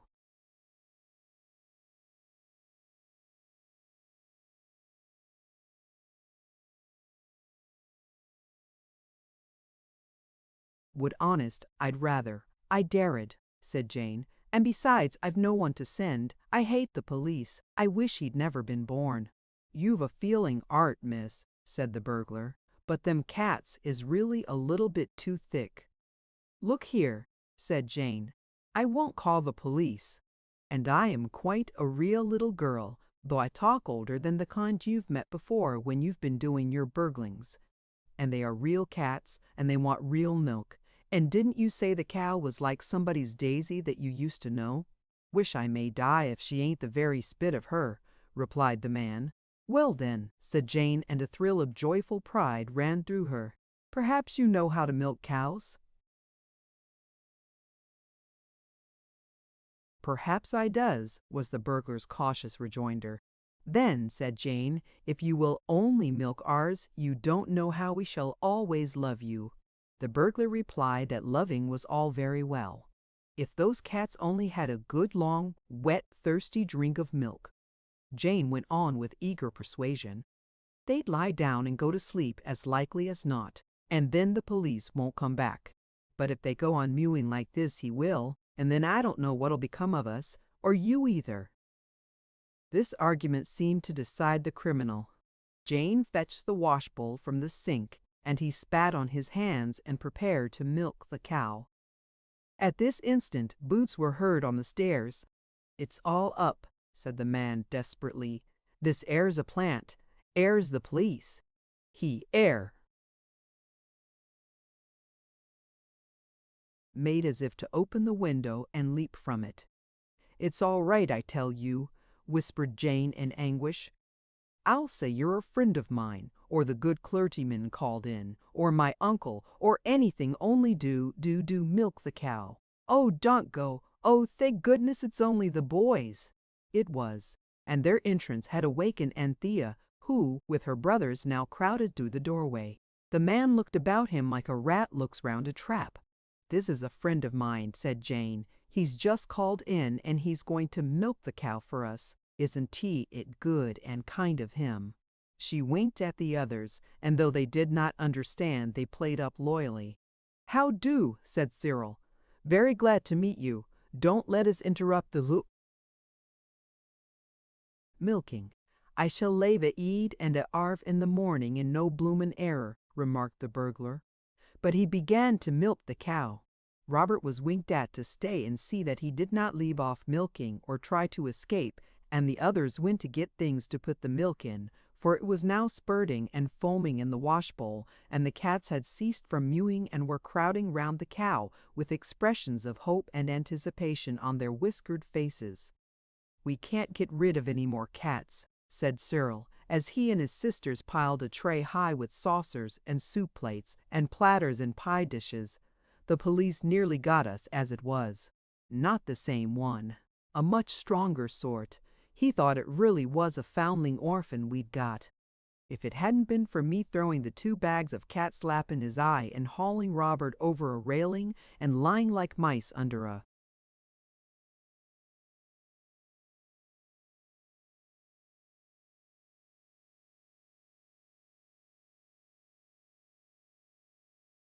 laurel bush. Well, it's jolly lucky I'm a good shot, that's all.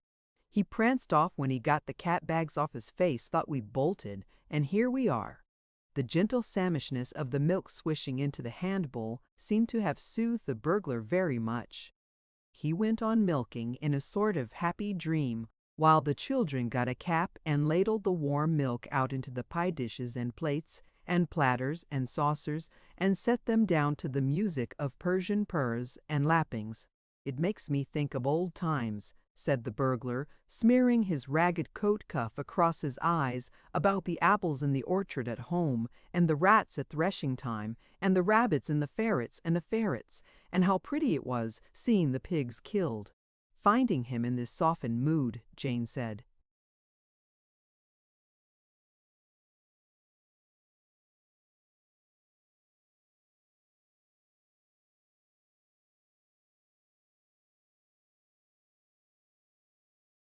"I wish you'd tell us how you came to choose our house for your burglaring tonight. I am awfully glad you did. You have been so kind.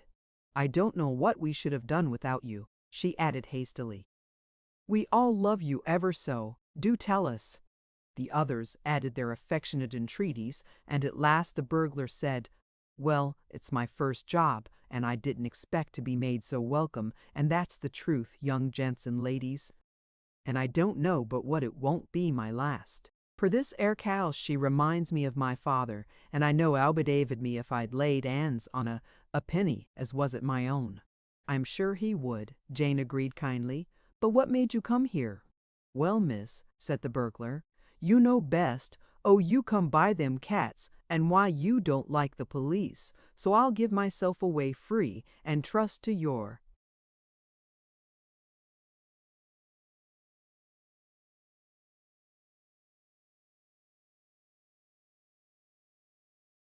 noble arts. You'd best bail out a bit. The pan's getting foolish.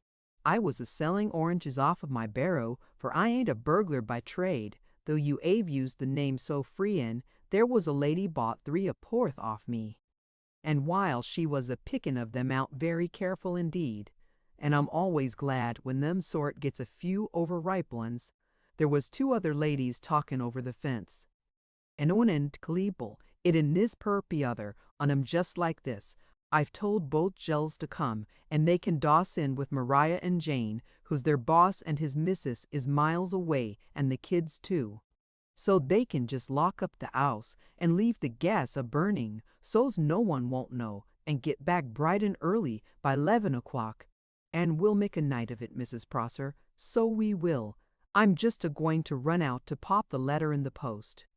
And then the lady, what had chosen the 3 ha'porths so careful, she said, "Lor, Mrs. Wixon, I wonder at you, and your hands all over suds. This good gentleman'll slip it into the post for yer, I'll be bound, seeing I'm a customer of his." So they give me the letter, and of course I read the direction what was written on it afore I shoved it into the post. And then when I'd sold my barrelful, I was a-goin' 'em with the chink in my pocket, and I'm blowed if some bloomin' divin beggar didn't nick the lot whilst I was just a-wettin' of my whistle, for callin' of oranges is dry work. Nicked the bloomin' lot did, and me with not a fartin' to take 'ome to my brother and his missus." "How awful," said Anthea with much sympathy. "Horful indeed, miss, I believe yer," the burglar rejoined with deep feeling. "You don't know her temper when she's roused, and I'm sure I 'ope you never may neither, and that 'ud all my oranges off of 'em. So it came back to me what was wrote on the ongrellope, and I says to myself, why not, seeing as I've been done myself, and if they keeps two slavies there must be some pickings. And so 'ere I am, but them cats, they brought me back to the ways of honestness, never know."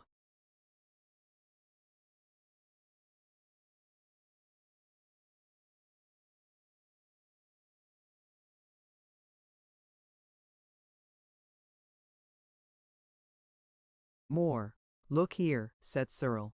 "These cats are very valuable, very indeed, and we will give them all to you if only you will take them away." "I see they're a breedy lot," replied the burglar. "But I don't want no bother with the coppers. Did you come by them honest now? Straight?" "They are all our very own," said Anthea. "We wanted them, but the confinement consignment," whispered Cyril, "was larger than we wanted, and they're an awful bother. If you got your barrow and some sacks or baskets, your brother's missus would be awfully pleased. My father says Persian cats are worth pounds and pounds each."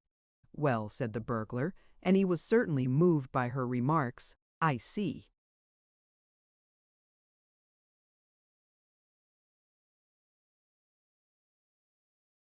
"You're in a hole, and I don't mind lending a helping 'and. I don't ask 'ow you come by them, but I've got a pelly's a mark on cats. I'll fetch 'em along, and if he thinks they'd fetch anything above their skins, I don't mind doin' you a kindness." "You won't go away and never come back," said Jane, "because I don't think I could bear that." The burglar, quite touched by her emotion, swore sentimentally that, alive or dead, he would come back. Then he went, and Cyril and Robert sent the girls to bed and sat up to wait for his return. It soon seemed absurd to await him in a state of wakefulness, but his stealthy tap on the window awoke them readily enough.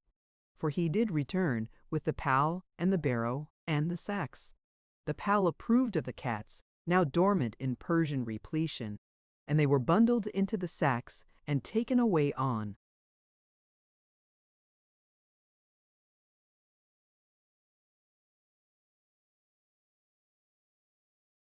The barrow mewing, indeed, but with mews too sleepy to attract public attention. "I'm a fence, that's what I am," said the burglar gloomily.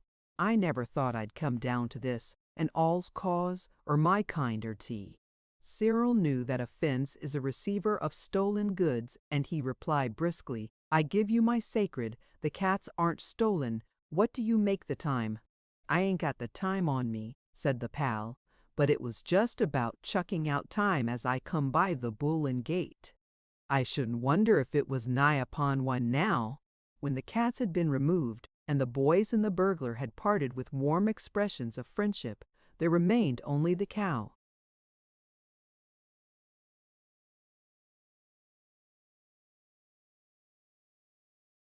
"She must stay all night," said Robert. "Cook'll have a fit when she sees her." "All night?" said Cyril. "Why, it's tomorrow morning if it's one. We can have another wish." So the carpet was urged, in a hastily written note, to remove the cow to wherever she belonged and to return to its proper place on the nursery floor. But the cow could not be got to move on to the carpet.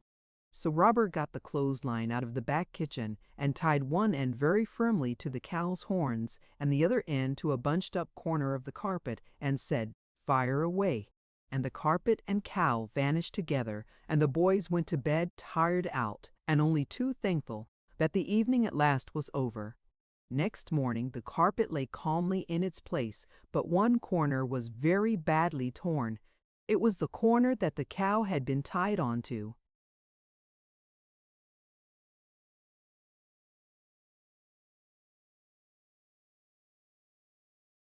Chapter 9. The Burglar's Bride.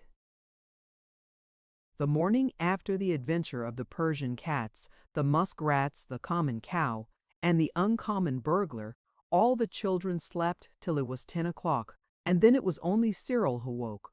But he attended to the others so that by 10:30 everyone was ready to help to get breakfast. It was shivery cold, and there was but little in the house that was really worth eating. Robert had arranged a thoughtful little surprise for the absent servants. He had made a neat and delightful booby trap over the kitchen door, and as soon as they heard the front door click open and knew the servants had come back, all 4 children hid in the cupboard under the stairs and listened with delight to the entrance, the tumble, the splash, the scuffle, and the remarks of the servants. They heard the cook say it was a judgment on them for leaving the place to itself. She seemed to think that a booby trap was a kind of plant that was quite likely to grow all by itself in a dwelling that was left shut up. But the housemaid, more acute, judged that someone must have been in the house of view. Confirmed by the sight of the breakfast things on the nursery table. The cupboard under the stairs was very tight and paraffiny, however, and a silent struggle for a place on top ended in the door bursting open and discharging Jane, who rolled like a football to the feet of the servants. "Now," said Cyril firmly when the cook's hysterics had become quieter and the housemaid had time to say what she thought of them, "don't you begin jawing us. We aren't going to stand it. We know too much. You'll please make an extra special treacle roly for dinner, and we'll have a tin tongue." "I dare say," said the housemaid, indignant, still in her outdoor things and with her hat very much on one side. "Don't you come a-threatening me, Master Cyril, because I won't stand it, so I tell you. You tell your ma about us being out. Much I care. She'll be sorry for me when she hears about my dear great-aunt by marriage, as brought me up from a child and was a mother to me. She sent for me."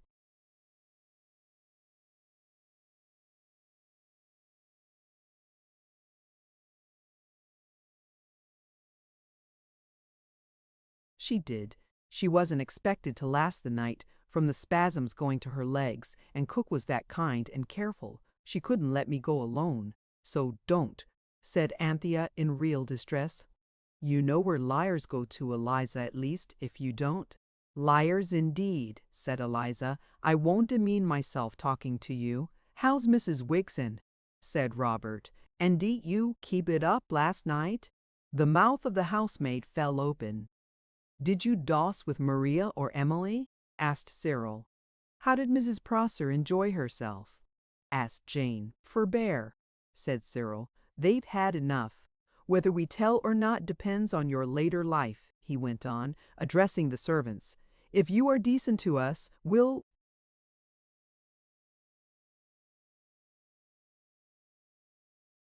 be decent to you. You'd better make that treacle roly, and if I were you, Eliza, I'd do a little housework and cleaning just for a change." The servants gave in once and for all.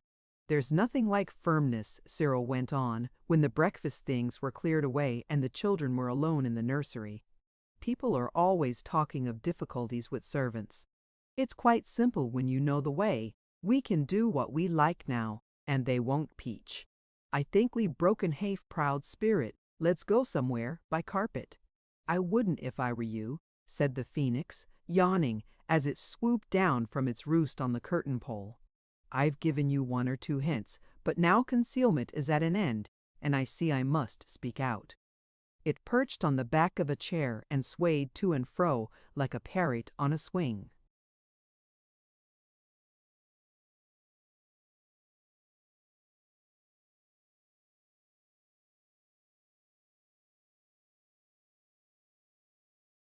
"What's the matter now?" said Anthea. She was not quite so gentle as usual because she was still weary from the excitement of last night's cats. "I'm tired of things happening. I shan't go anywhere on the carpet. I'm going to darn my stockings." "Darn!" said the phoenix. "Darn!" From those young lips these strange expressions. "Mend then," said Anthea, "with the needle and wool." The phoenix opened and shut its wings thoughtfully. "Your stockings," it said, "are much less important than they now appear to you. But the carpet, look at the bare worn patches, look at the great rent at yonder corner. The carpet has been your faithful friend, your willing servant. How have you requited its devoted service? Dear Phoenix, Anthea urged, don't talk in that horrid lecturing tone. You make me feel as if I'd done something wrong. And really it is a wishing carpet, and we haven't done anything else to it, only wishes. Only wishes, repeated the Phoenix, ruffling its neck feathers angrily. And what sort of wishes? Wishing people to be in a good temper, for instance. What carpet did you ever hear of that had such a wish asked of it? But this noble fabric, on which you trample so recklessly, everyone removed its boots from the carpet and stood on the linoleum. This carpet never flinched. It did what you asked, but the wear and tear must have been awful. And then last night, I don't blame you about the cats and the rats, for those were its own choice, but what carpet could stand a heavy cow hanging onto it at one corner? I should think the cats and rats were worse, said Robert. Look at all their claws.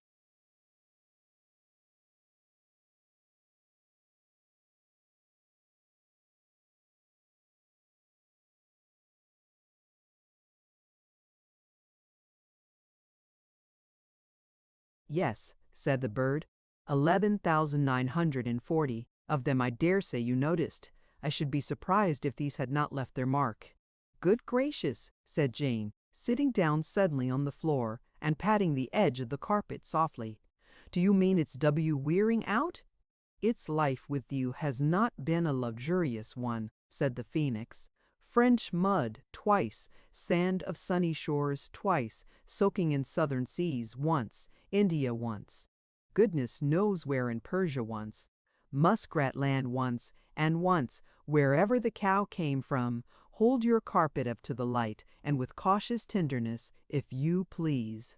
With cautious tenderness, the boys held the carpet up to the light. The girls looked, and a shiver of regret ran through them as they saw how those 11,940 claws had run through the carpet. It was full of little holes. There were some large ones, and more than one thin place. At one corner, a strip of it was torn and hung forlornly. We must mend it, said Anthea. Never mind about my stockings. I can sew them up in lumps with sewing cotton if there's no time to do them properly. I know it's awful, and no girl would who respected herself, and all that, but the poor dear carpet's more important than my silly stockings. Let's go out now this very minute. So out they all went, and bought wool to mend the carpet, but there's no shop in Camden Town where you can buy wishing wool, no, nor in Kentish Town either. However, ordinary Scotch heather mixture fingering seemed good enough, and this they bought, and all that day Jane and Anthea darned and darned and darned. The boys went out for a walk in the afternoon, and the gentle Phoenix paced up and down the table for exercise as it said and talked.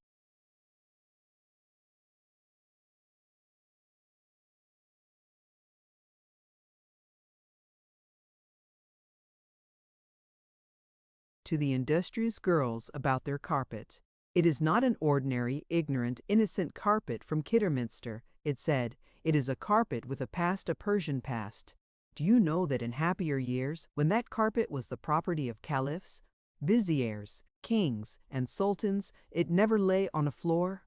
I thought the floor was the proper home of a carpet, Jane interrupted. Not of a magic carpet, said the Phoenix. Why, if it had been allowed to lie about on floors, there wouldn't be much of it left now. No, indeed. It has lived in chests of cedar wood, inlaid with pearl and ivory, wrapped in priceless tissues of cloth of gold, embroidered with gems of fabulous value.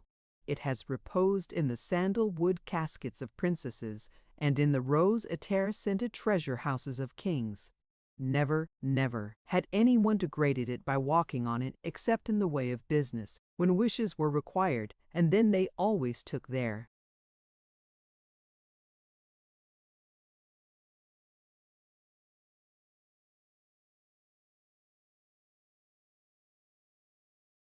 shoes off. And you, oh don't, said Jane, very near tears. You know you'd never have been hatched at all if it hadn't been for Mother wanting a carpet for us to walk on. You needn't have walked so much or so hard," said the bird. "But come, dry that crystal tear, and I will relate to you the story of the Princess Zuleika, the Prince of Asia, and the magic carpet." "Relate away," said Anthea. "I mean, please do. The Princess Zuleika, fairest of royal ladies," began the bird, "had in her cradle been the subject of several enchantments. Her grandmother had been in her day, but what in her day Zuleika's grandmother had been was destined never to be revealed, for Cyril and Robert suddenly burst into the room, and on each brow were the traces of deep emotion. On Cyril's pale brow stood beads of agitation and perspiration, and on the scarlet brow of Robert was a large black smear. "What ails ye both?" asked the Phoenix, and it added tartly that storytelling was quite impossible if people would come interrupting like that.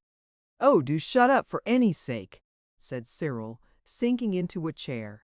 Robert smoothed the ruffled golden feathers, adding kindly, "Squirrel doesn't mean to be a beast. It's only that the most awful thing has happened, and stories don't seem to matter so much. Don't be cross, you won't be when you've heard what's happened." "Well, what has happened?" said the bird, still rather crossly, and Anthea and Jane paused with long needles poised in air and long needlefuls of Scotch heather mixture fingering wool drooping from them.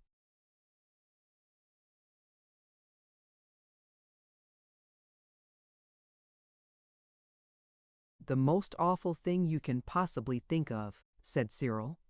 "That nice chap, our own burglar, the police have got him on suspicion of stolen cats. That's what his brother's missus told me." "Oh, begin at the beginning," cried Anthea impatiently. "Well then, we went out, and down by where the undertaker's is, with the china flowers in the window, you know. There was a crowd, and of course we went to have a squint. And it was two bobbies, and our burglar between them, and he was being dragged along, and he said, 'I tell you them cats was gizmy.' I got him in exchange for me milking the cow in a basement parlor of Camden Town way, and the people laughed. Beasts! And then one of the policemen said perhaps he could give the name and address of the cow, and he said no he couldn't, but he could take them there if they'd only leave go of his coat collar and give him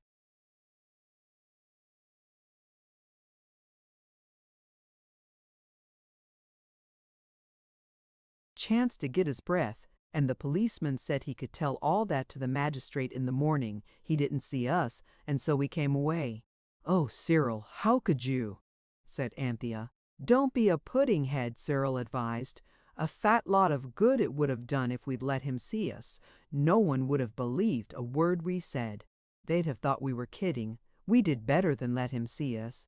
We asked a boy where he lived, and he told us, and we went there, and it's a little greengrocer's shop, and we bought some Brazil nuts. Here they are." The girls waved away the Brazil nuts with loathing and contempt. "Well, we had to buy something, and while we were making up our minds what to buy, we heard his brother's missus talking.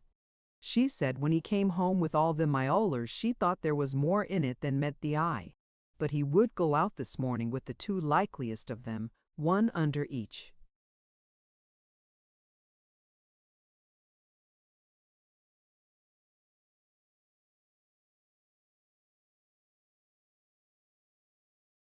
Arm. She said he sent her out to buy blue ribbon to put round their beastly necks, and she said if he got 3 months hard, it was her dying word that he got the blue ribbon to thank for it. That, and his own silly thieving ways, taking cats that anybody would know, he couldn't have come by in the way of business, instead of things that wouldn't have been missed, which Lord knows there are plenty such, and "Oh, stop!" cried Jane. And indeed it was time, for Cyril seemed like a clock that had been wound up and could not help going on. "Where is he now?" "At the police station," said Robert, for Cyril was out of breath. "The boy told us they'd put him in the cells, and would bring him up before the beak in the morning. I thought it was a jolly lark last night getting him to take the cats, but now, the end of a lark," said the Phoenix, "is the beak."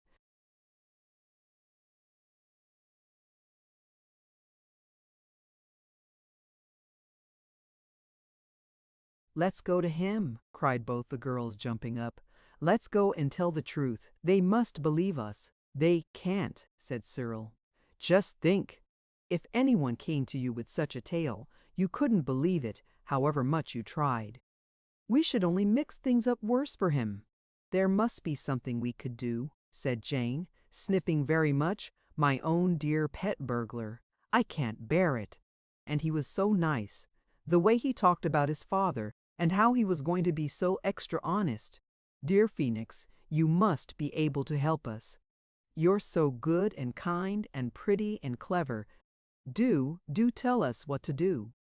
The Phoenix rubbed its beak thoughtfully with its claw. "You might rescue him," it said, "and conceal him here till the law supporters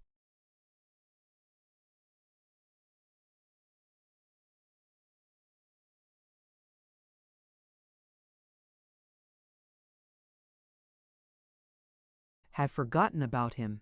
"That would be ages and ages," said Cyril, "and we couldn't conceal him here. Father might come home at any moment, and if he found the burglar here, he wouldn't believe the true truth any more than the police would. That's the worst of the truth. Nobody ever believes it. Couldn't we take him somewhere else?" Jane clapped her hands.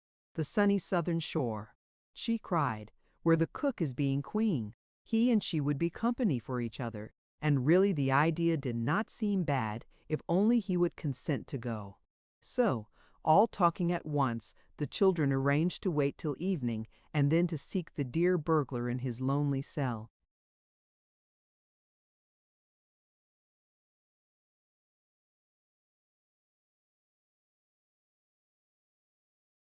Meantime, Jane and Anthea darned away as hard as they could to make the carpet as strong as possible, for all felt how terrible it would be if the precious burglar, while being carried to the sunny southern shore, were to tumble through a hole in the carpet and be lost forever in the sunny southern sea.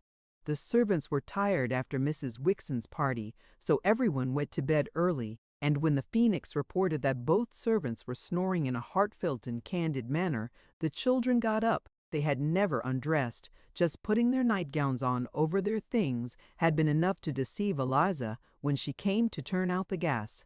So they were ready for anything, and they stood on the carpet and said, "I wish we were in our burglar's lonely cell." And instantly they were. I think everyone had expected the cell to be the deepest dungeon below the castle moat. I am sure no one had doubted that the burglar, chained by heavy fetters to a ring in the damp stone wall, would be tossing uneasily on a bed of straw with a pitcher of water and a moldering crust untasted beside him. Robert, remembering the underground passage and the treasure, had brought a candle and matches, but these were not needed. The cell was a little whitewashed room about 12 feet long and 6 feet wide. On one side of it was a sort of shelf sloping a little towards the wall. On this were 2 rugs, striped blue and yellow, and a waterproof pillow. Rolled in the rugs, and with his head on the pillow, lay the burglar, fast asleep. He had had his tea, though this the children did not know it had come from the coffee shop round the corner, in very thick crockery. The scene was plainly revealed by the light of a gas lamp in the passage outside, which shone into the cell through a pane of thick glass over the door. "I shall gag him," said Cyril, "and Robert will hold him down, Anthea and Jane.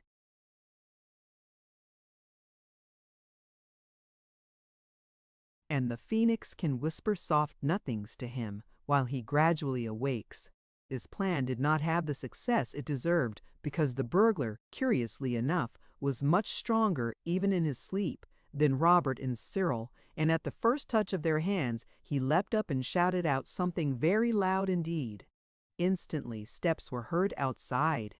Anthea threw her arms round the burglar and whispered, "It's us the ones that gave you the cats. We've come to save you. Only don't let on we're here. Can't we hide somewhere?" Heavy boots sounded on the flagged passage outside, and a firm voice shouted, "Here you, stop that row, will you?"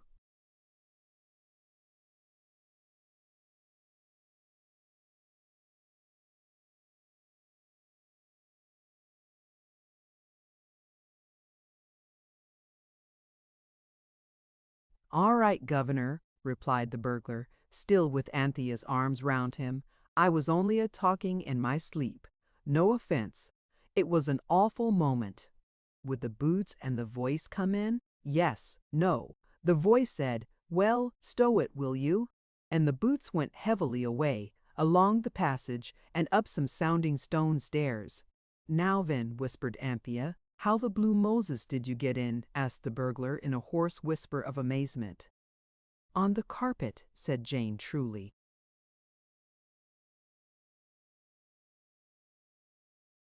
"Stow that," said the burglar. "One on you I could, I swallowed, before, and a yellow fowl." "Look here," said Cyril sternly, "you wouldn't have believed anyone if they'd told you beforehand about your finding a cow and all those cats in our nursery." "That I wouldn't," said the burglar with whispered fervor. "So help me Bob, I wouldn't." "Well then," Cyril went on, ignoring this appeal to his brother, "just try to believe what we tell you and act accordingly. It can't do you any harm, you know." He went on in hoarse whispered earnestness. "You can't be very much worse off than you are now, you know. But if you'll just trust to us, we'll get you out of this right enough. No one saw us come in. The question is, where would you like to go?"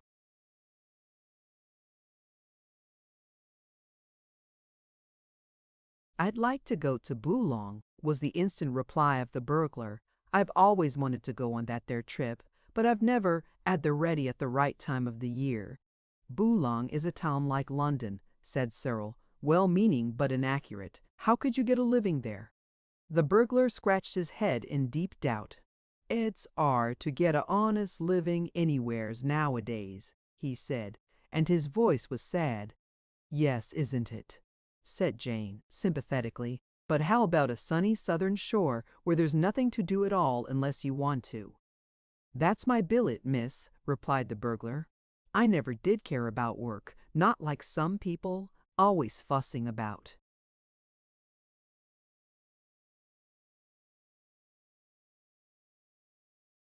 "Did you never like any sort of work?" asked Anthea severely. "Lor lum yes," he answered. "Gardening was my 'obby, so it was. But father died afore 'e could bind me to a nurseryman, and we'll take you to the sunny southern shore," said Jane. "You've no idea what the flowers are like." "Our old cook's there," said Anthea. "She's queen." "Oh, chuck it," the burglar whispered, clutching at his head with both hands. "I knowed the first minute I see them cats and that cow as it was a judgment on me. I don't know now whether I'm a-standing on my hat or my boots, so help me, I don't. If you can get me out, get me, and if you can't, get along with you for goodness sake, and give me a chance to think about what'll be most likely to go down with the beak in the morning." "Come on to the carpet then," said Anthea, gently shoving. The others quietly pulled, and the moment the feet of the burglar were planted on the carpet, Anthea wished, "I wish we were all on the sunny southern shore where Cook is." And instantly they were. There were the rainbow sands, the tropic glories of leaf and flower, and there, of course, was the Cook, crowned with white flowers, and with all the wrinkles of crossness and tiredness and hard work wiped out of her face. "Why, Cook, you're quite pretty," Anthea said as soon as she had got her breath after the tumble-rush whirl of the carpet. The burglar stood rubbing his eyes in the brilliant tropic sunlight and gazing wildly round him on the vivid hues of the tropic land.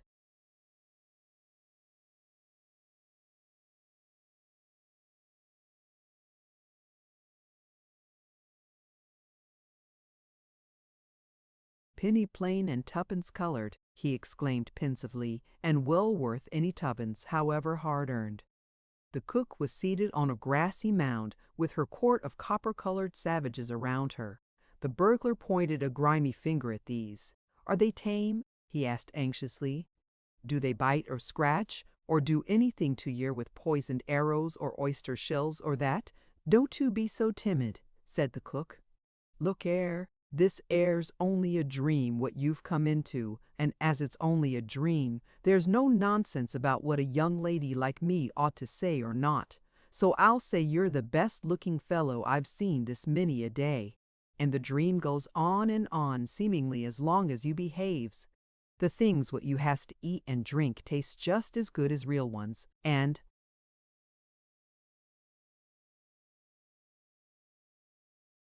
"Looker," said the burglar, "I've come her straight outer the police station. These 'ere kids'll tell you it ain't no blame of mine." "Well, you were a burglar, you know," said the truthful Anthea gently, "only because I was drove to it by dishonest blokes, as well you knows, miss," rejoined the criminal. "Blowed if this ain't the hottest January as I've known for years." "Wouldn't you like a bath?" asked the Queen, "and some white clothes like me?" "I should only look a juggins and a miss, thanking you all the same," was the reply, "but a bath I wouldn't resist, and my shirt was only clean on week before last." Cyril and Robert led him to a rocky pool, where he bathed luxuriously. Then, in shirt and trousers, he sat on the sand and spoke. "That cook or queen, or whatever you call her with the white bouquet on her 'ead, she's my sort. Wonder if she'd keep company. I should ask her. I was always a quick hitter," the man went on. "It's a word and a blow with me. I will." In shirt and trousers, and crowned with a scented flowery wreath which Cyril hastily wove as they returned to the court of the Queen, the burglar stood before the cook and spoke.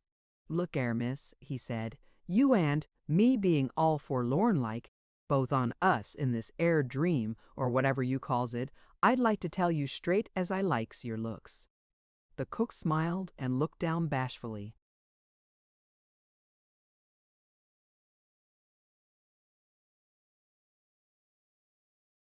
"I'm a single man, what you might call a bachelor.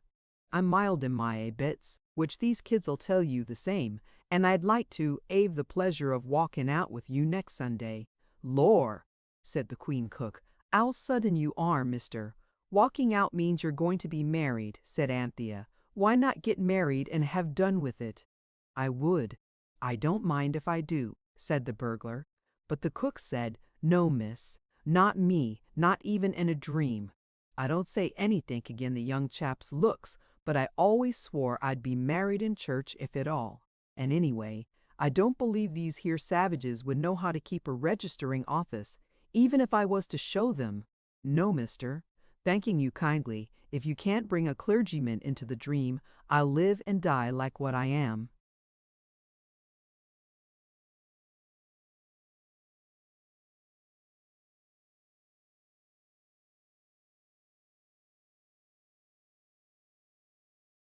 "Will you marry her if we get a clergyman?" asked the matchmaking Anthea. "I'm agreeable, miss, I'm sure," said he, pulling his wreath straight. "Ow! This air bouquet do tickle a chap's ears to be sure." So, very hurriedly, the carpet was spread out and instructed to fetch a clergyman. The instructions were written on the inside of Cyril's cap, with a piece of billiard chalk Robert had got from the marker at the hotel at Lyndhurst. The carpet disappeared, and more quickly than you would have thought possible, it came back, bearing on its bosom the Reverend Septimus Blenkinsop. The Reverend Septimus was rather a nice young man, but very much mazed and muddled, because when he saw a strange carpet laid out at his feet in his own study, he naturally walked on it to examine it more closely, and he happened to stand on one of the thin places that Jane and Anthea had darned, so that he was half on wishing carpet and half on plain Scotch heather mixture fingering, which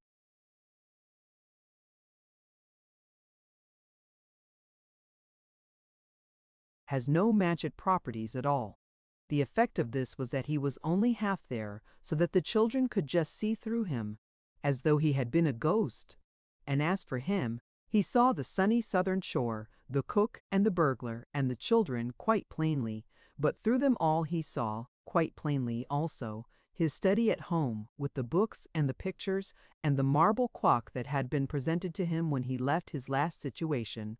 He seemed to himself to be in a sort of insane fit, so that it did not matter what he did, and he married the burglar to the cook. The cook said that she would rather have had a solitaire kind of a clergyman, one that you couldn't see through so plain, but perhaps this was real enough for a dream. And of course the clergyman, though misty, was really real, and able to marry people, and he did. When the ceremony was over, the clergyman wandered about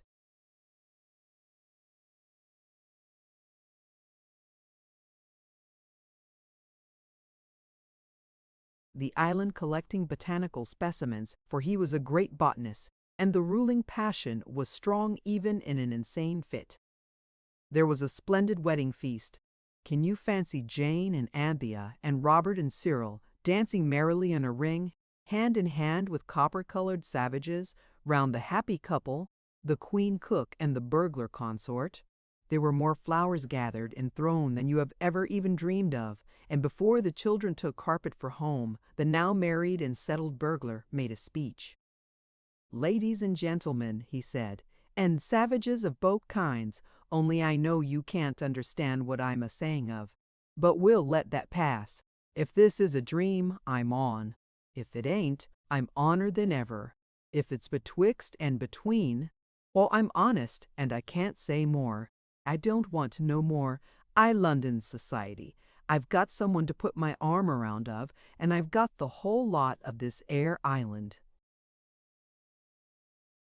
for my allotment, and if I don't grow some broccoli as I'll open the judge's eye at the cottage flower shows, well, strike me pink. All I ask is, as these young gents and ladies 'll bring some parsley seed into the dream, and a penn'orth of radish seed, and 3 penn'orth of onion, and I wouldn't mind going to 4pence or 5pence for mixed kale, only I ain't got a brown, so I don't deceive you. And there's one thing more, you might take away the parson. I don't like things what I can see all through, so here's how." He drained a coconut shell of palm wine. It was now past midnight, though it was tea time on the island. With all good wishes, the children took their leave.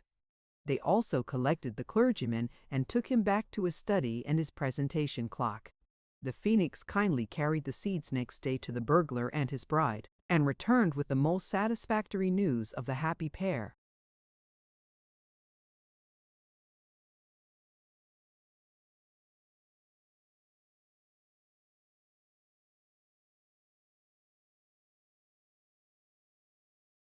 "He's made a wooden spade and started on his allotment," it said, "and she is weaving him a shirt and trousers of the most radiant whiteness." The police never knew how the burglar got away. In Kentish Town Police Station, his escape is still spoken of with bated breath as the Persian mystery.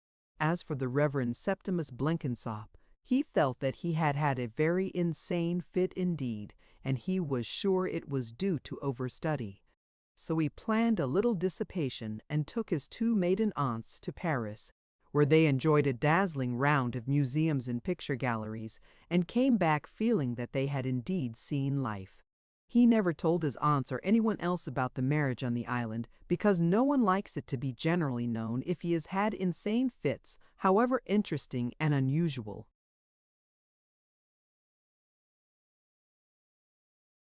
Chapter 10. The Hole in the Carpet.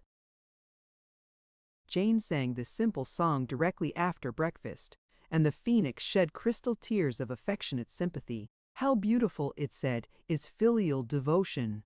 "She won't be home till past bedtime, though," said Robert. "We might have one more carpet day." He was glad that Mother was coming home, quite glad, very glad, but at the same time that gladness was rudely contradicted by a quite strong feeling of sorrow, because now they could not go out all day on the carpet. "I do wish we could go and get something nice for Mother, only she'd want to know where we got it," said Anthea. "And she'd never believe it. The truth, people never do, somehow, if it's at all interesting." "I'll tell you what," said Robert. "Suppose we wish the carpet to take us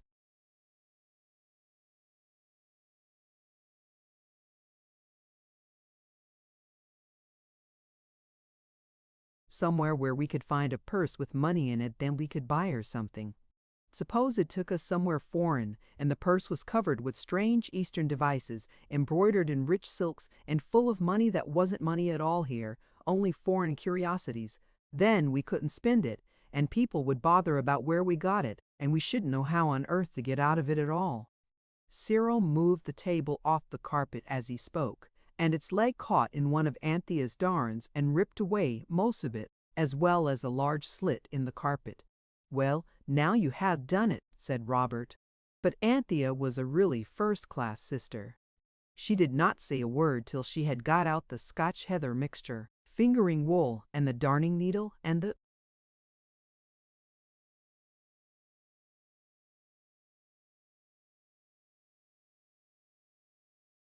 thimble and the scissors, and by that time she had been able to get the better of her natural wish to be thoroughly disagreeable, and was able to say quite kindly, "Never mind, Squirrel, I'll soon mend it."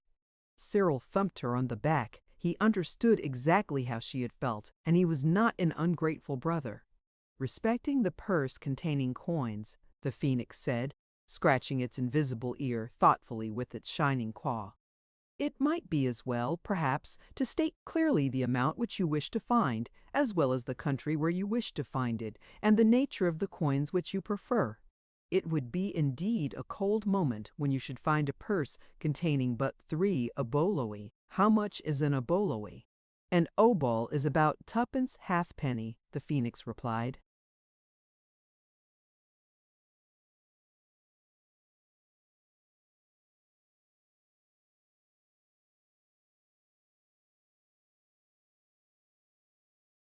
"Yes," said Jane, "and if you find a purse, I suppose it is only because someone has lost it, and you ought to take it to the policeman." "The situation," remarked the Phoenix, "does indeed bristle with difficulties." "What about a buried treasure?" said Cyril, "and everyone was dead that it belonged to." "Mother wouldn't believe that," said more than one voice. "Suppose," said Robert, "suppose we asked to be taken where we could find a purse and give it back to the person it belonged to, and they would give us something for finding it?" "We aren't allowed to take money from strangers." "You know we aren't, Bobs," said Anthea, making a knot at the end of a needle full of Scotch heather mixture fingering wool, "which is very wrong, and you must never do it when you are."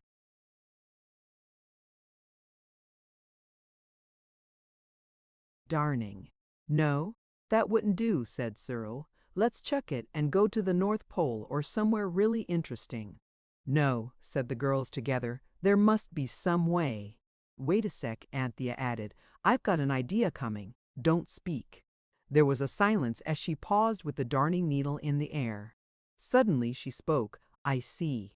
Let's tell the carpet to take us somewhere where we can get the money for Mother's present, and get it some way that she'll believe in and not think wrong." "Well, I must say you are learning the way to get the most out of the carpet," said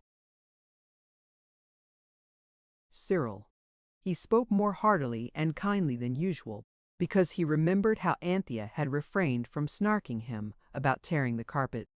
"Yes," said the Phoenix, "you certainly are, and you have to remember that if you take a thing out, it doesn't stay in." No one paid any attention to this remark at the time, but afterwards everyone thought of it. "Do hurry up, Panther," said Robert, and that was why Anthea did hurry up, and why the big darn in the middle of the carpet was all open and webby like a fishing net, not tight and closed like woven cloth, which is what a good, well-behaved darn should be. Then everyone put on its outdoor things. The Phoenix fluttered onto the mantelpiece and arranged its golden feathers in the glass, and all was ready. Every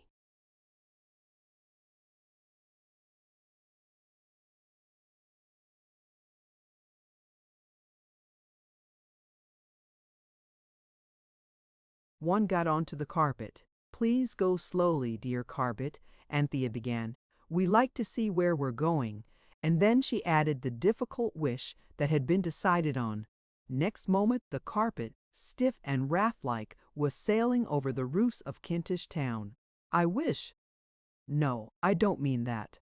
I mean it's a pity we aren't higher up," said Anthea, as the edge of the carpet grazed a chimney pot. "That's right. Be careful," said the Phoenix in warning tones.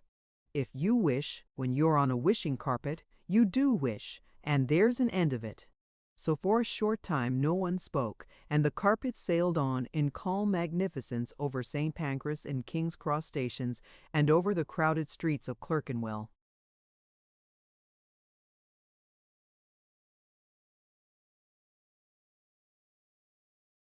"We're going out Greenwich way," said Cyril, as they crossed the streak of rough tumbled water that was the Thames.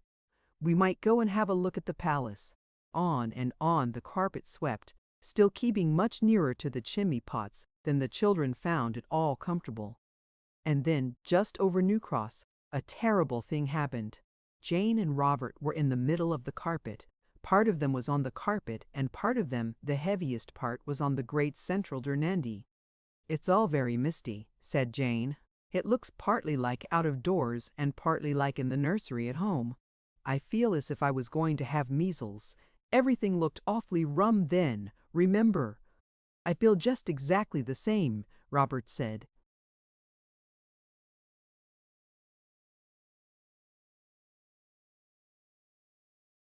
"It's the hole," said the Phoenix. "It's not measles, whatever that possession may be." And at that both Robert and Jane suddenly, and at once, made a bound to try and get on to the safer part of the carpet, and the darn gave way, and their boots went up, and the heavy heads and bodies of them went down through the hole, and they landed in a position something between sitting and sprawling on the flat leads on the top of the high, gray, gloomy, respectable house whose address was 705 Amersham Road, New Cross. The carpet seemed to awaken to new energy as soon as it had got rid of their weight, and it rose high in the air. The others lay down flat and peeped over the edge of the rising carpet. "Are you hurt?" cried Cyril, and Robert shouted no, and next moment the carpet had sped away, and Jane and Robert were hidden from the sight of the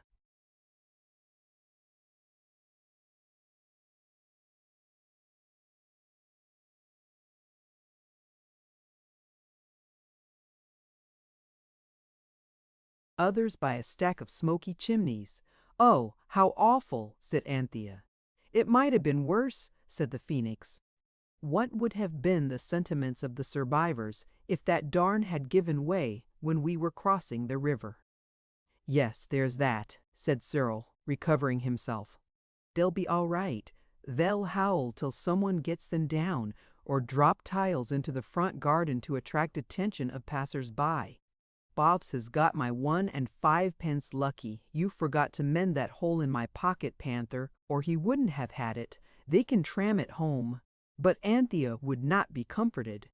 "It's all my fault," she said. "I knew the proper way to darn, and I didn't do it." "It's all my fault. Let's go home and patch the carpet with your eatin' something really strong, and send it to fetch them." "All right," said Cyril. "But your Sunday jacket is stronger than my Ettons. We must just chuck Mother's present, that's all. I wish—" "Stop!" cried the Phoenix. "The carpet is dropping to earth." And indeed it was. It sank swiftly yet steadily, and landed on the pavement of the Deptford Road.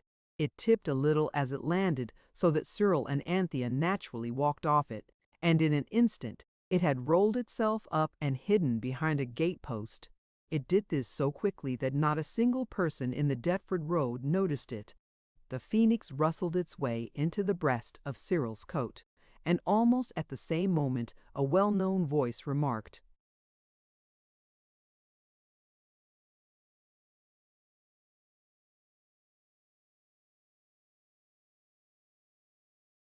"Well, I never! What on earth are you doing here?" They were face to face with their pet uncle, their Uncle Reginald. "We did think of going to Greenwich Palace and talking about Nelson," said Cyril, telling as much of the truth as he thought his uncle could believe. "And where are the others?" asked Uncle Reginald. "I don't exactly know," Cyril replied, this time quite truthfully.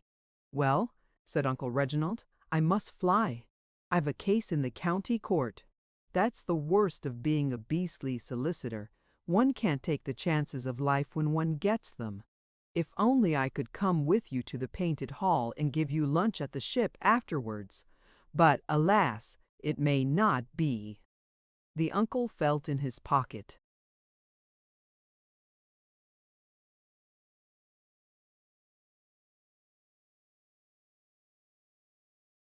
"I mustn't enjoy myself," he said. "But that's no reason why you shouldn't. Here, divide this by 4, and the product ought to give you some desired result. Take care of yourselves. Adieu." and waving a cheery farewell with his neat umbrella, the good and high-hatted uncle passed away, leaving Cyril and Anthea to exchange eloquent glances over the shining golden sovereign that lay in Cyril's hand. "Well," said Anthea. "Well," said Cyril. "Well," said the Phoenix. "Good old carpet," said Cyril joyously. "It was clever of it, so adequate and yet so simple," said the Phoenix with calm.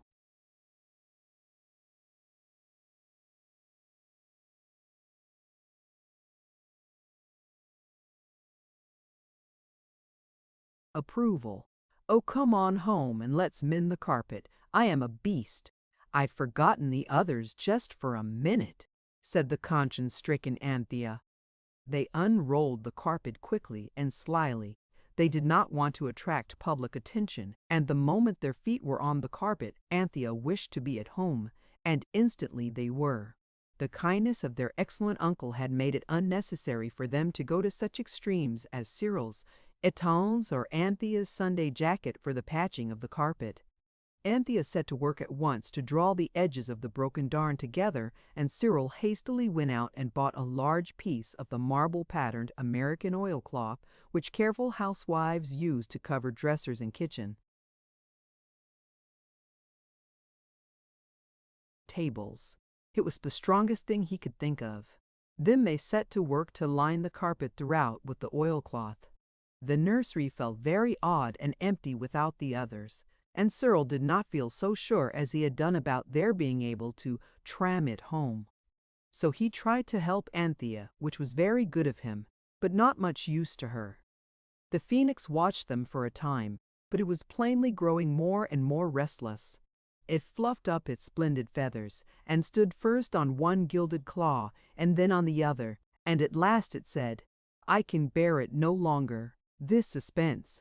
My Robert, who set my egg to hatch in the bosom of whose Norfolk raiment I have nestled so often and so pleasantly." "I think, if you'll excuse me—" "Yes, do," cried Anthea. "I wish we'd thought of asking you before."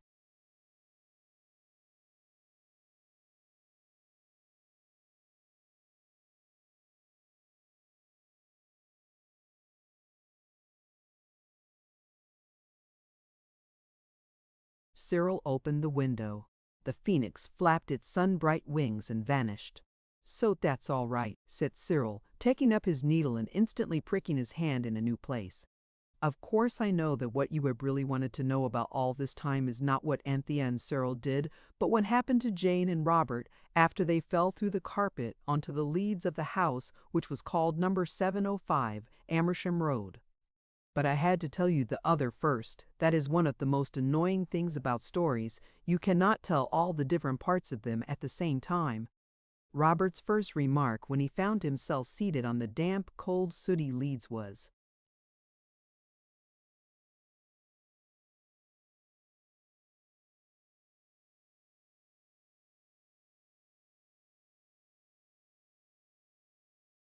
"Here's a go." Jane's first act was tears. "Dry up, pussy. Don't be a little duffer," said her brother kindly. "It'll be all right."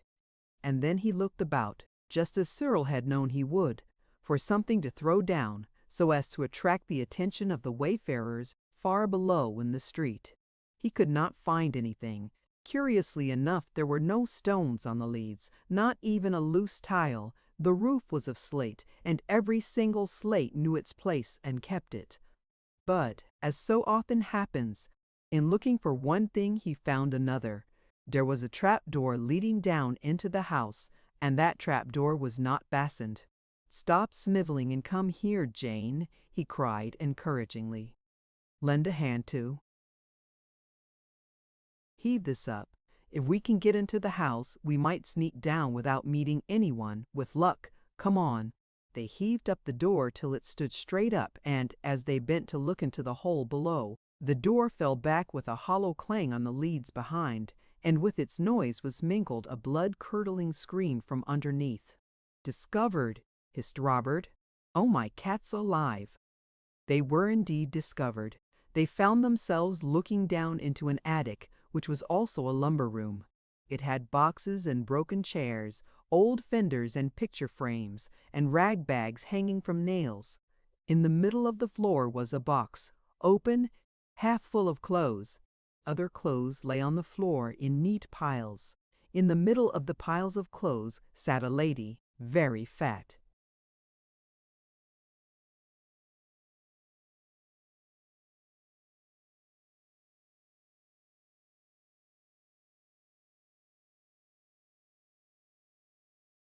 Indeed, with her feet sticking out straight in front of her. And it was she who had screamed, and who in fact was still screaming.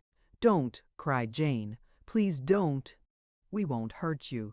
"Where are the rest of your gang?" asked the lady, stopping short in the middle of a scream. "The others have gone on the wishing carpet," said Jane truthfully. "The wishing carpet," said the lady. "Yes," said Jane, before Robert could say, "You shut up." "You must have read about it. The phoenix is with them." Then the lady got up, and picking her way carefully between the piles of clothes, she got to the door and through it. She shut it behind her, and the two children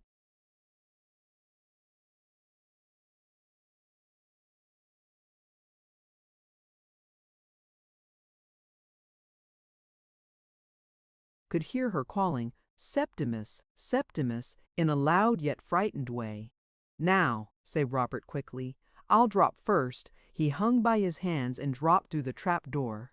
"Now you, hang by your hands. I'll catch you. Oh, there's no time for jaw. Drop, I say." Jane dropped. Robert tried to catch her, and even before they had finished the breathless roll among the piles of clothes, which was what his catching ended in, he whispered, "We'll hide behind those fenders and things. They'll think we've gone along the roofs. Then, when all is calm, we'll creep down the stairs and take our chance." They hastily hid. A corner of an iron bedstead stuck into Robert's side, and Jane had only standing room for 1 foot, but they bore it, and when the lady came back, not with Septimus, but with another lady, they held their breath and their hearts beat thickly. "Gone," said the first lady. "Poor little things, quite mad, my dear, and at large. We must lock this room and send for the police." "Let me look out," said the second lady, who was, if possible, older and thinner and primer than the first. So the two ladies dragged the box under the trapdoor and put another box on the top of it, and then they both climbed up very carefully and put their two trim, tidy heads out of the trapdoor to look for the mad children. "Now," whispered Robert, getting the bedstead leg out of his side. They managed to creep out from their hiding place and out through the door.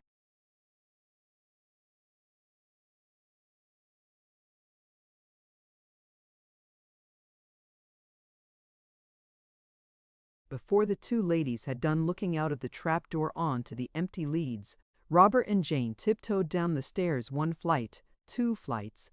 Then they looked over the banisters. Horror! A servant was coming up with a loaded scuttle. The children with one consent crept swiftly through the first open door. The room was a study, calm and gentlemanly, with rows of books, a writing table, and a pair of embroidered slippers warming themselves in the fender. The children hid behind the window curtains. As they passed the table, they saw on it a missionary box with its bottom label torn off, open and empty. "Oh, how awful!" whispered Jane. "We shall never get away alive." "Hush!" said Robert. Not a moment too soon, for there were steps on the stairs, and next instant the two ladies came into the room. They did not see the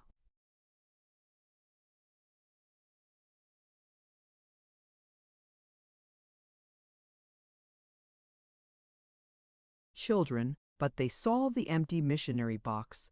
"I knew it," said one. "Selina, it was a gang. I was certain of it from the first. The children were not mad. They were sent to distract our attention while their confederates robbed the house." "I am afraid you are right," said Selina. "And where are they now?" "Downstairs, no doubt, collecting the silver milk jug and sugar basin, and the punch ladle that was Uncle Joe's, and Aunt Jerusha's teaspoons. I shall go down." "Oh, don't be so rash and heroic," said Selina. "Amelia, we must call the police from the window. Lock the door." I will." The words ended in a yell as Selina, rushing to the window, came face to face with the hidden children.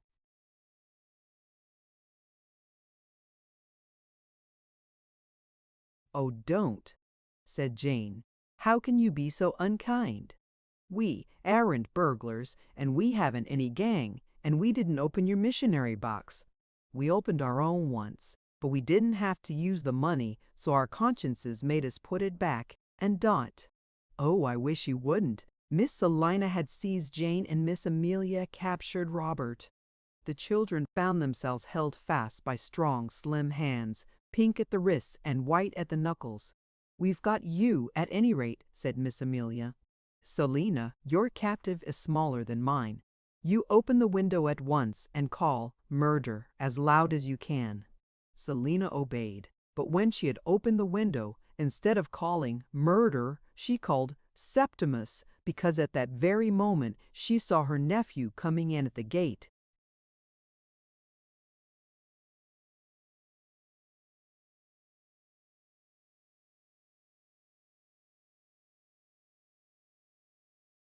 In another minute he had let himself in with his latchkey and had mounted the stairs. As he came into the room, Jane and Robert each uttered a shriek of joy, so loud and so sudden that the ladies leaped with surprise and nearly let them go. "It's our own clergyman," cried Jane. "Don't you remember us?" asked Robert. "You married our burglar for us. Don't you remember?" "I can knew it was a gang," said Amelia. "Septimus, these abandoned children are members of a desperate burgling gang who are robbing the house. They have already forced the missionary box and purloined its contents." The Reverend Septimus passed his hand wearily over his brow. "I feel a little faint," he said, running upstairs so quickly.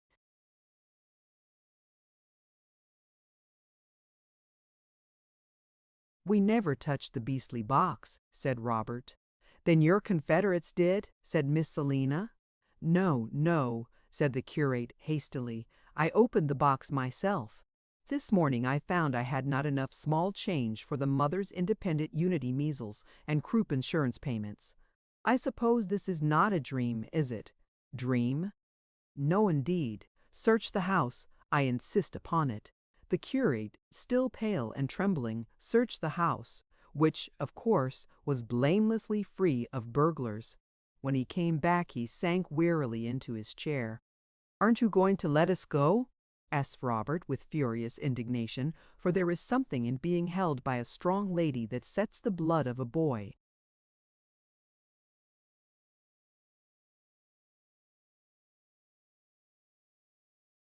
Boiling in his veins with anger and despair. "We've never done anything to you. It's all the carpet. It dropped us on the leads. W.E. couldn't help it. You know how it carried you over to the island, and you had to marry the burglar to the cook." "Oh, my head," said the curate. "Never mind your head just now," said Robert. "Try to be honest and honorable and do your duty in that state of life." "This is a judgment on me for something, I suppose," said the Reverend Septimus wearily, "but I really cannot at the moment remember what." "Send for the police," said Miss Selina. "Send for a doctor," said the curate. "Do you think they are mad, then?" said Miss Amelia.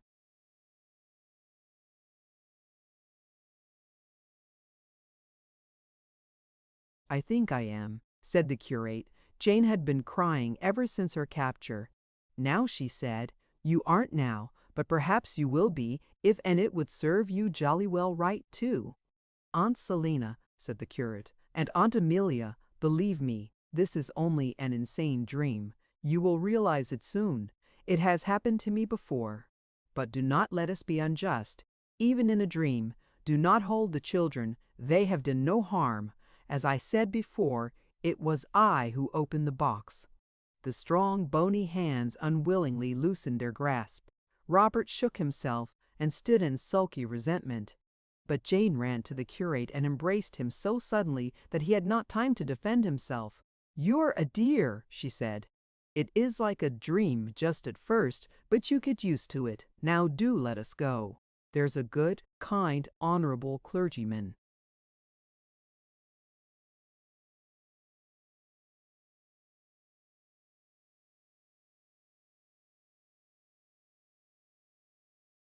"I don't know," said the Reverend Septimus. "It's a difficult problem. It is such a very unusual dream. Perhaps it's only a sort of other life quite real enough for you to be mad in.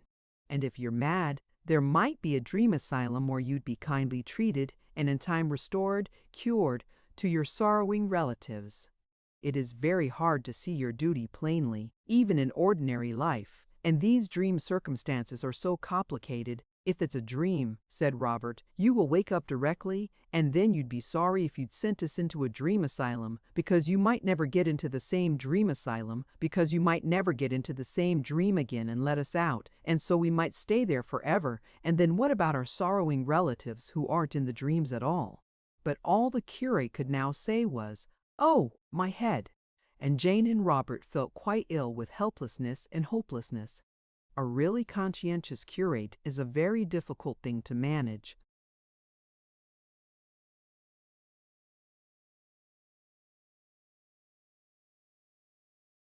And then, just as the hopelessness and the helplessness were getting to be almost more than they could bear, the two children suddenly felt that extraordinary shrinking feeling that you always have when you are just going to vanish. And the next moment they had vanished, and the Reverend Septimus was left alone with his aunts. "I knew it was a dream," he cried wildly. "I've had something like it before." "Did you dream it too, Aunt Selina? And you, Aunt Amelia?" "I dreamed that you did, you know." Aunt Selina looked at him and then at Aunt Amelia. Then she said boldly, "What do you mean? W.E. haven't been dreaming anything. You must have dropped off in your chair." The curate heaved a sigh of relief.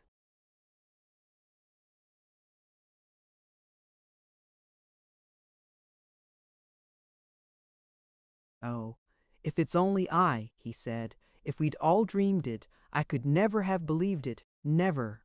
Afterwards, Aunt Selina said to the other aunt, "Yes, I know it was an untruth, and I shall doubtless be punished for it in due course.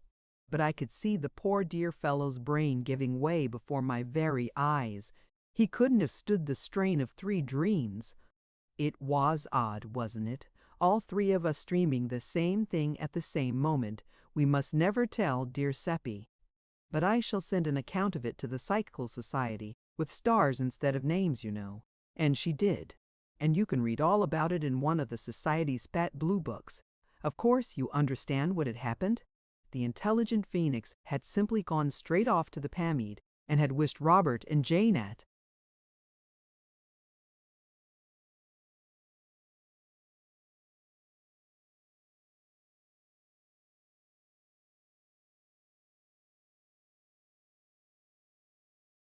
Home. And of course they were at home at once. Cyril and Anthea had not half finished mending the carpet. When the joyful emotions of reunion had calmed down a little, they all went out and spent what was left of Uncle Reginald's sovereign in presents for Mother.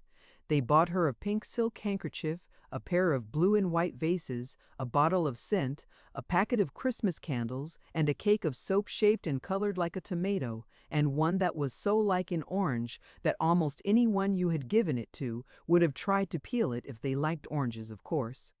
Also, they bought a cake with icing on, and the rest of the money they spent on flowers to put in the vases. When they had arranged all the things on a table, with the candles stuck up on a plate, ready to light the moment Mother's cab was heard, they washed themselves thoroughly and put on tidier clothes.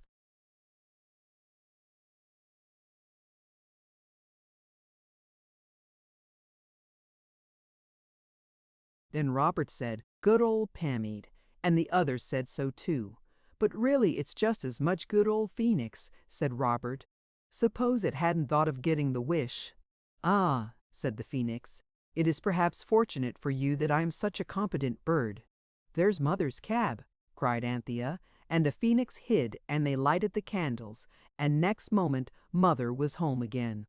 She liked her presents very much, and found their story of Uncle Reginald and the sovereign easy and even pleasant to believe.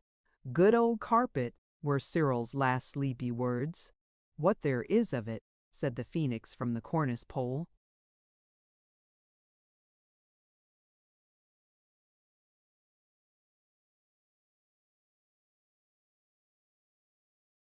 Chapter 11. The Beginning of the End.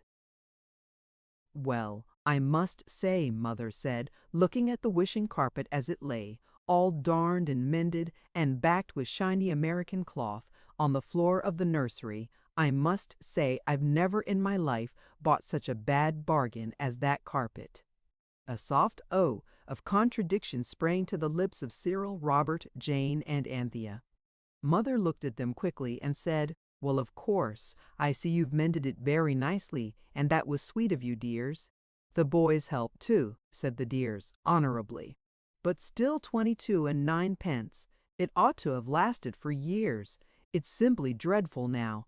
Well, never mind, darlings, you've done your best. I think we'll have coconut matting next time. A carpet doesn't have an easy life of it in."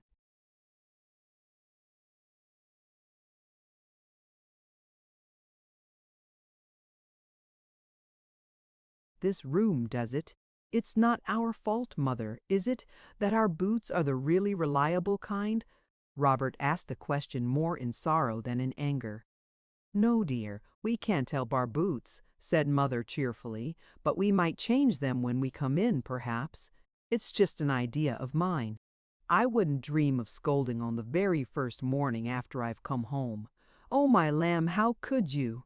This conversation was at breakfast, and the lamb had been beautifully good until everyone was looking at the carpet, and then it was for him but the work of a moment to turn a glass dish of syrupy blackberry jam upside down on his young head.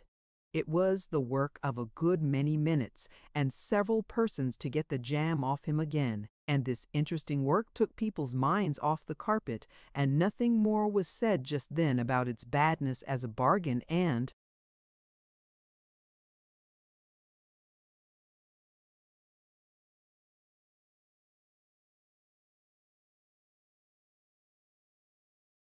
about what Mother hoped for from coconut matting.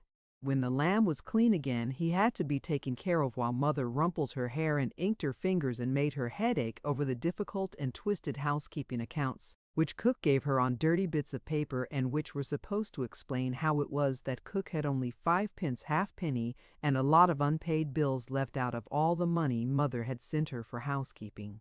Mother was very clever, but even she could not quite understand the cook's accounts. The lamb was very glad to have his brothers and sisters to play with him. He had not forgotten them a bit, and he made them play all the old exhausting games, whirling worlds, where you swing the baby round and round by his hands, and leg and wing, where you swing him from side to side by one ankle and one wrist. There was also climbing Vesuvius. In this game, the baby walks up,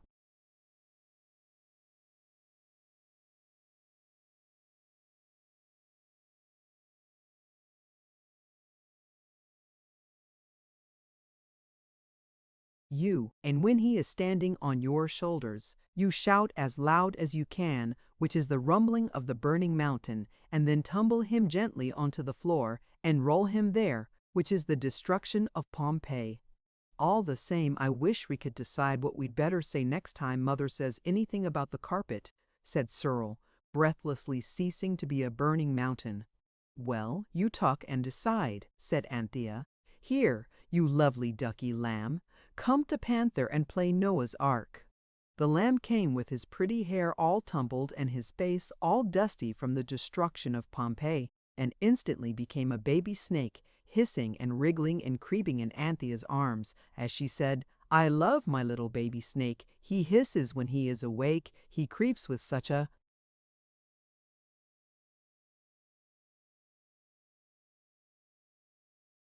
wriggly creep. He wriggles even in his sleep." "Crocky," said the lamb, and showed all his little teeth. So Anthea went on, "I love my little crocodile. I love his truthful, toothful smile. It is so wonderful and wide, I like to see it from its side." "Well, you see," Cyril was saying, "it's just the old bother.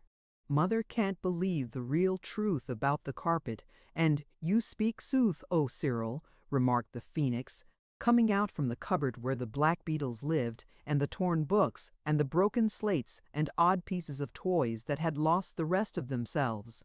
"Now hear the wisdom of Phoenix, the son of the phoenix. There is a society called that," said Cyril.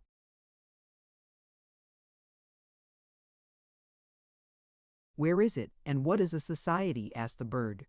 It's a sort of joined together lot of people, a sort of brotherhood, a kind of, well, something very like your temple, only quite different.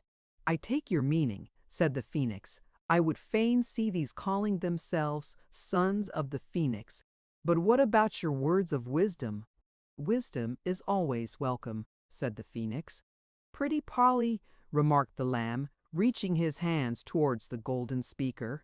The phoenix modestly retreated behind Robert, and Anthea hastened to distract the attention of the lamb by murmuring,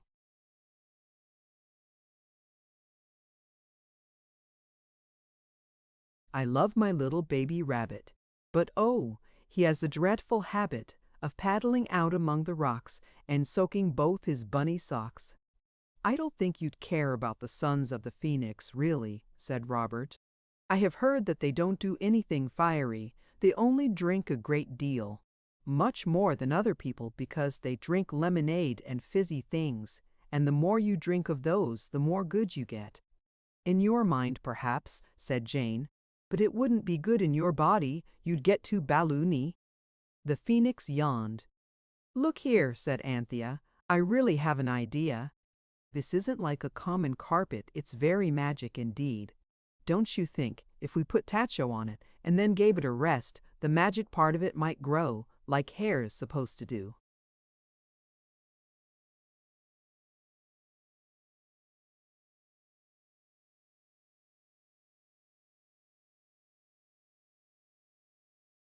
It might, said Robert, but I should think paraffin would do as well at any rate as far as the smell goes, and that seems to be the great thing about tacho. But with all its faults, Anthea's idea was something to do, and they did it. It was Cyril who fetched the tacho bottle from Father's washhand stand. But the bottle had not much in it. We mustn't take it all, Jane said, in case Father's hair began to come off suddenly. If he hadn't anything to put on it, it might all drop off before Eliza had time to get round to the chemist's for another bottle. It would be dreadful to have a bald father, and it would all be our fault. And wigs are very expensive, I believe, said Anthea. Look here, leave enough in the bottle to wet Father's head all over with in case any emergency emerges, and let's make up with paraffin. I expect it's the smell that does the good, really.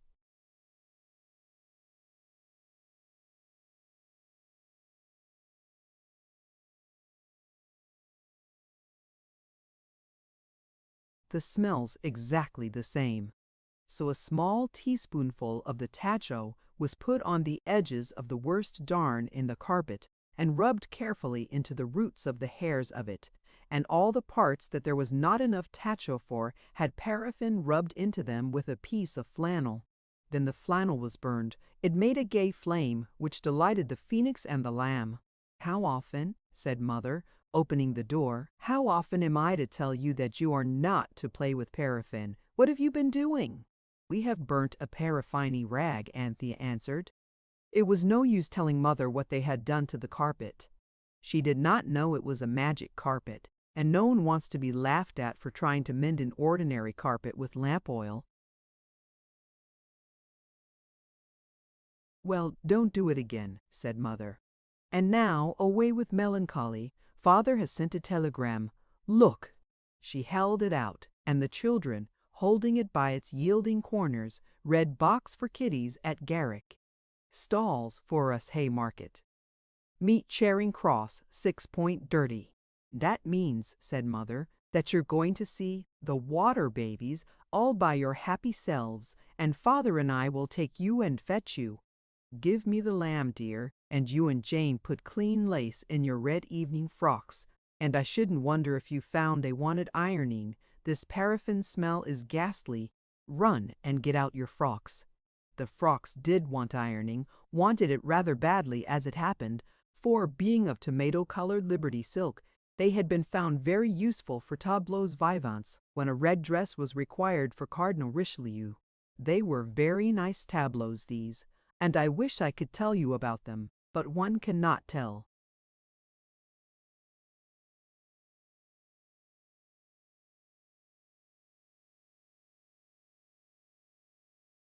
Everything in a story.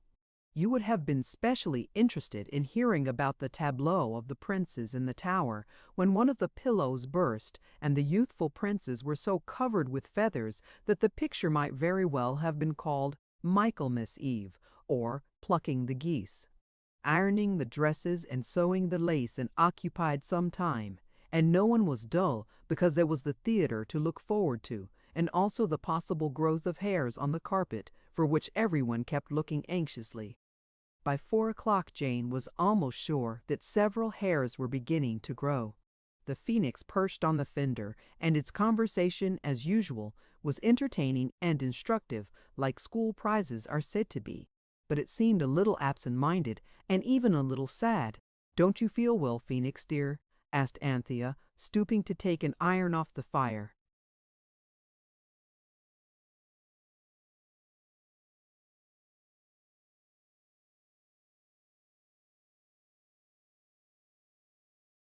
"I am not sick," replied the golden bird with a gloomy shake of the head, "but I am getting old. Why, you've hardly been hatched any time at all."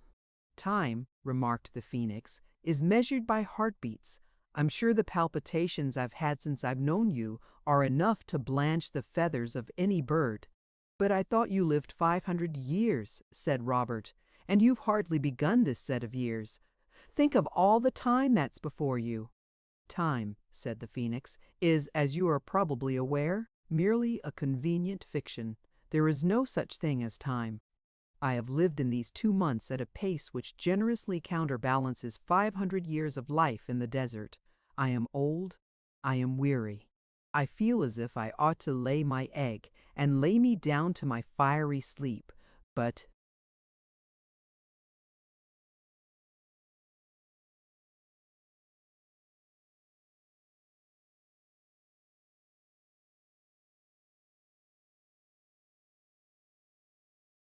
unless I'm careful, I shall be hatched again instantly, and that is a misfortune which I really do not think I could endure.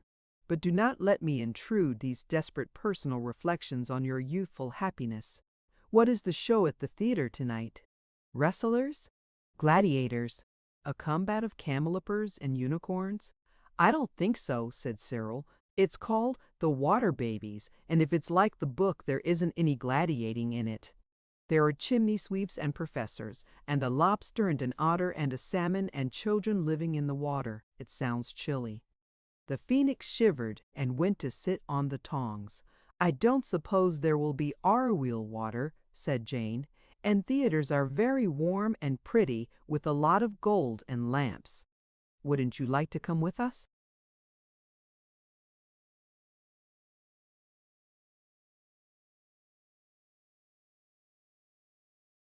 "I was just going to say that," said Robert in injured tones, "only I know how rude it is to interrupt.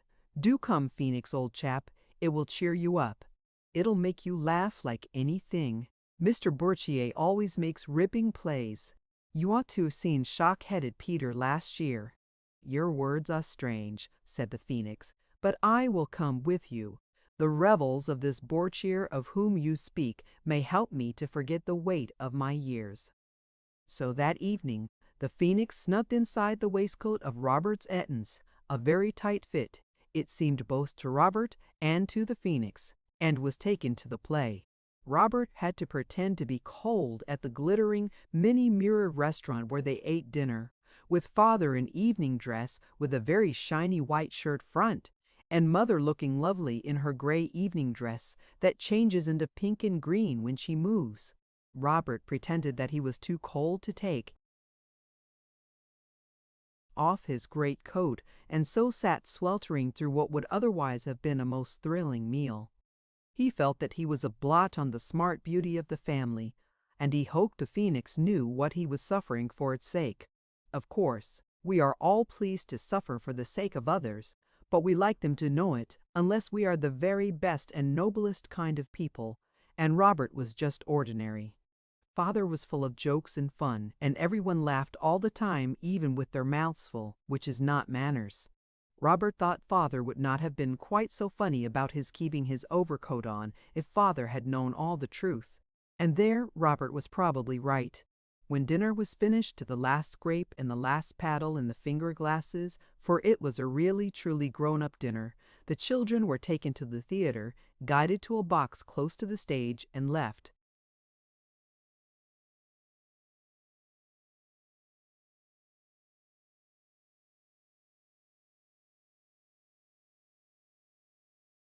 Father's parting words were, "Now, don't you stir out of this box, whatever you do. I shall be back before the end of the play. Be good and you will be happy."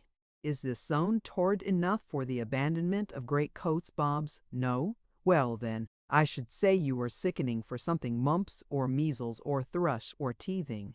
Goodbye. He went, and Robert was at last able to remove his coat, mop his perspiring brow, and release the crushed and disheveled phoenix. Robert had to arrange his damp hair at the looking-glass at the back of the box, and the phoenix had to preen its disordered feathers for some time before either of them was fit to be seen. They were very, very early. When the lights went up fully, the phoenix, balancing itself on the gilded back of a chair, swayed in ecstasy. "How fair a scene is this!" it murmured. "How far fairer than my temple, or have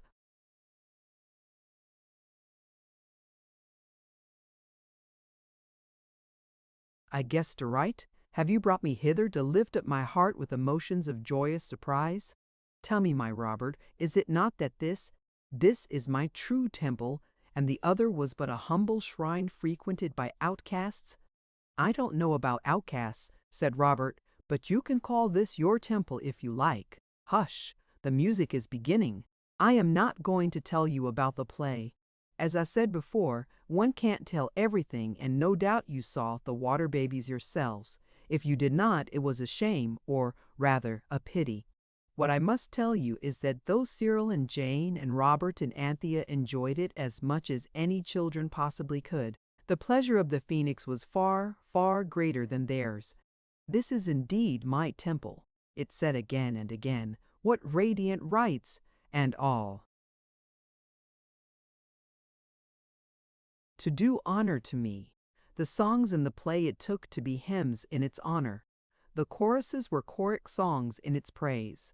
The electric lights, it said, were magic torches lighted for its sake, and it was so charmed with the footlights that the children could hardly persuade it to sit still. But when the limelight was shown, it could contain its approval no longer. It flapped its golden wings and cried in a voice that could be heard all over the theater, "Well done, my servants, ye have my favor and my countenance." Little Tom on the stage stopped short in what he was saying. A deep breath was drawn by hundreds of lungs. Every eye in the house turned to the box where the luckless children cringed, and most people hissed, or said shish, or turned them out.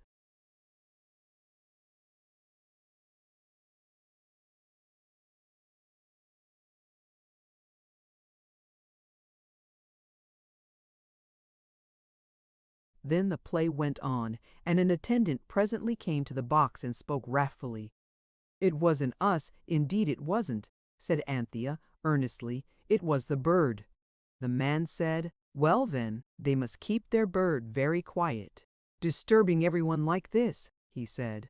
"It won't do it again," said Robert, glancing imploringly at the golden bird. "I'm sure it won't." "You have my leave to depart," said the phoenix gently.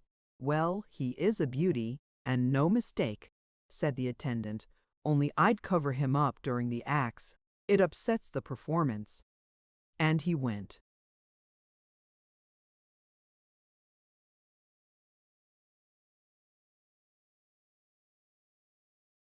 "Don't speak again, there's a dear," said Anthea. "You wouldn't like to interfere with your own temple, would you?"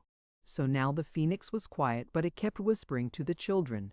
It wanted to know why there was no altar, no fire, no incense, and became so excited and fretful and tiresome that 4 at least of the party of 5 wished deeply that it had been left at home.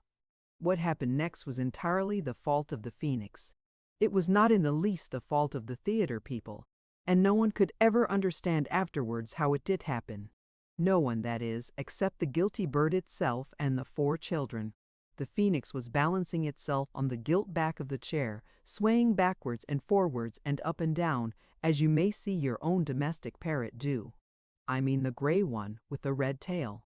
All eyes were on the stage, where the lobster was delighting the audience with that gem of a song.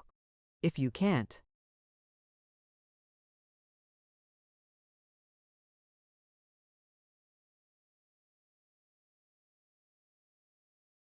walk straight, walk sideways. When the phoenix murmured warmly, "No altar, no fire, no incense." And then, before any of the children could even begin to think of stopping it, it spread its bright wings and swept round the theater, brushing its gleaming feathers against delicate hangings and gilded woodwork. It seemed to have made but one circular wing sweep, such as you may see a gull make over gray water on a stormy day. Next moment it was perched again on the chair back, and all round the theater, where it had passed, little sparks shone like tinsel seeds. Then little smoke wreaths curled up like growing plants, little flames opened like flower buds. People whispered, then people shrieked, "Fire! Fire!" The curtain went down, the lights went up. "Fire!" cried everyone, and made for the doors.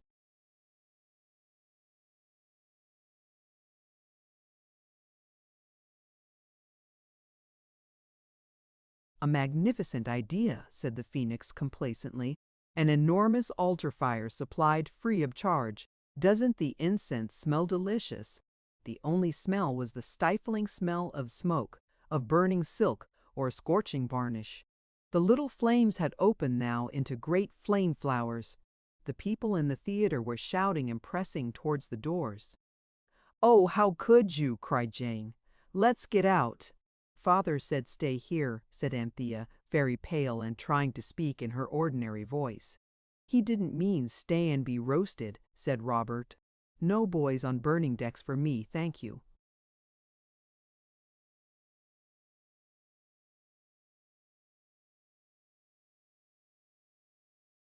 "Not much," said Cyril, and he opened the door of the box. But a fierce waft of smoke and hot air made him shut it again. It was not possible to get out that way. They looked over the front of the box. Could they climb down? It would be possible, certainly, but would they be much better off? "Look at the people," moaned Anthea.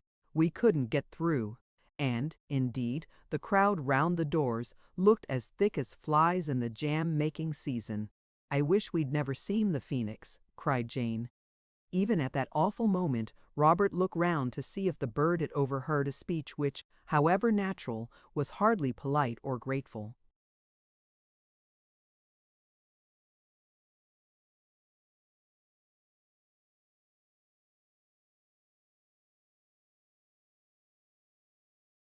The phoenix was gone. "Look here," said Cyril. "I've read about fires in papers. I'm sure it's all right. Let's wait here, as Father said." "We can't do anything else," said Anthea bitterly. "Look here," said Robert. "I'm not frightened." "No, I'm not. The phoenix has never been a skunk yet, and I'm certain it'll see us through somehow. I believe in the phoenix." "The phoenix thanks you, O Robert," said a golden voice at his feet. And there was the phoenix itself on the wishing carpet. "Quick," it said. "Stand on those portions of the carpet which are truly antique and authentic, and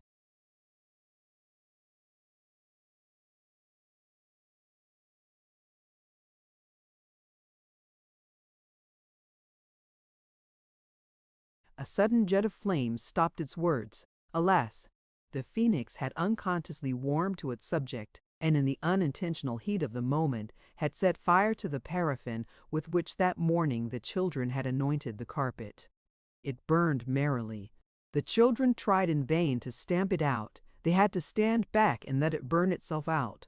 When the paraffin had burned away, it was found that it had taken with it all the darns of Scotch heather mixture fingering.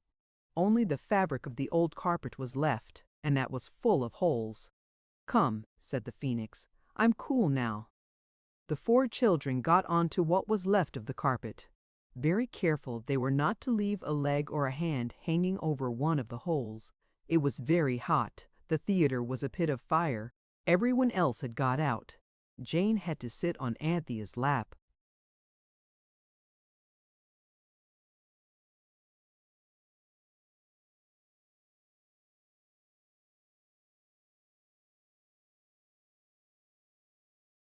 "Home," said Cyril, and instantly the cool draught from under the nursery door played upon their legs as they sat.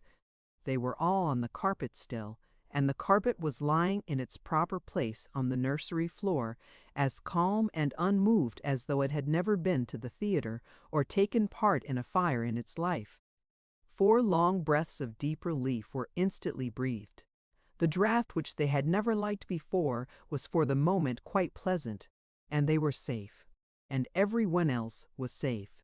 The theater had been quite empty when they left. Everyone was sure of that. They presently found themselves all talking at once. Somehow none of their adventures had given them so much to talk about, none other had seemed so real. "Did you notice?" they said, "and do you remember?" When suddenly Anthea's face turned pale under the dirt which it had collected on it during the fire.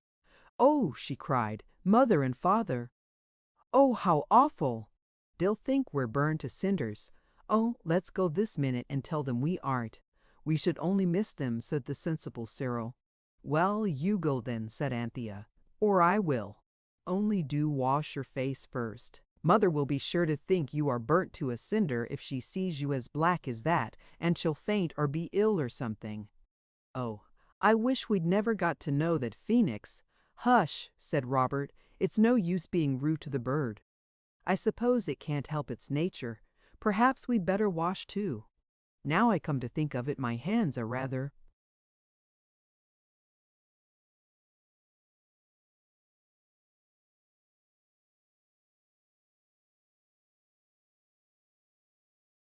No one had noticed the phoenix since it had bitten them to step on the carpet, and no one noticed that no one had noticed. All were partially clean, and Cyril was just plunging into his great coat to go and look for his parents. He, and not unjustly, called it looking for a needle in a bundle of hay, when the sound of Father's latchkey in the front door sent everyone bounding up the stairs. "Are you all safe?" cried Mother's voice. "Are you all safe?"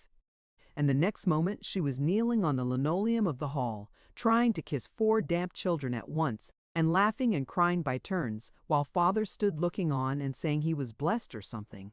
"But how did you guess we'd come home?" said Cyril later, when everyone was calm enough for talking.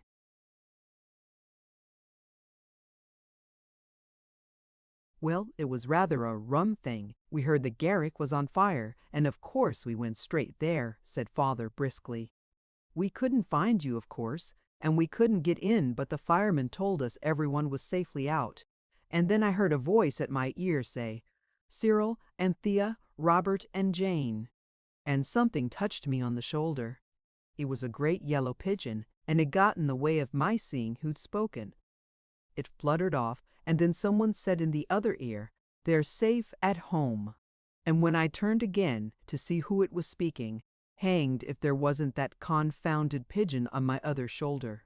Dazed by the fire, I suppose.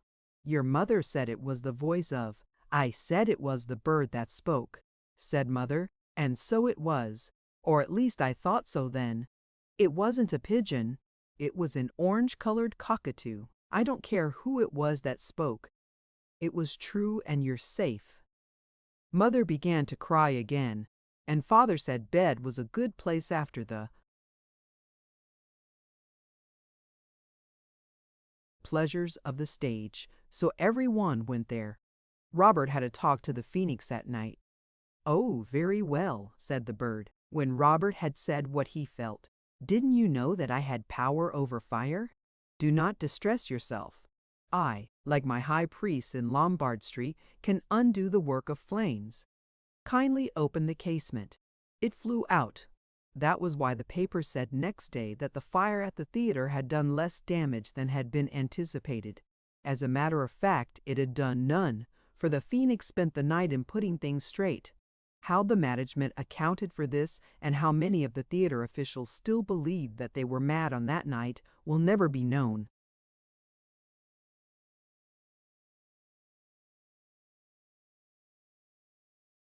Next day, Mother saw the burnt holes in the carpet. It caught where it was paraffiny, said Anthea. I must get rid of that carpet at once, said Mother. But what the children said in sad whispers to each other as they pondered over last night's events was, we must get rid of that phoenix.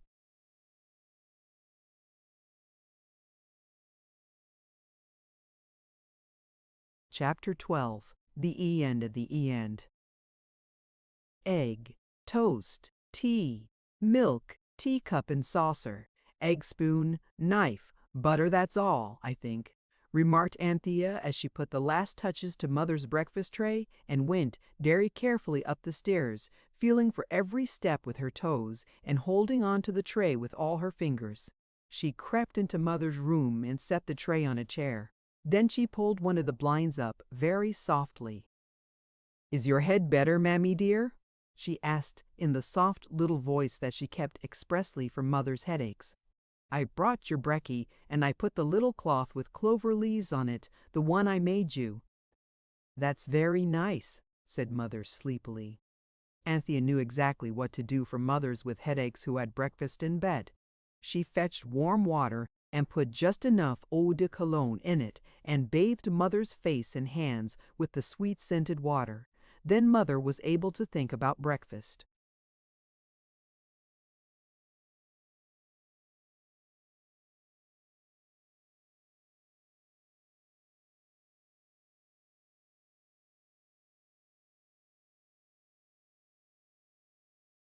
"But what's the matter with my girl?" she asked when her eyes got used to the light. "Oh, I'm so sorry you're ill," Anthea said. "It's that horrible fire and you being so frightened. Father said so, and we all feel as if it was our faults. I can't explain, but it wasn't your fault a bit, you darling goosey," Mother said. "How could it be?" "That's just what I can't tell you," said Anthea. "I haven't got a futile brain like you and Father to think of ways of explaining everything." Mother laughed. "My futile brain, or did you mean fertile? Anyway, it feels very stiff and sore this morning, but I shall be quite all right by and by, and don't be a silly little pet girl. The fire wasn't your faults. No, I don't want the egg, dear. I'll go to sleep."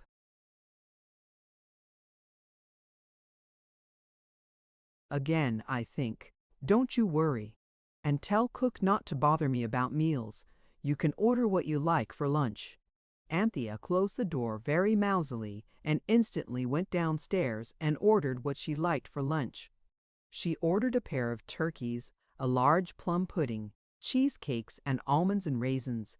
Cook told her to go along, and she might as well not have ordered anything, for when lunch came, it was just hashed mutton and semolina pudding, and Cook had forgotten the sippets for the mutton hash, and the semolina pudding was burnt. When Anthea rejoined the others, she found them all plunged in the gloom where she was herself. For everyone knew that the days of the carpet were now numbered. Indeed, so worn was it that you could almost have numbered its threads.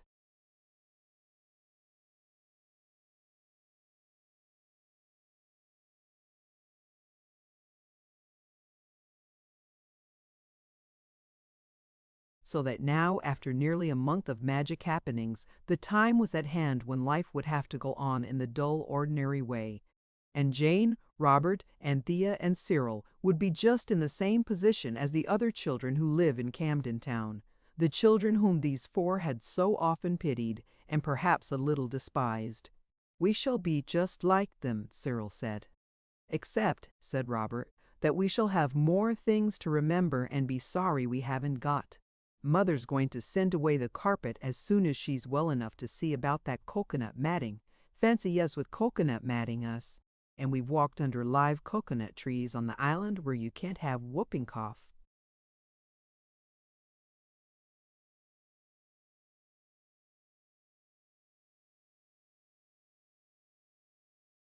"Pretty island," said the lamb. "Paint box sands and sea all shiny sparkly." His brothers and sisters had often wondered whether he remembered that island. Now they knew that he did. "Yes," said Cyril, "no more cheap return trips by carpet for us, that's a dead cert." They were all talking about the carpet, But what they were all thinking about was the phoenix. The golden bird had been so kind, so friendly, so polite, so instructive, and now it had set fire to a theater and made Mother ill.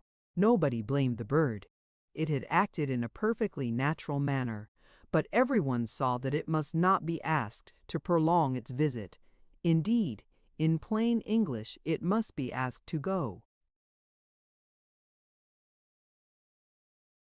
The four children felt like base spies and treacherous friends, and each in its mind was saying who ought not to be the one to tell the phoenix that there could no longer be a place for it in that happy home in Camden Town. Each child was quite sure that one of them ought to speak out in a fair and manly way, but nobody wanted to be the one. They could not talk the whole thing over as they would have liked to do, because the phoenix itself was in the cupboard, among the black beetles and the odd shoes and the broken chessmen. But Anthea tried. It's very horrid. I do hate thinking things about people, and not being able to say the things you're thinking because of the way they would feel when they thought what things you were thinking, and wondered what they'd done to make you think things like that, and why you were thinking them. Anthea was so anxious that the phoenix should not understand what she said that she made a speech completely baffling to all. It was not till she pointed to the cupboard in which all believed the phoenix to be that Cyril understood. Yes, he said, while Jane and Robert were trying to tell each other how deeply they didn't understand what Anthea were saying. But after recent eventfulnesses, a new leaf has to be turned over, and after all, Mother is more important than the feelings of any of the lower forms of creation, however unnatural. How beautifully you do it, said Anthea, absently beginning to build a card house for the lamb, mixing up what you're saying, I mean. We ought to practice doing it so as to be ready for mysterious occasions. We're talking about tat, she said to Jane and Robert, frowning and nodding towards the cupboard where the phoenix was. Then Robert and Jane understood, and each opened its mouth to speak. Wait a minute, said Anthea quickly. The game is to twist up what you want to say, so that no one can understand what you're saying except the people you want to understand it, and sometimes not them. The ancient philosophers, said a golden voice, well understood the art of which you speak. Of course it was the phoenix who had not been in the cupboard at all, but had been cocking a golden eye at them from the cornice during the whole conversation. Pretty dicky, remarked the lamb. Sainery dicky, poor misguided infant, said the phoenix. There was a painful pause. The four could not but think it likely that the phoenix had understood their very veiled allusions, accompanied as they had.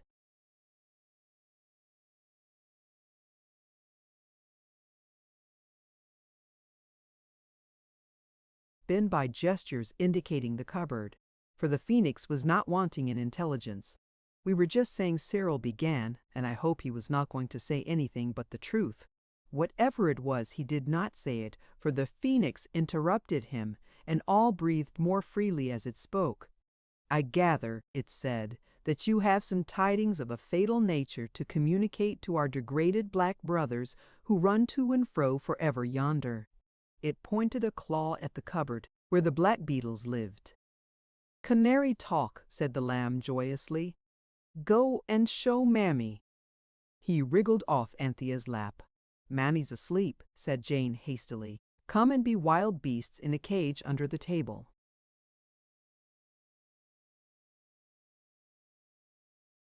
But the lamb caught his feet and hands and even his head, so often and so deeply in the holes of the carpet that the cage or table had to be moved onto the linoleum, and the carpet lay bare to sight with all its horrid holes. Ah, said the bird, it isn't long for this world. No, said Robert, everything comes to an end. It's awful. Sometimes the end is peace, remarked the phoenix. I imagine that unless it comes soon the end of your carpet will be pieces. Yes, said Cyril, respectfully kicking what was left of the carpet. The movement of its bright colors caught the eye of the lamb, who went down on all fours instantly and began to pull at the red and blue threads. Agada-daggada-diggin, murmured the lamb. Daggity-agga-dog.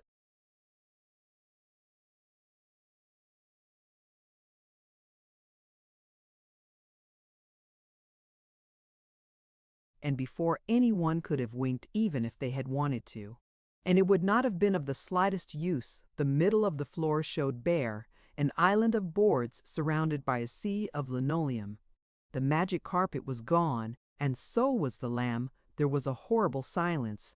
The lamb, the baby, all alone had been wafted away on that untrustworthy carpet, so full of holes and magic.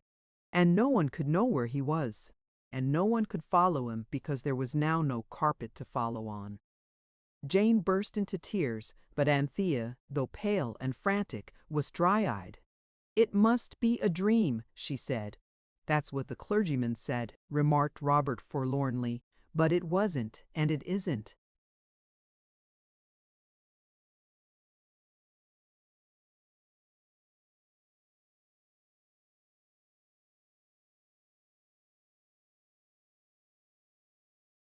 "But the lamb never wished," said Cyril. "He was only talking bosh." "The carpet understands all speech," said the Phoenix. "Even bosh." "I know not this boshland, but be assured that its tongue is not unknown to the carpet." "Do you mean, then," said Anthea in white terror, "that when he was saying Agilti dag, or whatever it was, that he meant something by it?" "All speech has meaning," said the Phoenix. "There I think you're wrong," said Cyril. "Even people who talk English sometimes say things that don't mean anything in particular." "Oh, never mind that now," moaned Anthea. "You think Augity Dag meant something to him and the carpet?" Beyond doubt, it held the same meaning to the carpet as to the luckless infant.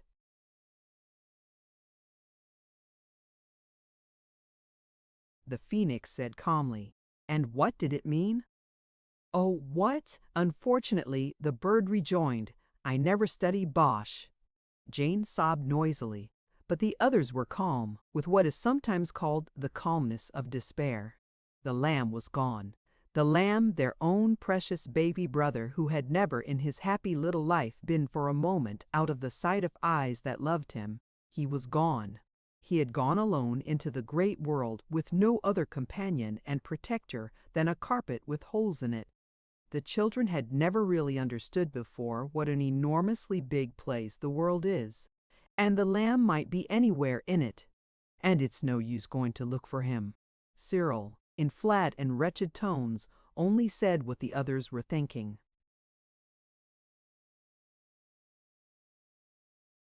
"Do you wish him to return?" the Phoenix asked. It seemed to speak with some surprise.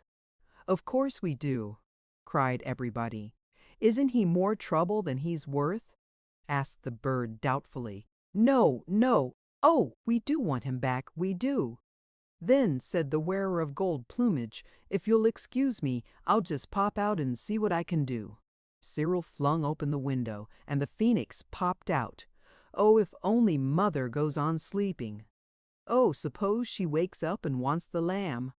"Oh, suppose the servants come."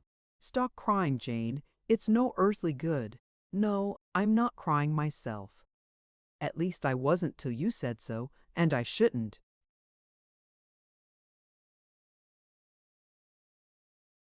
Anyway, if there was any mortal thing we could do, oh, Cyril and Robert were boys, and boys never cry, of course. Still, the position was a terrible one, and I do not wonder that they made faces in their efforts to behave in a really manly way. And at this awful moment, Mother's bell rang. A breathless stillness held the children. Then Anthea dried her eyes. She looked round her and caught up the poker. She held it out to Cyril. "Hit my hand hard," she said. "I must show Mother some reason for my eyes being like they are." "Harder," she cried as Cyril gently tapped her with the iron handle. And Cyril, agitated and trembling, nerved himself to hit harder and hit very much harder than he intended. Anthea screamed.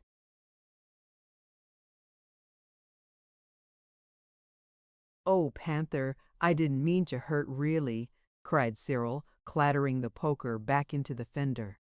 "It's all right," said Anthea breathlessly, clasping the hurt hand with the one that wasn't hurt. "It's getting red." It was a round red and blue bump was rising on the back of it. "Now, Robert," she said, trying to breathe more evenly, "you go out." Oh, I don't know where onto the dustbin anywhere, and I shall tell mother you and the lamb are out. Anthea was now ready to deceive her mother for as long as ever she could. Deceit is very wrong, we know, but it seemed to Anthea that it was her plain duty to keep her mother from being frightened about the lamb as long as possible. And the phoenix might help. It always has helped, Robert said. It got us out of the tower, and even when it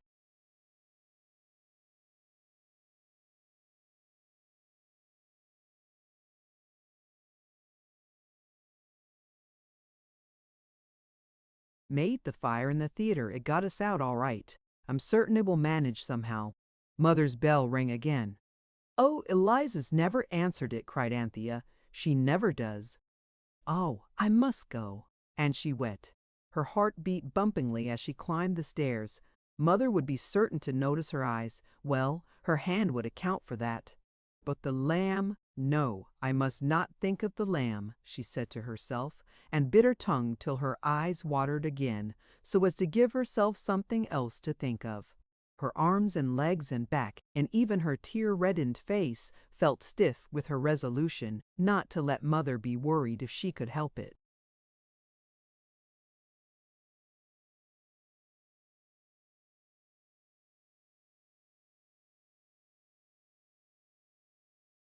She opened the door softly. Yes, Mother, she said. Dearest, said Mother, the lamb Anthea tried to be brave. She tried to say that the lamb and Robert were out.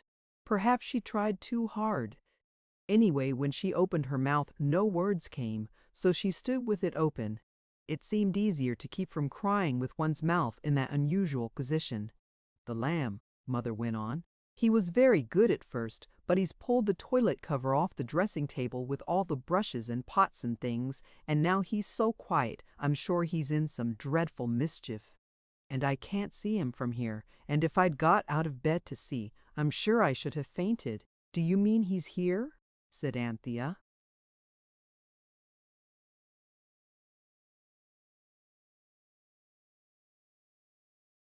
Of course he's here, said Mother a little impatiently. Where did you think he was?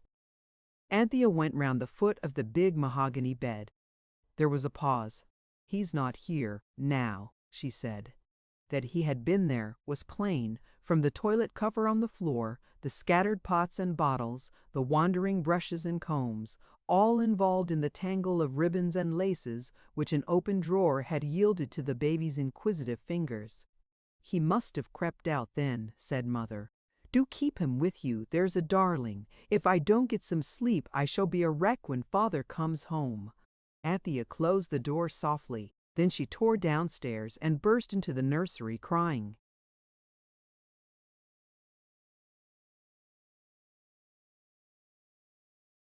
He must have wished he was with Mother. He's been there all the time. Oggity dag, the unusual word was frozen on her lip, as people say in books. For there, on the floor, lay the carpet, and on the carpet, surrounded by his brothers and by Jane, sat the lamb. He had covered his face and clothes with Vaseline and violet powder, but he was easily recognizable in spite of this disguise. You are right, said the phoenix, who was also present. It is evident that, as you say, Oggity dag is bosh, for I want to be where my mother is, and so the faithful carpet understood it. But how, said Anthea, catching up the lamb and hugging him, how did he get back here? Oh, said the phoenix, I flew to the Pamaid and wished that your infant brother were restored to your midst, and immediately it was so. Oh, I am glad, cried Anthea, still hugging the baby. Oh, you darling, shut up, Jane. I don't care how much he comes off on me. Cyril, you and Robert roll that carpet up and put it in the beetle cupboard. He might say Agate dag again, and it might mean something quite different next time. Now, my lamb, Panther'll clean you a little. Come on. I hope the beetles won't go wishing, said Cyril as they rolled up the carpet.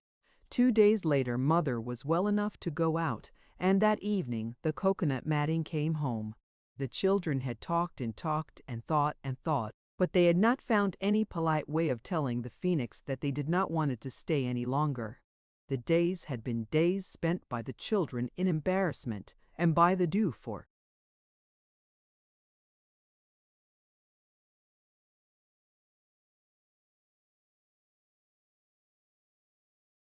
Phoenix in sleep. And now the matting was laid down. The phoenix awoke and fluttered down onto it. It shook its crested head. "I like not this carpet," it said. "It is harsh and unyielding, and it hurts my golden feet." "We've jolly well got to get used to its hurting our golden feet," said Cyril. "This, then," said the bird, "supersedes the wishing carpet." "Yes," said Robert, "if you mean that it's instead of it." "And the magic web?" inquired the phoenix with sudden eagerness. "It's the rag and bottle man's day tomorrow," said Anthea in a low voice. "He will take it away." The phoenix fluttered up to its favorite perch on the chair back.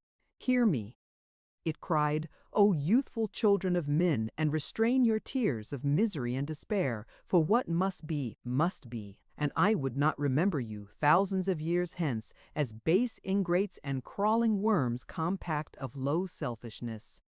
"I should hope not, indeed," said Cyril. "Weep not," the bird went on. "I really do beg that you won't weep. I will not seek to break the news to you gently. Let the blow fall at once.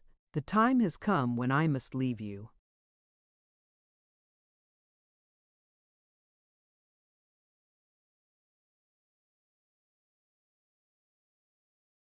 All four children breathed forth a long sigh of relief. "We needn't have bothered so about how to break the news to it," whispered Cyril. "Ah, sigh not so," said the bird gently. "All meetings end in partings. I must leave you. I have sought to prepare you for this." "Ah, do not give way." "Must you really go so soon?" murmured Anthea. It was what she had often heard her mother say to calling ladies in the afternoon. "I must really. Thank you so much, dear," replied the bird, just as though it had been one of the ladies. "I am weary," it went on. "I desire to rest after all the happenings of this last moon. I do desire really to rest, and I ask of you one last boon."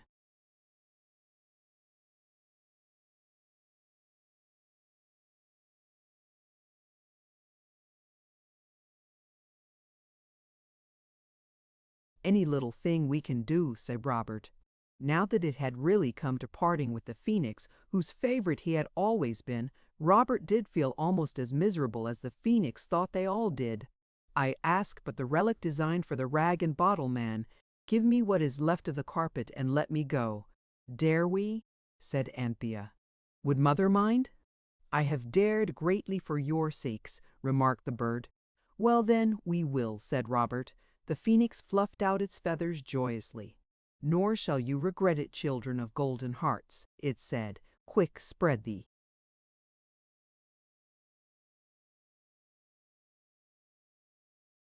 "Carpet and leave me alone, but first pile high the fire. Then, while I am immersed in the sacred preliminary rites, do ye prepare sweet-smelling woods and spices for the last act of parting." The children spread out what was left of the carpet. And, after all, though this was just what they would have wished to have happened, all hearts were sad. Then they put half a scuttle of coal on the fire and went out, closing the door on the phoenix left, at last, alone with the carpet. "One of us must keep watch," said Robert excitedly as soon as they were all out of the room, "and the others can go and buy sweet woods and spices. Get the very best that money can buy, and plenty of them. Don't let stand to a threepence or so.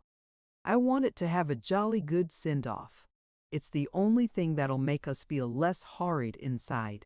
It was felt that Robert, as the pet of the phoenix, ought to have the last.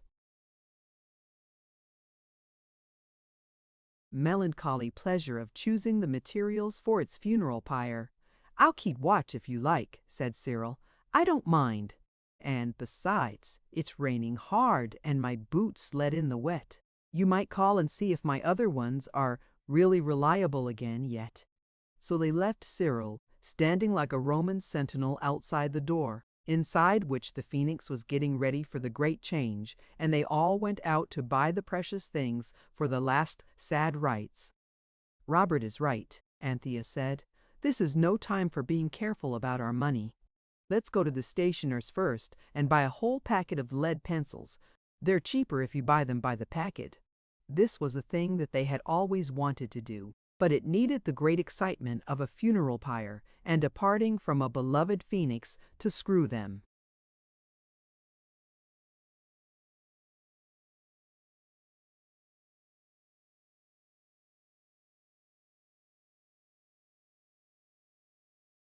Up to the extravagance.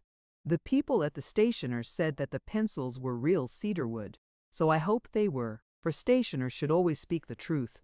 At any rate, they cost 1 and 4 pence.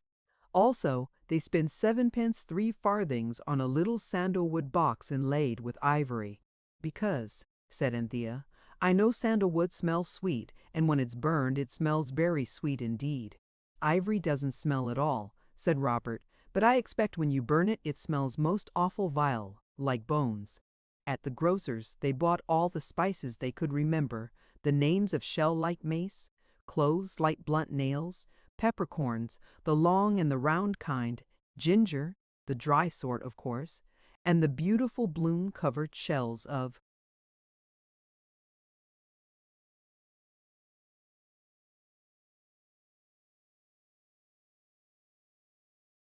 fragrant cinnamon, allspice too, and caraway seeds that smelt most deadly when the time came for burning them. Camphor and oil of lavender were bought at the chemist's, and also a little scent sachet labeled Violettes de Parme. They took the things home and found Cyril still on guard. When they had knocked and the golden voice of the phoenix had said, "Come in," they went in. There lay the carpet, or what was left of it, and on it lay an egg, exactly like the one out of which the phoenix had been hatched. The phoenix was walking round and round the egg, clucking with joy and pride. "I've laid it, you see," it said, "and as fine an egg as ever I laid in all my born days."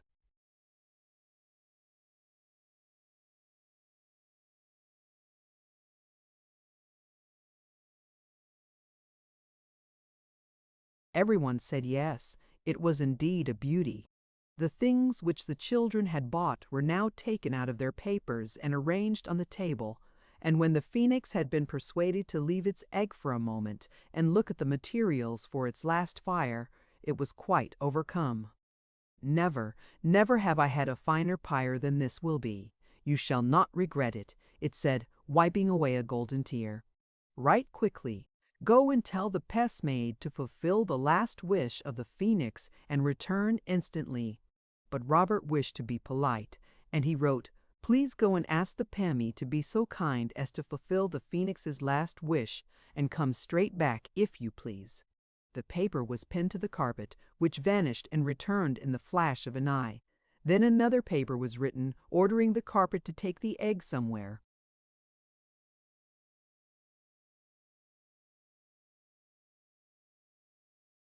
Where it wouldn't be hatched for another 2,000 years. The phoenix tore itself away from its cherished egg, which it watched with yearning tenderness till, the paper being pinned on, the carpet hastily rolled itself up round the egg, and both vanished forever from the nursery of the house in Camden Town. "Oh dear, oh dear, oh dear," said everybody. "Bear up," said the bird. "Do you think I don't suffer, being parted from my precious new-laid egg like this? Come, conquer your emotions and build my fire." "Oh, hetch!" cried Robert suddenly and wholly breaking down. "I can't bear you to go."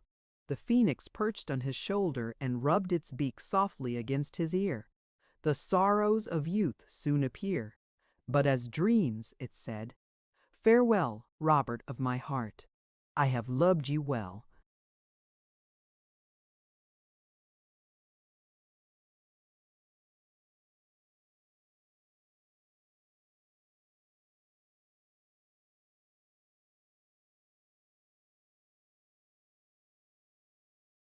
The fire had burnt to a red glow.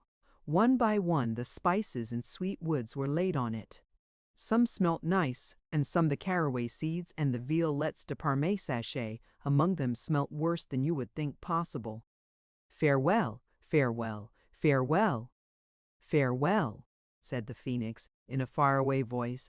"Oh, good-bye, Jay," said everyone, and now all were in tears. The bright bird fluttered 7 times round the room and settled in the hot heart of the fire. The sweet gums and spices and woods flared and flickered around it, but its golden feathers did not burn. It seemed to grow red hot to the very inside heart of it, and then before the 8 eyes of its friends it fell together, a heap of white ashes, and the flames of the cedar pencils and the sandalwood box met and joined above it.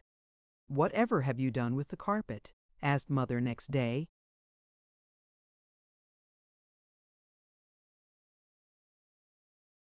"We gave it to someone who wanted it very much. The name began with a P," said Jane. The others instantly hushed her. "Oh, well, it wasn't worth 2 pence," said Mother. "The person who began with P said we shouldn't lose by it," Jane went on before she could be stopped. "I dare say," said Mother, laughing. But that very night a great box came, addressed to the children by all their names. Eliza never could remember the name of the carrier who brought it. It wasn't Carter Patterson or the parcels delivery. It was instantly opened.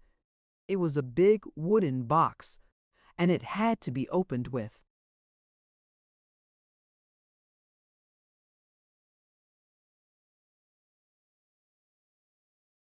a hammer and the kitchen poker.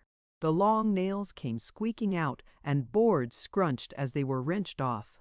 Inside the box was soft paper with beautiful Chinese patterns on it, blue and green and red and violet, and under the paper, well, almost everything lovely that you can think of. Everything of reasonable size, I mean, for of course there were no motors or flying machines or thoroughbred chargers, but there really was almost everything else. Everything that the children had always wanted: toys and games and books and chocolate and candied cherries and paint boxes and photographic cameras, and all the presents they had always wanted to give to Father and Mother and the lamb, only they had never had the money for them. At the very bottom of the box was a tiny golden feather. No one saw it but Robert, and he picked it up and hid it in the breast of his jacket, which had been so often the nesting place of the golden bird. When he went to bed the feather was gone. It was the last he ever saw of the phoenix.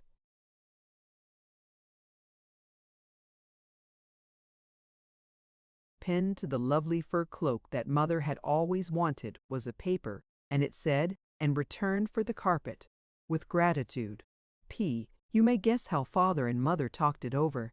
They decided at last the person who had had the carpet, and whom, curiously enough, the children were quite unable to describe, must be an insane millionaire who amused himself by playing at being a rag and bone man.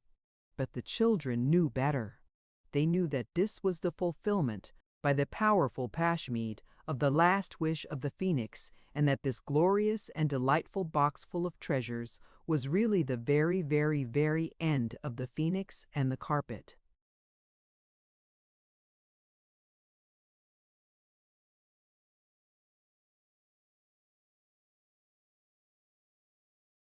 The end. Thank you for listening to this story. I hope you enjoyed the journey, the characters, and the world they carried with them.